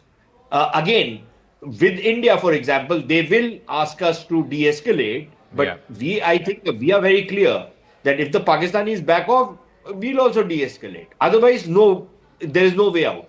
Please also remember, MBS, the gentleman who's come now to both India and Pakistan, does represent MBS. He doesn't represent anybody else. Of course. In Saudi Arabia, MBS is the boss, right? And he's a guy who is in many ways a visionary, who's trying to forge a new future for Saudi Arabia, who's not really interested in these kind of wars. And there are some major developmental and other projects that he is envisaging with India. So does he want this whole region to start blowing up? I'm not so sure. Then there is the Americans. But the Americans seem to have taken a hands-off approach, right? They have enormous influence if they want to wield it. For example, just tomorrow, the Pakistani IMF package is coming up for renewal. The Americans can very easily hold that out and say that, look, unless you are backing down, no monies are coming to you, because much of that money you use for building up your military and creating trouble in the region. So there are people who have leverages, but are they going to bring those leverages? And if they don't, then we are in this escalation spiral, and I don't see what the incentive for either side is to back off. All right. At this. Major General Indrabalan, so again, I want to come back as somebody who's an expert on drone technology, and now we are seeing, at least in the India-Pakistan context, the first live televised drone swarming that's happening. Like I said, we've seen this in other theaters of conflict, most recently and most vividly in Ukraine. But is this now yet another rung that's being added to warfare, added to this whole business of the escalatory ladder, as it were, that the first step is now going to be drones? You're either doing it to test enemy air defenses, or you're doing it to try and send out a signal, or of course, as one of our earlier speakers said, it's far cheaper to send out a drone than to send out a manned fighter jet. Yeah, Zaka, firstly, thank you very much for having me over on CNN News 18. And as a former Kargil war veteran, it's also a privilege to share the platform with General Pandey, who's been a commander in the Kargil war. Now, coming to the drone warfare part, yes, I advise 3 drone companies on developing military technology. And the drones that have been deployed currently, the loitering munitions particularly, are a very versatile weapon and a system that is here to stay. Yes, of course, India's drone industry is still growing. We haven't been able to develop an indigenous industry which is capable of meeting the entire requirement of the armed forces yet, but I think we are strongly going towards that goal. Frankly, the drones that have been deployed currently are capable of delivering munitions of 2 types. One is a ready-made armament or ready-made bomb, which can be dropped, or an explosive, which can be carried and detonated at its own time. But these are more done as not in a manner that one would like to technologically say we have a superiority, but in terms of what we've been able to deliver with the help of our friendly neighbors who've given us the kind of technology. We are in a position now to demonstrate that Indian drone industry and Indian drone capability is going to create a new form of warfare, especially in the sub-conventional domain that we are talking of in the sector. Because as I see it, that the current setup, the way things are growing here, it is unlikely that either of the country would want into a full-fledged war scenario. Definitely India does not want. We have made it very clear to the international community. We have made it very clear to our own citizens. So we would like to use whatever is at disposal which can effectively counter Pakistan's retaliatory measures. And in that domain, I think drones fit the bill very well. Because it's not that the drones can only carry ammunition. It can loiter around and do things much better than what a missile can do. Plus, the drones are amenable to artificial intelligence. Where the drones, we also have an advantage is that in terms of our ability to possibly jam the GPS systems that is used by the Pakistanis and all over the world, and the GNSS systems for drone navigations, if you are able to put through our NAVIC systems also in place, then we will have a definitive superiority in drone warfare as well. But even today, Indian drone companies have developed what is called as anti-drone systems, anti-drone jamming systems, which are able to counter drones coming into India. We are also developing killer drones, which are taking drones and killing the other drones in a physical kill mechanism. There is soft kill, there is hard kill, there is technology kill, and there is swooping of drones. All this is possible, and all this is coming up in a big way. And I think the way the government is going, our drone technology is going to be far superior to what our adversary is going to put up. All right. I'll get a final word from General Pandey as well before he leaves, and then I'll come to Major Jolly and Captain Jha. So I'm coming back to, I think Sushant made this point earlier about, it's about getting into the mind of Asim Munir. He started it. It started with the comments that he made. A week later, you had Pahalgam, and 2 weeks later, you have Operation Sindoor. And now, this drone swarming that's going on.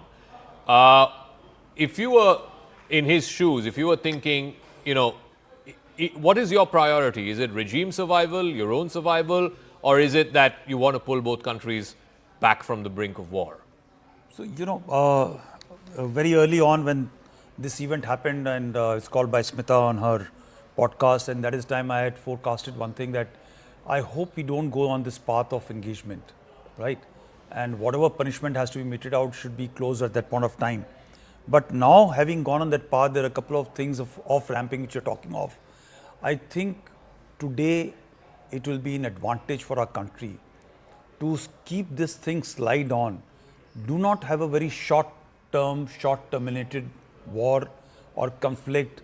Let's not wind up immediately on this thing, which an opportunity has been handed over by the Pakistanis today for us to punish them in long term. What is happening, why we can punish, is firstly, if you keep them engaged, their credibility is downsliding very fast. Okay. They will have to do something very serious to regain the credibility today. On the Western front, the Balochis are actually pulling on the tails. This is a time we need to urge the Western powers that Baloch is a very plausible answer today to resolve a problem which is called Pakistan. Even the Chinese will be also interested, because everybody is interested in the minerals and resources. Yeah. And of course, Balochis are totally different from rest of the Pakistan.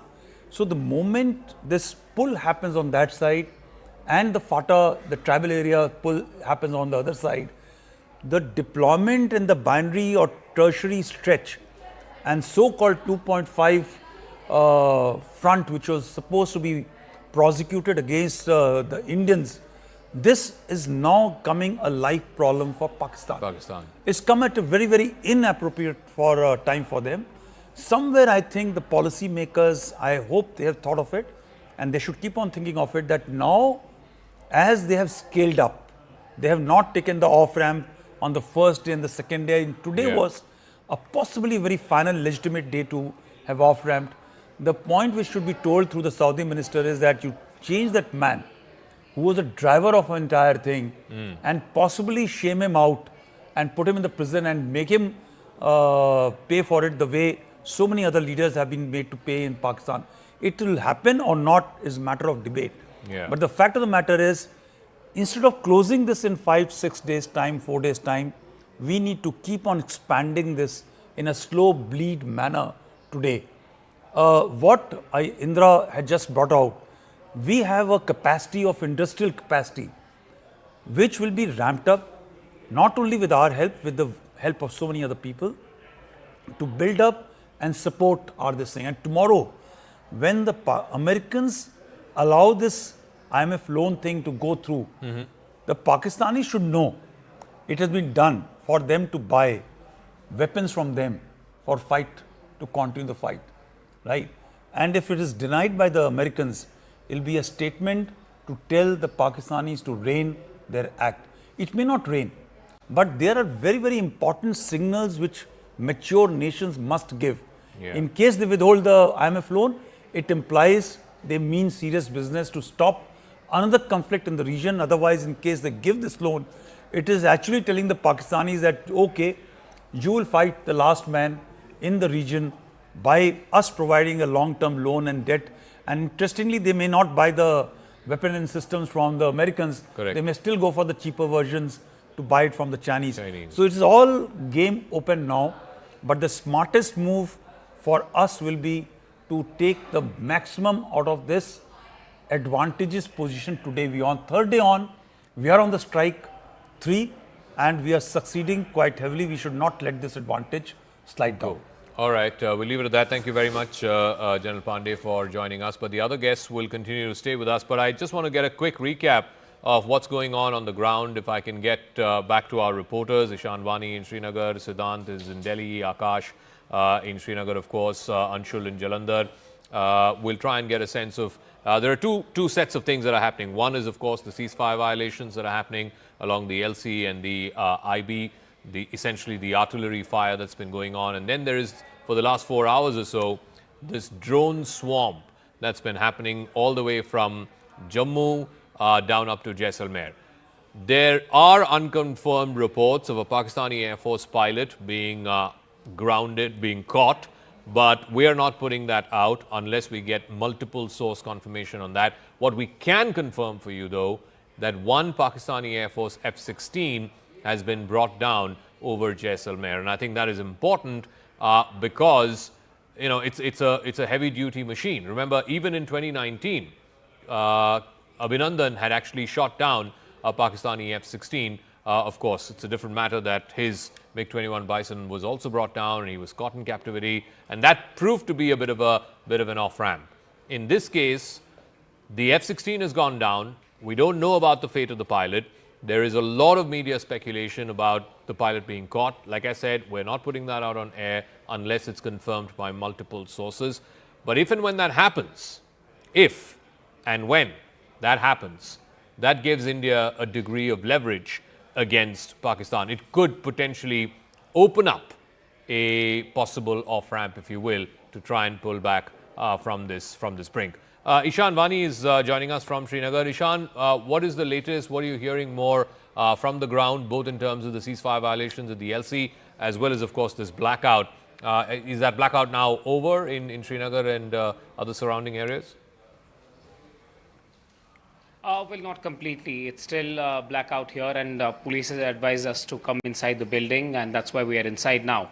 What we have been given to understand is that there's a massive damage to the civilian infrastructure in Uri due to Pakistan's, again, ceasefire violation. What we also know is that a lady has lost her life in the ceasefire violation, while 3 of them who are injured are being treated at different hospitals in Baramulla. There's state of alertness in the medical staff in the ground establishment to ensure that people are swiftly shifted. There are multiple families who have been displaced due to the ceasefire violation, and possibly because of the renewed ceasefire violation, there's a possibility that more families would get displaced. Now, in Tangdar, in Keran, in Uri, there has been continuous ceasefire violation that has been taking place, and particularly the use of artillery is something which is very deadly. We saw one such spot and one such house where artillery had landed roadside and had completely destroyed the entire road, the buildings adjacent to it, because the shrapnels go really far and it can even lead to death even if you are staying a little far. So that is how dangerous it is right now in Uri. We are being told that there is massive shelling that is taking place right now in Uri, but in Srinagar, luckily, there were no drones which were intercepted. There was no need to intercept any drones, or there were no drones which were sent towards Srinagar. There was a fear of drones being sent towards military establishments, because there are certain extremely sensitive military establishments which are important for the forces on the ground. There was complete dark out and blackout, and completely nothing was visible for long hours. And that's why right now we are being told that the situation is being monitored constantly, and after our hour basis, the decision is being made to really what to do. But state of alertness is there. Top officials, we are told, are in their offices or on their toes. Nobody is sleeping in Srinagar tonight because officials are monitoring the situation continuously. All right, thanks for that, Ishan. I also want to go across to Major Manik Jolly. Coming back to this whole situation of climbing the escalation ladder, again, there are unconfirmed reports of a lot of changes happening in Pakistan. militarily, politically. Like I said, we are not going to put any of that out until it's double confirmed, maybe triple confirmed. But let's deal with the situation at hand, and that is, let's look at it step by step.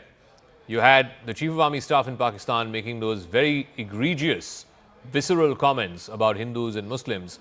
A week after that, Pahalgam happens, in which 26 Indians are segregated by religion and the men are shot. 2 weeks later, India responds with Operation Sindoor. 9 locations hit, 21 strikes, all terror launch pads. And on the day, right after the operation, India makes it very clear, we don't intend to escalate, no civilians hit, no military installations hit. Why didn't Pakistan take that off-ramp? And now that they haven't, what happens now, Major? Like, you just keep escalating this one after another, one rung after another. Today it's these drones. Tomorrow it could be the fighter jets. And the day after you could be moving your armored and mechanized divisions. And the last day you could be moving your troops. So really, you know, where is the potential here for some slightly more calmer heads to prevail, so that both sides can back off from the brink? So I tell you what I think of the situation. I think it is the level of escalation that it has reached. Add a couple of airstrikes to it, but that is what it is going to stay at. Because I don't think either of the country is keen to wage a full-scale conventional war. And given the deployments, given the movements, everything, I don't think it is very imminent either. What is happening right now is India gave Pakistan a very fair chance to not ramp this up. Yeah. We made it very clear that we have hit the terror camps. We have not hit your civil or military installations. And Pakistan has no reason to attack us. What Pakistan is doing right now, and I can tell you, Pakistan army is not like a band of brothers. You know, it is not like we have here in our army. It is not people supporting each other. It's very good in power games. It's very good in factions. It's very good in breaking down each other. So the guy on top, whosoever has been historically, he has tried to always prove his point by doing something against India. So Asif Munir is trying that, and the limit that he can scale it up to right now is doing some drone attacks, and that also minor ones, because all the missiles they tried were shot down by our air defense setup. So what he is probing, he's gauging the scenario, he's trying to do whatever best he can, because he doesn't want to buy more casualties or buy more fatalities or get more insulted. India definitely has no reason to scale this up. What we are doing is retaliatory. That if you give us one punch, we will give you two back for sure, so that you calm down. This is like trying to tell them with a little pressure and even affection that sit down, you don't need to scale it up. So we are trying our best to actually not scale, even though we have all the reason, because they have not hit any terror camps. They have hit our civilian installations, civilians, military installations. They have hit airport in Jammu. They are giving us all the reasons. And what is critically being missed is that both the countries are right now very keen that the other air force should enter our airspace. So you are kind of, troubling each other enough that we will do something, that you send your planes our way, because both would be very happy to see some fuselage lying, some plane shot down on their territory. So these are probing attacks. This is kind of an irritating thing that Pakistan is trying to do. But for them to have the capability of take this even further, like you said in the beginning, that will it go to armored formations moving or tanks or infantry and all that, that's not going to happen. So this will stay here most probably. And in this, let's call it, for the lack of a better word, a limited confrontation. I think it will be shades of this only, missiles, drones and all that. And this is how it will continue for a few days. All right. Major, thanks for joining us. I want to go to a piece of breaking news also that's coming in. The State Department, the spokesperson there has put out a big statement after the conversation between Secretary of State Mark Rubio and also Dr. Jaishankar. This is what the Secretary of State has said. A reporter, in fact, asked a question about whether it was America's view, along with what India was saying, that Pakistan is supporting terrorist groups. And the State Department spokesperson said, that's the call we've been making for decades. And clearly, what happened in Kashmir was awful. Let's play out the bite of that spokesperson, Tammy Bruce, I think, of the U.S. State Department. here called for the end of any support to terrorist groups. I mean, is it the view of the United States, along with what India says, that Pakistan is supporting terrorist groups? Well, obviously, in today's world, that's a call that we've been making for decades. It is the dynamic that we've seen in the Middle East disrupting lives, and clearly what happened in Kashmir is awful, and we've all, of course, we send our condolences. The world has rejected the nature of that kind of violence overall, of course, and certainly the President has and continues to. But at this moment in time, there's like one thing that has to stop, which is a back and forth and a continuation of this, and that is what we're focused on right now. Okay, so the US State Department spokesperson saying, yes, Pakistan is fomenting and funding terror, and we've been saying that for decades. So, this is a hard reality that we have been very acquainted with for the last 3-4 decades here in India. The United States, from the time that Hillary Clinton said, if you have snakes in your backyard, they're going to come and bite you, is something that they've been saying in terms of words. But what does it mean in terms of action? The US, unfortunately, has not taken definitive action or brought pressure to bear on Pakistan that, look, you cannot be doing this. This is an unsustainable model where you export this low-cost terror and then hurt India, which is clearly the bigger country, the bigger economy, has more at stake. Captain V.N. Jha, I want to go back, though, to this escalatory ladder. And the question that, look, the pain point that India has had is that the Pakistanis have made this a pattern. Every few years, send a bunch of these terrorists, attack Indians, make a big thing about it, and then force India into a corner where India has to retaliate. So there is punitive action that India takes. And then for a few years, things are quiet. Again, we go back into this cycle. The pain point for India has been, how do we break this cycle? Do you believe what is happening right now offers an opportunity to India to try and break that pattern, to inflict as much cost on Pakistan that it will break out of this pattern of using these jihadi groups? Or do you think that that's not going to change? Well, it's a very complex situation. There is hardly any nation in the world which has got the scenario that we have got with Pak. None of the nations are facing this. And I also believe that what is happening in India, in the last 2 days, yesterday evening it had happened, there were some firecrackers over the Indian territories. And today again it has started at around 8:30 or so. This is not ceasefire violation, Jaka. If Pakistani drones, missiles are reaching to Jaisalmer, Jodhpur, so many of the Air Force bases along the border, it is not the ceasefire. This is not called ceasefire. Nor in the Kashmir Valley or the Jammu Kashmir region. Because it is not the ceasefire violations of the small arm or the heavy arm fire. It is the drone which is violating the airspace, going far beyond the ceasefire lines. So if you don't call this as an offensive, what do you call it? I think this is high time we call it is that it is an offensive mounted by Pakistan onto the Indian territory. And that is the basis of any further debate or discussions to start with from here. Secondly, right from the time that yesterday the first violations were there, today morning there were briefings by the government of India.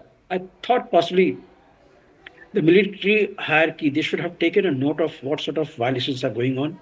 Last evening itself, and they should have been alarmed with the full force. I compliment the armed forces that they have developed a system of air defense, which is unprecedented. The way it has acted, it has worked today. It is unprecedented. We never imagined that it would be working so fine, so good, and so pinpointedly donning each and every weapon which is flying in the air. So there is a compliment to the Indian Armed Forces. But there are lessons to be learned from here. Chaka, we haven't possibly learned the lesson from the 71 war. 71 war, we were busy on the Eastern Front when the Western Front was opened by absolutely surprising attack. And I'm not sure how much we were prepared at that time on the Western Front. Since I come from Air Force, my rank, by the way, is group captain, not the captain. Sorry. So uh, we have got a system of withstanding such things. We call it PAD, passive air defense, in which we go into a mode where we minimize the damages that could be inflicted by the enemies. So this was the thing, and we were taken by surprise in 1971. We haven't learned that lesson. Even this time, on many channels, we have been getting the prompts, we have been getting the hints that Pakistan has built up a structure wherein they can launch a surprise attack. Well, when we responded a couple of days earlier, that was the time when we should have expected what next. It was good for the government of India to have announced on 23rd itself for the armed forces to be in the readiness. But that readiness should have also been oriented towards aborting or thwarting any such, escalatory attack. Remember, Jaka, in the terms of Air Force, the air assets that could be damaged by the surprise attack, first surprise attack, is much more than what subsequently you can retaliate. So that particular element of surprise or the first attack should have, in my opinion, rested with India, not Pakistan. But anyway, we can't go back in the time. They have. But all of it has been surprised us. thwarted, Group Captain. I mean, from whatever I can tell so far, the information that's coming in, other than one explosion in Jalandhar and one explosion in Jaisalmer, where again there are no fatalities, no casualties, almost everything has been thwarted by the air defense system. Yes, that's what I complimented the first thing, that the Indian Armed Forces has developed such system, which has by and large thwarted. But see, this is a time when the informations to all of us may not be coming the way it was coming earlier. So let us not, speculate that nothing has happened or something has happened. Nothing. I'm just trying to tell you that the element of surprise that should have been mounted was India should have taken the initiative, because India is much larger a force. And we knew this is going to happen because the moment jihadis were attacked day first day, day, we knew that the jihadi element within Pakistan will mount so much of pressure on their armed forces to launch this attack, because they can't take it lying down that they have been hit. Okay. And that was the beginning point, what was prompting us to adopt a posture that the moment you see some initiative being taken, surprise them with the type of things what had happened. Remember, this won't have been the initiation by India, because Pakistan had already initiated day first evening. Day first evening also, some of our bases were, attempted to be hit. So that was the initiation was already taken by Pakistan. So they were the aggressor in the first place. Fair enough. What has gone past is gone past. And right now, what we must look at it is, India must use all the resources. When all these attacks were happening, like what we had seen over Gaza by Iran, that was the time it was coming to my mind that, yes, good, that Iron Dome system, our indigenous so-called Iron Dome system is working so well. But that was a time when we felt that possibly our strategic command, they should have initiated something with which we would have seen a changing scenario in Pakistan. Pakistan should have been put into defensive rather than we falling into defensive. Okay, so, that's a fair point. I think we can elaborate on that. But I also want to get up before we take a break. Commodore JJ Singh is also there. JJ Singh is also there with us. Commodore, what you're seeing right now is both sides sort of climbing the escalation ladder. After Operation Sindoor, now Pakistan sending these swarms of drones over Jammu, over Jalandhar, over Jaisalmer, across most cities and towns through the Western Front. India has, of course, thwarted almost all of it, other than one or two explosions, which again, like I said, I stress, no fatalities, no casualties there. What is the next step in this ever-escalating game, as it were, Commodore? Zaka, thank you for having me on the show now. First of all, I must say that we have already gone up the escalatory ladder. We are not at the bottom or in the middle. We are already fighting a missile warfare is already on. Aerial warfare is already on. UAVs are already war is on. So I think that we have moved very high on the ladder. The IB has been compromised. LOC, heavy fighting is going on. Volume of fire has increased many folds than usual. They are just not respecting any international convention by firing on the civilian areas. They have taken an initiative, in fact, I would say, to hit these civilian populated areas first rather than hitting any of our defense establishments or defense targets, because they are not capable. There is no match when it comes to sophistication level with Pakistan. There's no comparison. We are far ahead from them when it comes to gun power, it comes to aerial firepower, it comes to economic power, it comes to diplomacy. You take any field, we are far ahead from the education levels, intelligence, sophistication that we have shown by carrying out this, what you call strike, a military strike on their terrorist infrastructure, where they were using them as training centers and indoctrinations. So what I mean to say is that we are already moved up far higher. Only thing, a notch which is below is that our ground forces have not breached in any international border LOC. Okay. On LOC, it's just a firing going on. Volume has increased, but crossing over has not been done. And I'm surprised why it has not been done, because as I understand, ceasefire, meaning of ceasefire is that where the two armies which were fighting in 1971 stopped firing on each other by the resolution of the UNO.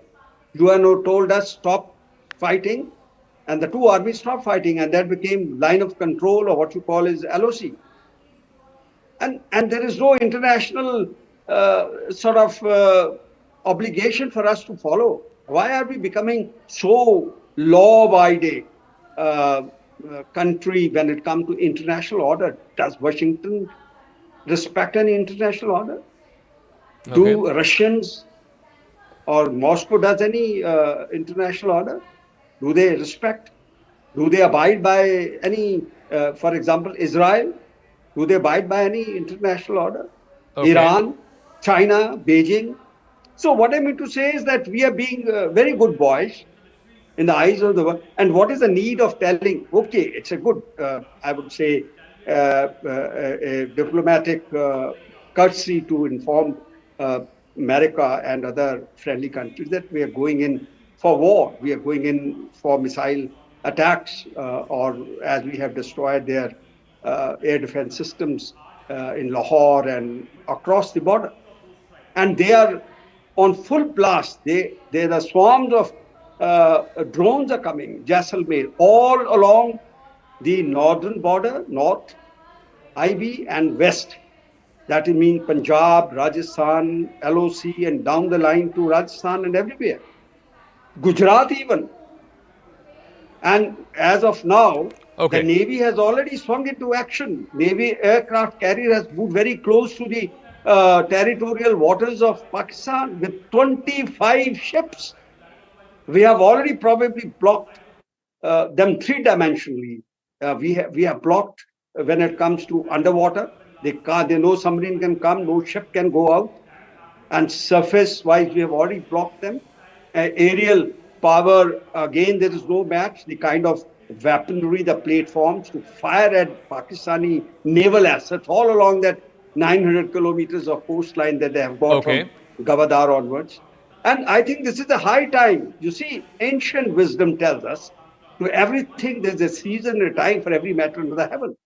A time for war, time for peace, time to make, time to break. It's a time now for war. You can't do anything against time. You are and we saying should it's a make full time use of. for war, Yeah, very and you're short. saying you have a short window to make Oh, the enemy pay. pay Let's see. It and depends. break them. Yeah, and Break break them them. and break them. POK, we have been talking all about for the last 70 years, even after this so-called abrogation of Article 370. 370. We have been saying that they are integral part. Now it's a time to make it actually on ground our part. Okay. What are we waiting for? Then it comes to Is Balochistan. that the end objective here? I don't know. We've not quite outlined, or certainly not made public, what the end objective here is. I think so far what we've seen is that Operation Sindoor was in retaliation or in response to the killing of very innocent strange, Indian yes. civilians.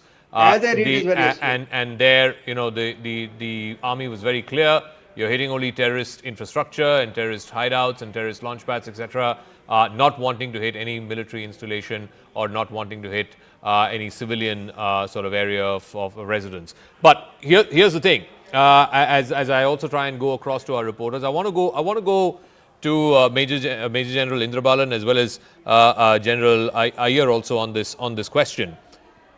Is this a situation, General Indrabalan, where India believes it can inflict so much pain on the enemy that it can get the enemy to change its behavior? Because ultimately, the objective that India wants achieved out of this, and I'm curious to know if this situation has presented itself where it can inflict so much pain on the Pakistani state, the Pakistani army, which has been using this low-cost warfare, this policy of bleeding India by 1,000 cuts. Can you inflict as much pain using this window that they're deterred from using that as a policy, they're deterred from carrying out these terrorist attacks, or you don't see that behavioral change being brought about? Yes, Zaka. So I think in Arthashastra, Kautilya says that a king shall not hesitate to use 6 measures of warfare and foreign policy, which could be peace, war, neutrality, alliance, duplicity, deceit. Convert these into modern warfare, and we have the domains of AI, we have the domains of technology, we have the domains of economy, we have the domains of water wars, we have the water as a weapon, we have the domains of course, the conventional weapon. So India has its disposal all these kind of modern warfare weaponry, which has been referred to in our history books. So, frankly, the 3 domains of war, which the Army, Navy, Air Force is handling it, and of course, the 4th dimension of the strategic forces is one part of it. But without going into conventional warfare, a full-fledged warfare, I personally feel that there is a possibility of bringing our adversary to his knees and making a behavioral change in their entire approach to the way they deal with India by strangulating them, using a strategy of strangulation from 6 dimensions of foreign policy as well as warfare. So while the military dimensions we've already discussed, I would strongly feel that if you are able to bring in the angle of the diplomatic victory, which you already tasted, we are in a far better situation than what we were in the 71 war. All the nations which were against us during the 71 are today as part of the foreign policy change, as part of all-aligned policy. They are with us, and it's evident from the statements they've made. Economically, we are far superior. Commerce-wise, we've already blockaded them. If the Navy goes on to block the sea lanes of communication, I think they'll be blockaded on even these naval routes to bring in even modern weapon systems, leave alone their goods and services. Couple that with the Brahmastra that we have in form of Indus Water Treaty, which can drain them, which can dry them, which can kind of make them kind of cry for water and create an internal strife between Punjab and Sindh. These are the things we do for internal strife without having to actually go in there. And then, of course, the 6th dimension of using cyber warfare to cripple their power systems, to cripple their railways, to cripple their entire stock markets, financial markets, whatever we can with financial, using cyber warfare, using the dark web, using the deep state things at our hand. I think all forms of warfare needs to be deployed now. And we should do everything possible at our disposal to do that while we keep our conventional forces, their arms, their gunpowder dry at all times to only to restore or only to retort to a conventional offensive if launched by the Paki forces. You know, Major General, you were talking about the multi-dimensions of war. We're already breaking that story on our screens. Baloch fighters have now, this is from the Balochistan Liberation Army, they have taken responsibility for gutting some gas fields in the Balochistan province of Pakistan. Remember, this has been a stepped-up attack. You had the Jafar Express attacks that happened in the middle of March. And then even yesterday, there were reports of about a dozen plus Pakistani soldiers getting killed there in Balochistan. So this is, you know, pressure points being built across various dimensions, whether it is in the air, by land. And of course, if Balochistan falls, if Balochistan secedes away from Pakistan, that would be the second major blow after the breaking away of what used to be East Pakistan, which later became Bangladesh. So we'll keep an eye out on how this pressure point plays itself out and whether this will get the Pakistani military establishment to see reason, or will they just further climb the escalation ladder. Tejinder is also joining us. Tejinder, what is the latest update there in Baramulla? The last time we spoke, the blackout was still going on. I believe from the looks of it, it's still continuing. What are you hearing from army sources in terms of what has transpired over the last 4 or 5 hours? Indeed, Zaka, the blackout is still on. Just a couple of minutes ago, there were air raid sirens that were heard in Baramulla. What we come to know that the air raid sirens, as I told you, they were on, but right now they have stopped.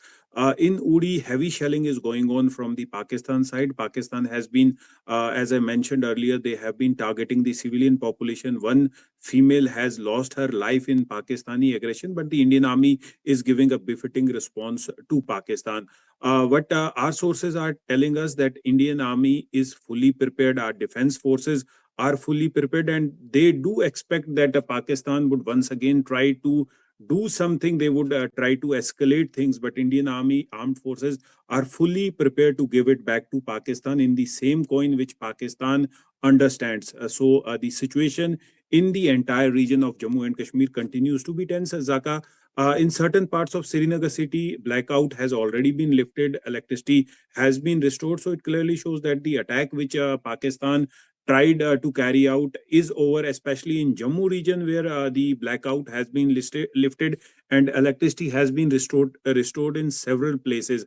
Authorities are making appeal to the people to not heed to any rumors and to ensure that they remain indoor. They follow all the SOPs which are time to time given by the local authorities, by the administration, to ensure that there is no damage to the civilian population. And also people are being told not to record any activity of our defense forces, because defense forces are planning to give a befitting response to Pakistan. So certain things have to be kept under wraps. But yes, the situation in Jammu, Zaka, has returned to normal as far as the current situation is concerned. Several Pakistani projectiles, they have been destroyed by our S-400 and our Akash air defense system.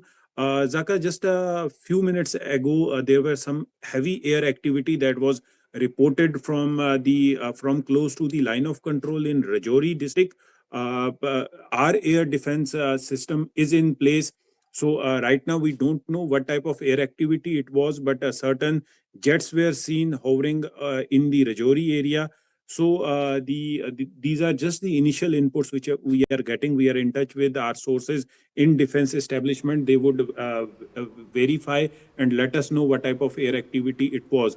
As far as the situation on the line of control is concerned, Zaka, the situation in Poonch has escalated, wherein Pakistan has once again resorted to unprovoked aggression targeting the civilian population. If you remember, just the other day, around 16 civilians were killed when a religious place, a Gurdwara, was targeted by the Pakistan Army. The Indian Army, being a professional army, has been retaliating to the places from where the Pakistan Army has been targeting the civilians. We are not targeting any civilian population, and that was underscored during the press conference which happened earlier yesterday when the Foreign Secretary made it clear that our target during Operation Sindoor, where the Pakistani terrorist establishment, the terror training camps, the terror launch pads, and we did not attack any military installation or any civilian installation in Pakistan. But on the other hand, Pakistan is violating the ceasefire, targeting civilian population. So there has been damages to several houses in Punch, Rajouri, in Uri, Zaka. The loud bangs of the artillery shells that are being fired from both the sides can be heard at a distance of 40 to 45 kilometers. So this is the All right, intensity of. Tejinder.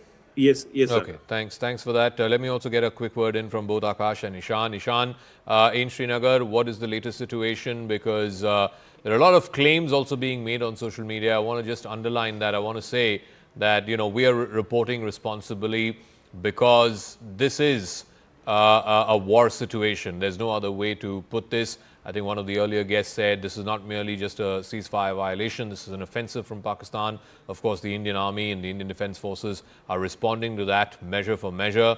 A large majority of these drone swarms have been neutralized. They've been hit back and brought down by the air defense systems, both the indigenous ones as well as the foreign ones. But Ishan, just on the situation there in Srinagar as well as in the rest of the Kashmir Valley, is the blackout still on? Are we still looking at this situation continuing for the next few hours? What's the advisory? What's the word that's coming in from the army?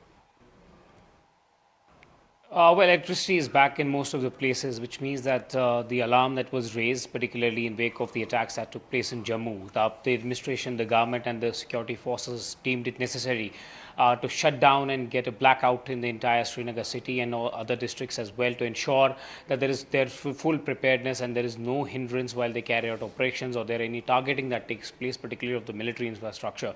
Not only in Srinagar, there are crucial military infrastructure, but other than Srinagar, there are also other places where blackout was done and there was no light for several hours. But now we are being given to understand that certain areas, most of them are getting electricity back. This indicates the fact that they have made sure that there are no drones in the air, there are no projectiles or there are no rockets being fired towards any of the crucial stations in Kashmir. As I can remember, on the very first day, Pakistan made a fake claim that they are going to hit, they have actually hit Srinagar airport, but that didn't happen. So considering all of these things that were accounted by the administration, by the intelligence agencies and the army, it was ensured that the full-time anti-drone systems, anti-aircraft systems were put in place to ensure that if there's a possibility of any aircraft from Pakistan entering the Indian airspace, it is immediately brought down. Not only that, but drones or any projectile, if it tries to fly over Srinagar, it is immediately brought down. We know that right now there's a state of alertness. Hospitals are running on a state of alertness. There are ambulances which are ready to be dispatched in case of any eventuality. We know that police, administration and everyone in Kashmir who's at the helm of affairs is right now in their offices monitoring the situation constantly. They're in touch with the authorities. They're checking reports at every moment that what is happening. But unfortunate bit of news that we heard today is that a lady from Uri lost her life in the Pakistan's unprovoked shelling. There's shelling going on in other parts as well, in Kupwara, in Uri. The line of control as we speak is completely lit. I spoke to a journalist friend who is still stuck in Uri. He told me there are shells which have actually landed near the hospital area and in the marketplace in Uri, and they were forced to take shelter in an underground bunker in Uri. So that tells you about the situation that's unfolding in Uri. But other places are also witnessing heavy shelling, and possibly in the morning the damage could be assessed. But there are certain injuries which are being still injured that are being still ferried to the hospital right now as we speak. A grim situation on the line of control, but in Srinagar the lights are back and things are getting a little normal. But yes, it's a wait and watch game. The India is looking at it very carefully. The air defense system is ready. In the case of there is any eventuality, people have been asked not to panic and only trust news sources and information that is coming in from the government. All right, thanks for that, Ishan. I'll get a word in from Akash as well. Akash, tell us, what are you hearing from all three forces, from the Army, the Navy and the Air Force? Of course, we've seen these swarms of drones being neutralized, being brought down by the air defense systems. What are you hearing in terms of further mobilization or further projections that you're hearing from all three services? Right. So, Zaka, I'll come to that. But first of all, a big update. BSF is saying that around 11 p.m. they have thwarted one major infiltration bid in Samba. So, in Samba, at the international border, people were trying to infiltrate, and BSF has foiled that infiltration. This is what is the latest from BSF. Now coming to the forces, operation is still on Zaka. I have several inputs of Indian Army and Indian Air Force taking action. As far as jets are concerned, so Tejinder was reporting about jets hovering in Rajouri area. Jets are the first line of defense for air, and in fact this is the reason why we have been told that jets were scrambled and are very much airborne. AVAX systems are very much working. The air defense systems, other ground-based air defense systems are very much working. Akash Tir system, which is a control and reporting system, which has got several sort of automations as well, is very much working today, and we have seen the results where in fact the system played a major role in thwarting these sort of attempts. It started at 8 p.m. and it is still on at 1:17 a.m. Zaka. While this is not an assessment from my side, I have had a word with experts. They are saying that time has changed. Last time when we had Kargil, that time conditions were different. This time around, even when we have such a situation where missiles are coming, in fact rockets are coming, drones are coming, and we have been retaliating, then too there is a scope of coming back to the earlier positions. It is not a full-fledged war yet, and it has been made very clear by the armed forces as well. In the press conference, we heard the Foreign Secretary as well, that how initially the operation that was launched by India, the Operation Sindoor, was in retaliation to what we saw in Pahalgam. And between the operation and the Pahalgam, there were 14 days. And since Pakistan did not take any sort of action against the terrorists who were there within their territory, that's the reason why India took a decision, and in fact these 9 targets were hit. But then after that, it was categorically mentioned that we haven't hit your, we haven't in fact targeted your military infrastructure, we haven't targeted your civilian population, and now it should be an end, and there should be no further escalation. Pakistan, did not listen to this, and in fact, tried to attack several Air Force, stations, and in fact the radars and air defense system. They tried at least 14 to 15 places in the morning, in the early morning, but that particular, in fact, attempt was, failed. It got failed. And our air defense system, the MRSAMs, Akash S-400 and several others. In fact, the handheld platform and weapons played a major role in it. We had both Indian Army and Indian Air Force working in a coordinated manner. In response to that, we launched attack on the air defense system, and then after that, in fact, it was categorically mentioned that we don't want further escalation. You did something, you tried something, we have given it back. Now, don't escalate it further. But then too, we saw that they started with Jammu. They targeted Pathankot, they targeted Samba, they targeted several military stations in near western borders as well, in Punjab, in Rajasthan. But all of these attempts have got failed. Maximum of the attempts have got failed, and we have no confirmation on any sort of hit. In fact, authorities are saying that all of these attempts were thwarted. Now, at this point in time, Zaka, a number of activities are happening. Of course, we'll wait for the official confirmation. But then a number of air activities, a number of on-ground activities. No, tank or no infantry till now, which means that we haven't crossed the border. We have our men haven't crossed the LC or the international border for that matter. But then artillery is very much being used, and in fact they are violating ceasefire, and then Indian Army is retaliating. And in the air as well, some activity is going on. We are waiting for the confirmation for some sort of action. And in fact, there were several reports of apprehending one F-16 pilot and other aspects. We'll wait for Okay. the official confirmation, but this is the update till now, Zaka. All right, Akash, we'll leave it at that. We'll come back to you in some minutes. Let me also bring back our guest, Wing Commander S. Sudhakaran, former IAF and defense expert, is also joining us. Sushant Sareen, Senior Fellow with the Observer Research Foundation. Group Captain V.N. Jha, defense expert. Lieutenant General retired Hari Mohan Iyer, former Chief of Staff of the Northern Command. Commodore retired G.J. Singh, defense analyst, is also joining us. Let me start with Wing Commander Sudhakaran because he's just joined us this hour. Wing Commander, what do you make of what's been happening this evening over the last 4 or 5 hours? These drone swarms that have come in. Our guests were saying that this is now a new layer in the ladder of escalation. This is where you start because drones are cheap. You don't have to man them. The collateral damage is possibly minimal. But most importantly, if you're able to breach the air defenses, and I suppose this was a test of India's air defenses, if you're able to breach, then you can inflict damage as well as you can claim some degree of military superiority.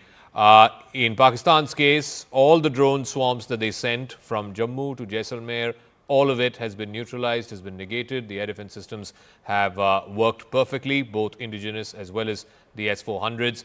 Are we now in a new form of warfare, something like what we've been seeing in Ukraine and to a lesser extent in Gaza?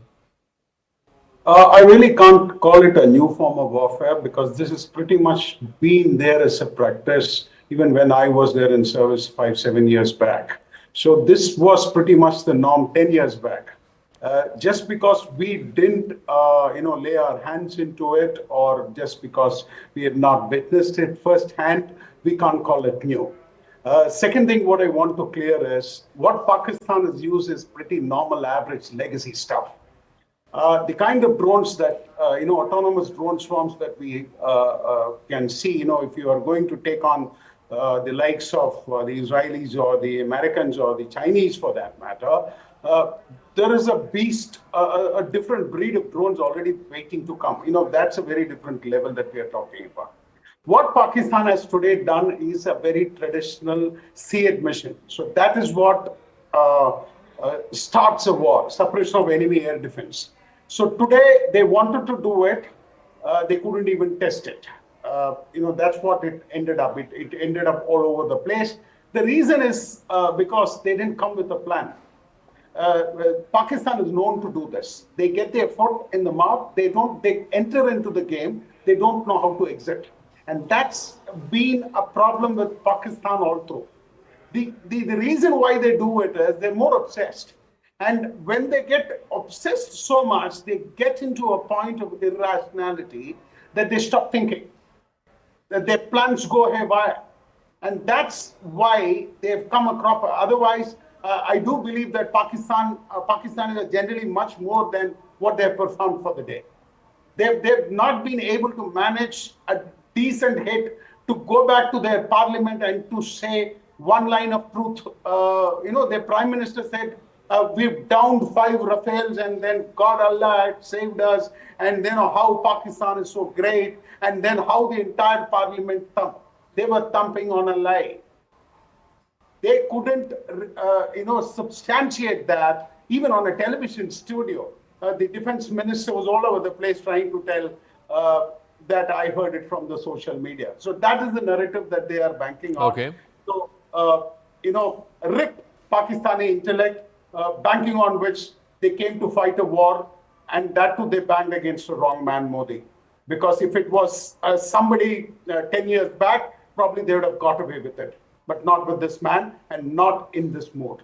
Okay, Wing Commander, we'll leave the PSYOPs and the disinformation. What we're trying to make sense of is military strategy. So let me go back to General Iyer. War game this out for us. All our guests have said that, look, this is the first step. We have added this first new step in the chain of escalation. What happens next? If, for example, and I agree with the Wing Commander's point, I think there's a degree of irrationality that's being sort of built in into what the Pakistan Army and specifically I think the Pakistan Army chief is trying to achieve. This is not rational behavior. This is completely irrational behavior. But try and make sense of this for our viewers as to what happens next if he's not able to see reason.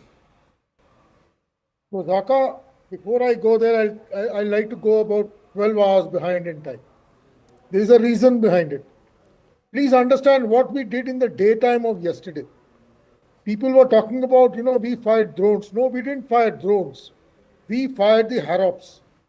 The Harops are anti-AD systems. We destroyed his ADs the entire day. We knocked all his AD out, and that is why his entire Air Force became a kind of a little unuseful, if I was to use the word. He also realizes that tonight is the only night available with him because tomorrow the IMF loan things comes up. So this was a very, very easy off-ramp time for him. Had he been able to achieve the SEAD as the wing commander was bringing out with the help of those drones, had he got a little window, he would have launched 3 or 4 aircrafts, done something, gone back and then said, I have achieved it. The very fact that his aircrafts have crossed the IB today, and in that harakiri, he's possibly lost 2 or 3 aircrafts. Like you say, we are all waiting for confirmation. But assuming those points are right, that the DGISPR has claimed that 2 of these aircrafts have gone down. Throughout yesterday, when we were attacking his assets, he did not cross the IB. He retained that initiative inside his own lines. He was possibly looking at today's window to achieve something before the flag of the IMF goes up tomorrow. Now to come to your question as to what's going to happen to him tomorrow. Firstly, let's understand we are confronting a very professional armed force. Let's not belittle him on that. Whether it is Air Force or his army, both are extremely professional. And whatever little bit of Navy that he has, that is also extremely professional. So it is not a T20 game that, 2 days and we'll have ceasefire coming up. No, it doesn't happen that way. What is he going to do now? I do presume that there has to be something he'll try to do on the ground. Having failed to achieve something in the air, he would like to do some kind of a thing on the ground. I am worried he may even launch something like his SOG, try to do something which mirrors our surgical strikes of 2016, possibly go behind our forward lines, do some kind of a nasty thing in our depth areas and get back, and that could be his so-called flag on which he can exit. Tonight, in my mind, is going to be a very crucial night because he is now running against time. His Air Force, by large, has now not been able to achieve what he set out to achieve and is not likely to achieve tonight because whatever window he had is all over. Now, his long-range vector, the missiles also been knocked out by us. So he knows that is not going to achieve anything. He doesn't have a very big, very strong Navy to do anything on the sea. All that is left with him is the army. And to have a major ground offensive happening over one night is also not likely to happen. So what I am visualizing is some set of actions, possibly along the line of control, where he may end up doing something along with something which he calls as his light commando battalion. Now you must know this light commando battalion is a group which has got regular troops, irregular troops, and it has support inside our territory. All these militant groups which are available, they all form part of this light commando group. He can apply this light commando group along with this SOG in a coordinated manner to achieve a very small little victory, which in my mind is likely to give him some kind of a bargaining space before he calls it up tomorrow. So I am worried about tonight. I hope that we are able to thwart all of his aims and attempts tonight. I don't see anything much coming from the air in the next 24 hours. Okay, I'm curious to know about this whole IMF bailout, one tranche of which is up for discussion tomorrow, and Pakistan is hoping that they will get it. From what I remember, it's over $1 billion. So, Sushant Sareen, paint this for us. There are only 2 things that can happen tomorrow. Either the IMF says that, look, we've looked at the situation here between India and Pakistan. It's on the brink of all-out war. In this situation, and particularly after what's happened tonight with this swarm of drones being sent, we can't sort of sanction this money, or we can't sign off on this money. That's one possibility. The other possibility is that despite whatever's happened tonight, they say, okay, go ahead, here's a $1 billion check. The point is, how do both of these scenarios play out, and do they have any bearing at all on the behavior of the army and the army chief as to what they will do next? So, Zaka, if the IMF was to release the next tranche, I think the Pakistanis would feel that they haven't lost any international support and they can pretty much carry on as usual. The fact that whatever skirmishes are right now taking place, exchanges have been taking place, the fact that forces are on the move on both sides will certainly put enormous amounts of pressure on the Pakistani fiscal. But will it really break their back? I don't think so, not just yet. The thing is that, however, if the IMF was to stop the loan or to delay it or postpone it under whatever pretext, that can only happen because, look, at the technical level, the loan has more or less been approved, which is why it's gone up to the staff level. Sorry, the director level. Executive director level. Now, when all these people sit together, they will have to decide whether they are going to approve the loan or not, and that's by voting. Now, India just has about 3.5% share, so our vote doesn't really count. But if the Americans, for example, were to hold out and not vote in this thing, they have the position to exercise a veto with the 17% because 15% allows you a veto. So the Americans are in a position to veto this. If the Europeans or the Japs or somebody else gets together with us, we can still veto it, but that will only ultimately the Europeans and the Japanese and some of these other fellows will only take the lead of the Americans. So I think the American role is going to be critical in whether this tranche goes through or not. Now, if this tranche doesn't go through, then it puts enormous amounts of pressure on Pakistan. Already we've seen that today their stock market crashed by something like 7,000 points, almost 8 or 9% or thereabouts. There will be enormous amounts of pressure coming because then many of the other loans that the Pakistanis are trying to get will not come their way. Will then the Chinese who are not giving any new loans to Pakistan, all that the Chinese have been now doing is rolling over the old loans which they've already given. They're not even extending the tenures of their loans. The Pakistanis are requesting them that instead of every year rolling over these loans, why don't you extend them for about 2-3 years? The Chinese have so far not agreed to that. So the Chinese are not giving any new money. The West is not really giving any new money. The Saudis have given whatever they had to give, but there's no real new monies coming in. Where do the Pakistanis go and borrow money? As of now, when they go to commercial banks, they are borrowing money at something like 8.5% on dollar rates, right? Yeah. You can do the math yourself. It's unaffordable, but they are borrowing money because they need money and there are no cheaper loans coming their way. So the economic side is a very critical pressure point on the Pakistanis to knock some sense into their head. Will that impress the generals whose survival is at stake? I don't know. It's difficult to say. But Zaka, I have to say one thing, and please allow me. All compliments to your reporters. They have been at it since morning. Ishan, Ashish, Tejinder, and they've done a stellar job. So I think it is extremely important that while we all are sitting in the comforts of our home, although I'm rather sleepy now, but these young people, your reporters have done a fabulous job. So I think congratulations are in order to all of them. Thank you, Sushant. Thank you. I'm sure it means a lot to all of them. It means a lot to me as the head of this channel. But thank you very much indeed for those warm compliments.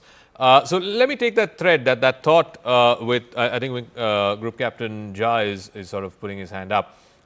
So Sushant ended by saying that, look, whether or not the loan is sanctioned or not sanctioned may or may not have a bearing on the behavior of the generals. And I think General Iyer was also sort of shaking his head, affirming that, yeah, I don't think it will influence the behavior of the generals. So then what is the calculation? Because if the calculation is just, oh, I need to ensure that, my Gaddi is safe, or the army needs to ensure that their hold on power. Because let's face it, the army's faced a huge amount of pressure, not least from Balochistan, not least from what's happening on the Afghan-Pakistan border. For whatever it's worth, this whole fight that's been happening between Imran Khan and the army chief, it's very, very deeply personal. and the army chief is not exactly winning that game. So this is his sort of plan B in that sense, to try and show to the Pakistani people that, look, I can still get you guys to rally around the flag. I'm still the savior of the nation, the defender of the Quam, as it were. The point is, if he loses this, then it's pretty much not just end of his job, it's pretty much end of, how do I put it? The powers of the army has been. I mean, when the violence happened May 9th a couple of years ago, no one thought the houses of brigadiers would be attacked. No one thought the houses of corps commanders would be attacked. But it happened. It happened. It happened in Pakistan. And by the way, today is the 9th of May. So just underlining that. So what do you think he's thinking, and whether or not his decision is going to be influenced by the monies coming or not coming? What's the next step basis that? Zaka, I'm sorry to trip on the line that you have drawn of the strict turn, the queue. I may be younger than many other panelists here. At 72, with a dozen of medicines playing merry hell with my sensorium. I'm sorry, I was trying to raise the hand. I wanted your permission to leave. It would have been rude if I would just stop. But by the way, there are a couple of points that we must understand. Look, if army was so sensible to have considered, go to the intricacies of considering the impacts of the IMF loan, they wouldn't have launched this strike. They know that they will lose, but yet they launched it. One more thing, Zaka, this is not, Pakistan is not like India, the army, navy and air force. They have got a force service, the jihadists. I wouldn't be surprised if in this attack, what is happening tonight, if they induct that fourth service into it, maybe, whatever form that they may be. So please, we have to keep that under consideration also. But coming back to your point, look, Pakistan is a rogue state. If it had to decide that what the international implications would be of their acts that they have been indulging into for so many of the decades, they wouldn't have been in the position where they are. Look back just about 2.5, 3 years back, they were under the sanction of the FATF. They were broke almost on the ground. Yet they managed to do everything that they did. So this money, IMF that we have been talking so much, I don't think it is of so much of relevance to the Pakistani armed forces. They are rich enough. The armed forces is rich enough. They don't need money. Even at this war, they don't want to win the war, but they want to make an impact in that what they are making, in my opinion. Look, our professionalism cannot be compared with Pakistan. I know you should never underrate the enemy, but that's a corrupt army. We have to realize that Pakistani armed forces is a corrupt forces. They seldom an air rank or the general rank officer who doesn't have their assets, their flat, their properties somewhere else in the foreign nations. But that is not our concern. Our concern is right now that what they have been doing in here. We all talk from our homes. Your people are there at the periphery. My concern is just one. If one hut, gets through the air defense system, what damage it make? If one or two or three of the drones, killer drones, if they get through the air defense system, what impact it makes? We are seeing it every day. What is happening in Ukraine or in Russia? Russia has got a very credible air defense system, yet Ukraine, they manage it. So let's be very frank about what is going to happen, where we are going up to, where we are leading to. The people who have been talking onto your panel, especially among those who are from the armed forces, there's a drastic difference in the war planning of today than what we faced in our days, or they would have faced in their days. Tremendous difference. And this day-to-day advancing drone system is something which is changing the entire scenario of the war field. It's totally different today. There were days when Indian Air Force used to mount those surprise attacks. Today they are not. We have just learned that the drones have gone to the Lahore and damaged few of the things there. Yeah. So war field scenario is changing. Combat scenario is changing. Pakistan is entirely a different rogue state. It doesn't think of the way that we and you think here in the armed forces. So much of time we have spent on the IMF. I'm sure those generals won't have even given a talk of IMF tomorrow. So let's leave it that. Okay. But what is going to happen subsequently? Only it is our own, decision. I think this is the high time that we stop bothering about what US thinks of, what Europe thinks of. We have to fight our war. No one is going to fight here with us. If we leave it half-baked, those jihadists, those armed forces are again going to come the way they have. Just see we carried out the surgical strike. We carried out the Balakot. And what is the result today? Today they are onto us again. We fought 65. The way we fought like a gentleman. What did we get out of it? 71, leaving the Bangladesh, which was separated. What did India get out of it? Look at the Kargil. What we got out of it by not crossing the line of control. Look, these are the things.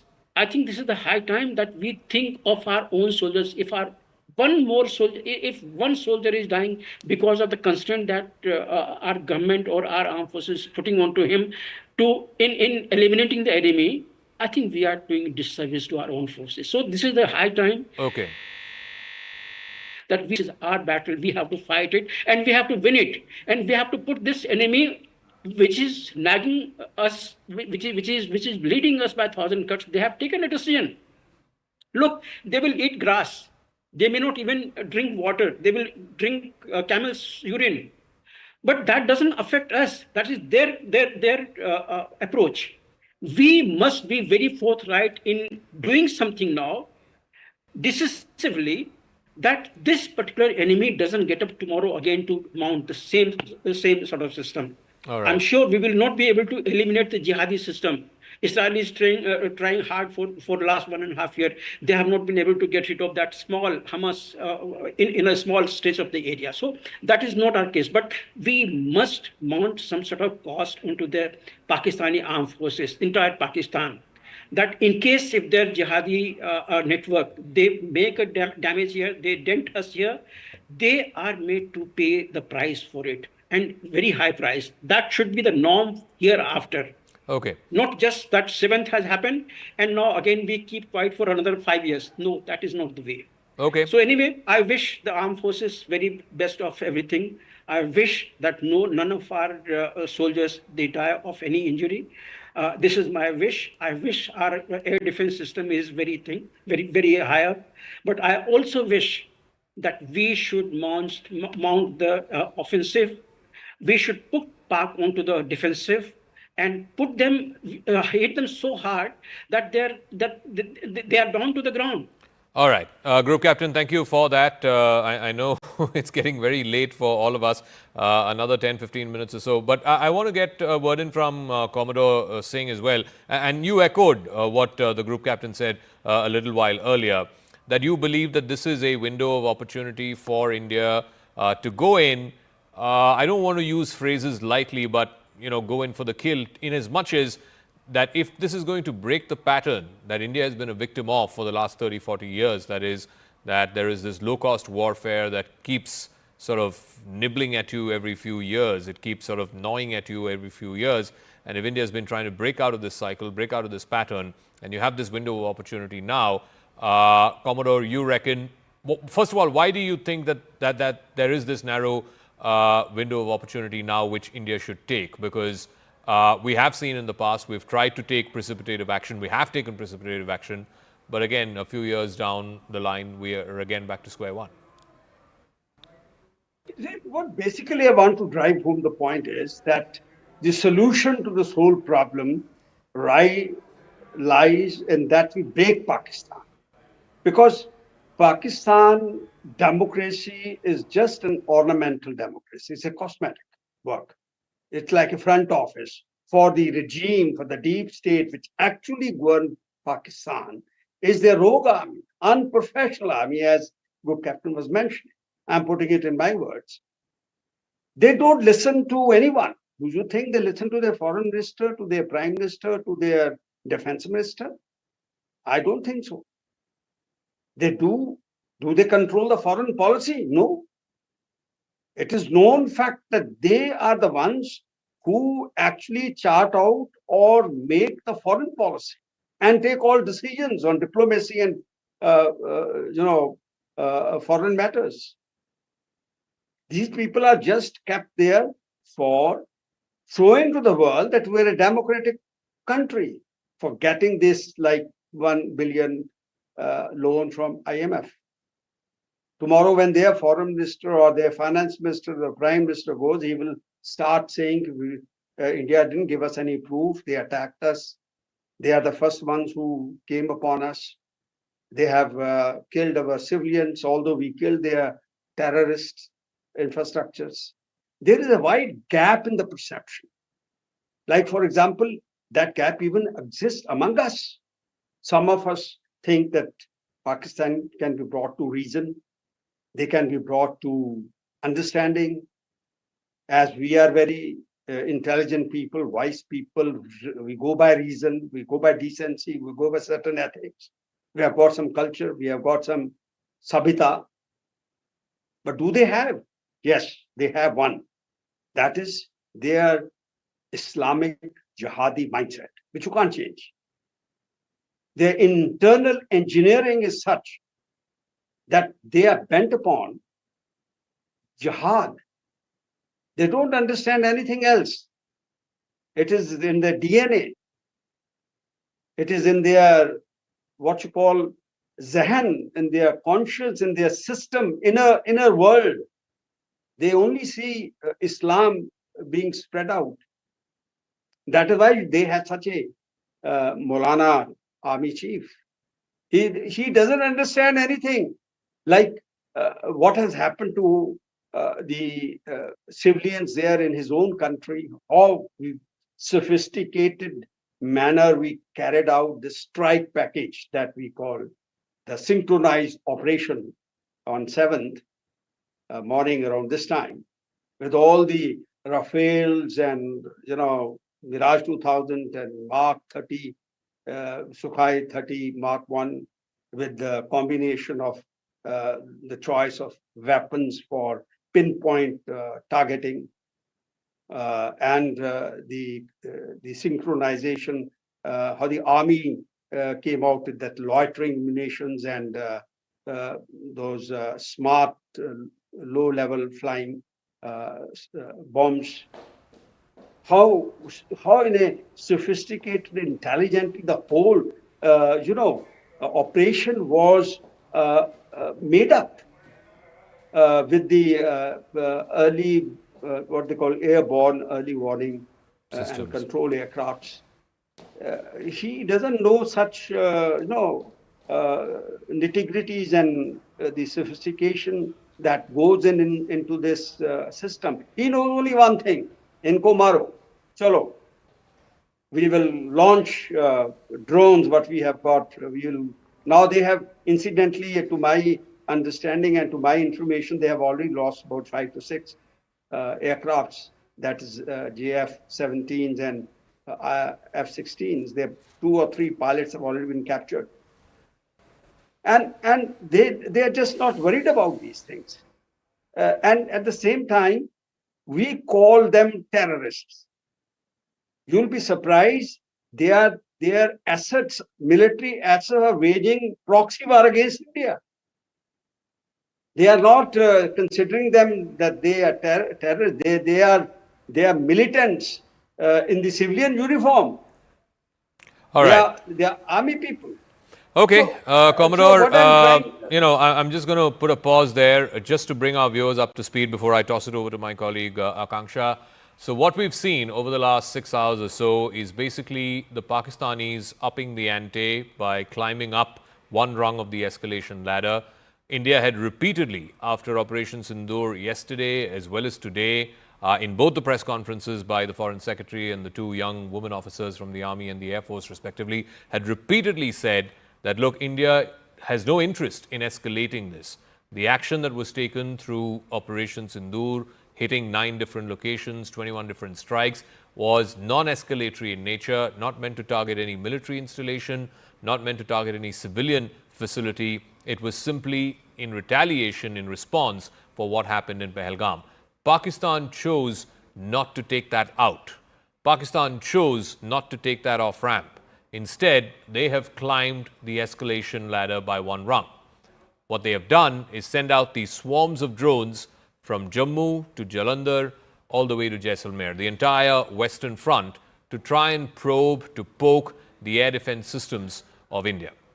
And what we can report to you tonight is that the air defense systems of India are extremely robust, extremely efficient. They have thwarted and neutralized every single attempt by the enemy to breach the air defense systems. This is the first rung of escalation.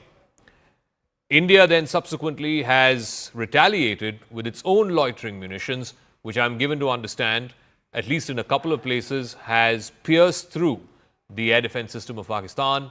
In Lahore, in Islamabad, and in Rawalpindi, there were loud explosions that were reported. This is the loitering munitions, the suicide drones that India sent, some of which managed to pierce through the air defense systems, and it has caused loud explosions on the ground. What kind of damage it's left there, we don't know. There are no reports from the ground there from any of these places. But this is how things stand tonight. Now, what happens tomorrow, like I said, and like our guests have been elaborating, there are a couple of factors which we need to keep in mind. Pakistan could choose to escalate further because today's escalation clearly has not borne fruit. There is nothing that they can go back to their people and say that, look, we've got this in return for what happened in Bahawalpur and Muridke. They go back with zero success. So either they can choose to escalate further from drones, they can take it to the next level, which could be manned aircraft, it could be projectiles, it could be long-range missiles, it could be anything. That is one option.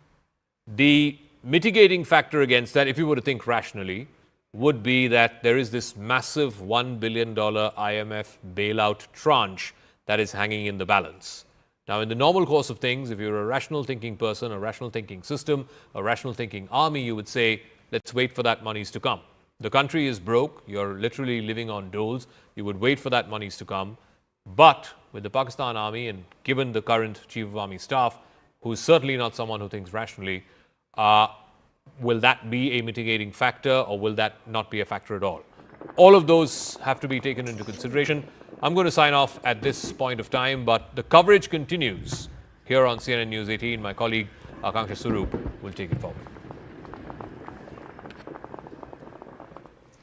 All right, here's a very warm welcome to all our viewers who are tuning into our live and rolling coverage on Operation Sindoor. As Zaka was highlighting, there's already been an escalation, and instead of choosing that off-ramp, the choice that Pakistan very much had, it chose not to do so and has escalated by, in fact, attacking military installations of India in Udhampur, even Jammu and Pathankot as well. If we are to talk about this escalation, India, in fact, has also delivered a befitting response by not just managing to shoot down all of those missiles and drones that were diverted towards India, but it has, in fact, gone inside Pakistan's territory and attacked city like Lahore. We've gone inside the heart of Pakistan to attack Lahore. And it was a very well thought out strategy, if I were to put this out for you. Because remember, India first attacked and crippled Lahore by attacking their air defense system. And once that happened, India went back again because the retaliation from Pakistan's side was continuing, and we attacked Lahore a second time. So clearly, Islamabad has been taught a lesson today, and as Zaka was also highlighting, Pakistan is going to be weighing in on options that they have. Is this going to lead to a further escalation? And in fact, let me quickly bring in my guests who are joining me live on the broadcast as we speak. Lieutenant General S. Harimohan Iyer, former Chief of Staff, Northern Command of the Indian Army, continues to stay with us. Sir, thank you for joining in. I think the big question that everybody who will be tuning into this coverage is going to be, which way does Pakistan want to take this now, given that we've already brought down their F-16, we've gone all the way into Lahore, and I think today India has proven that we have the military prowess that Islamabad doesn't have. If I was to break down what Pakistan has done till now, when the thing happened in Pahalgam on 22nd of last month, within the next 6 days, Pakistan moved what they call as precautionary forces to all his vulnerable areas. Prime thing, he was telling India that you can't come and capture anything from the line, that you are sitting in your homes. It used to be some of our old doctrines, and Pakistan possibly felt that we are going to follow that doctrine. Having done that, he was expecting India to go for something like maybe a surgical strike or a Balakot, possibly something in the same level of what we did in the last 2 times. And he thought that he will retaliate in the same manner as he did earlier, try and show that our hits were not good enough, and try and convince his own population that what he's been able to achieve is superior to what has been given back to him, exit this whole thing at a level of superiority and keep the Fauj as the main savior of Pakistan. Now, what happened afterwards? The first thing he did not calibrate was that India would go and, put the Indus Water Treaty on a bench. Now, that is something India has never done in the last 60 years, even when we have fought 3 major wars with him. So that was a very major miscalculation as I look at it. And he still has not understood the implications, because the Kharif, which has to be sown very soon, is going to face problems. So that is one thing he's not factored in. He did not factor the kind of diplomatic push that India today enjoys. He thought that possibly China and other countries that he has, a little bit of favor with, they will come to his rescue and, push India down. Actually, they were expecting much more. When you talk about the diplomatic push, I think it's very important to talk about how India is trying to turn the tide in its favor, and especially conventional allies to Pakistan today are turning their back. I'm going to bring you in on that point. Stay with me, hold on to those thoughts, sir. I also have Anshul, who's joining us live on the broadcast. In fact, he's joining me live from Pathankot as we speak. Anshul, give us a sense of what's happening, because Pathankot, remember, is one of those critical places in India where the army installations have been attacked, and that clearly indicates a direct escalation from Pakistan's end. Having said that, blackout sirens have raided the air. What is ground zero situation?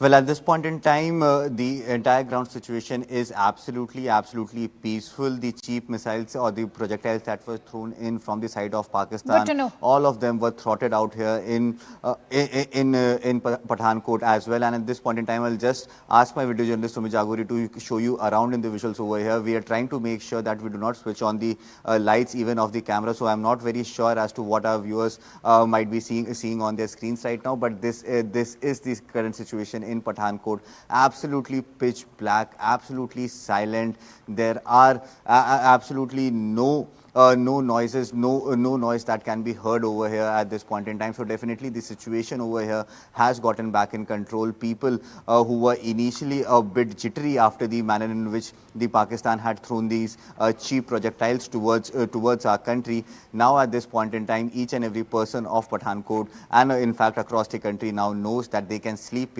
peacefully, because our armed forces are vigilant and they have already started taking revenge from Pakistan. So it's just a matter of the next few hours. Once the morning breaks, we could actually get much details as to what kind of losses has Pakistan suffered at this point in time, because the manner in which Pakistan has been peddling propaganda and fake news through social media, through their local conventional media as well.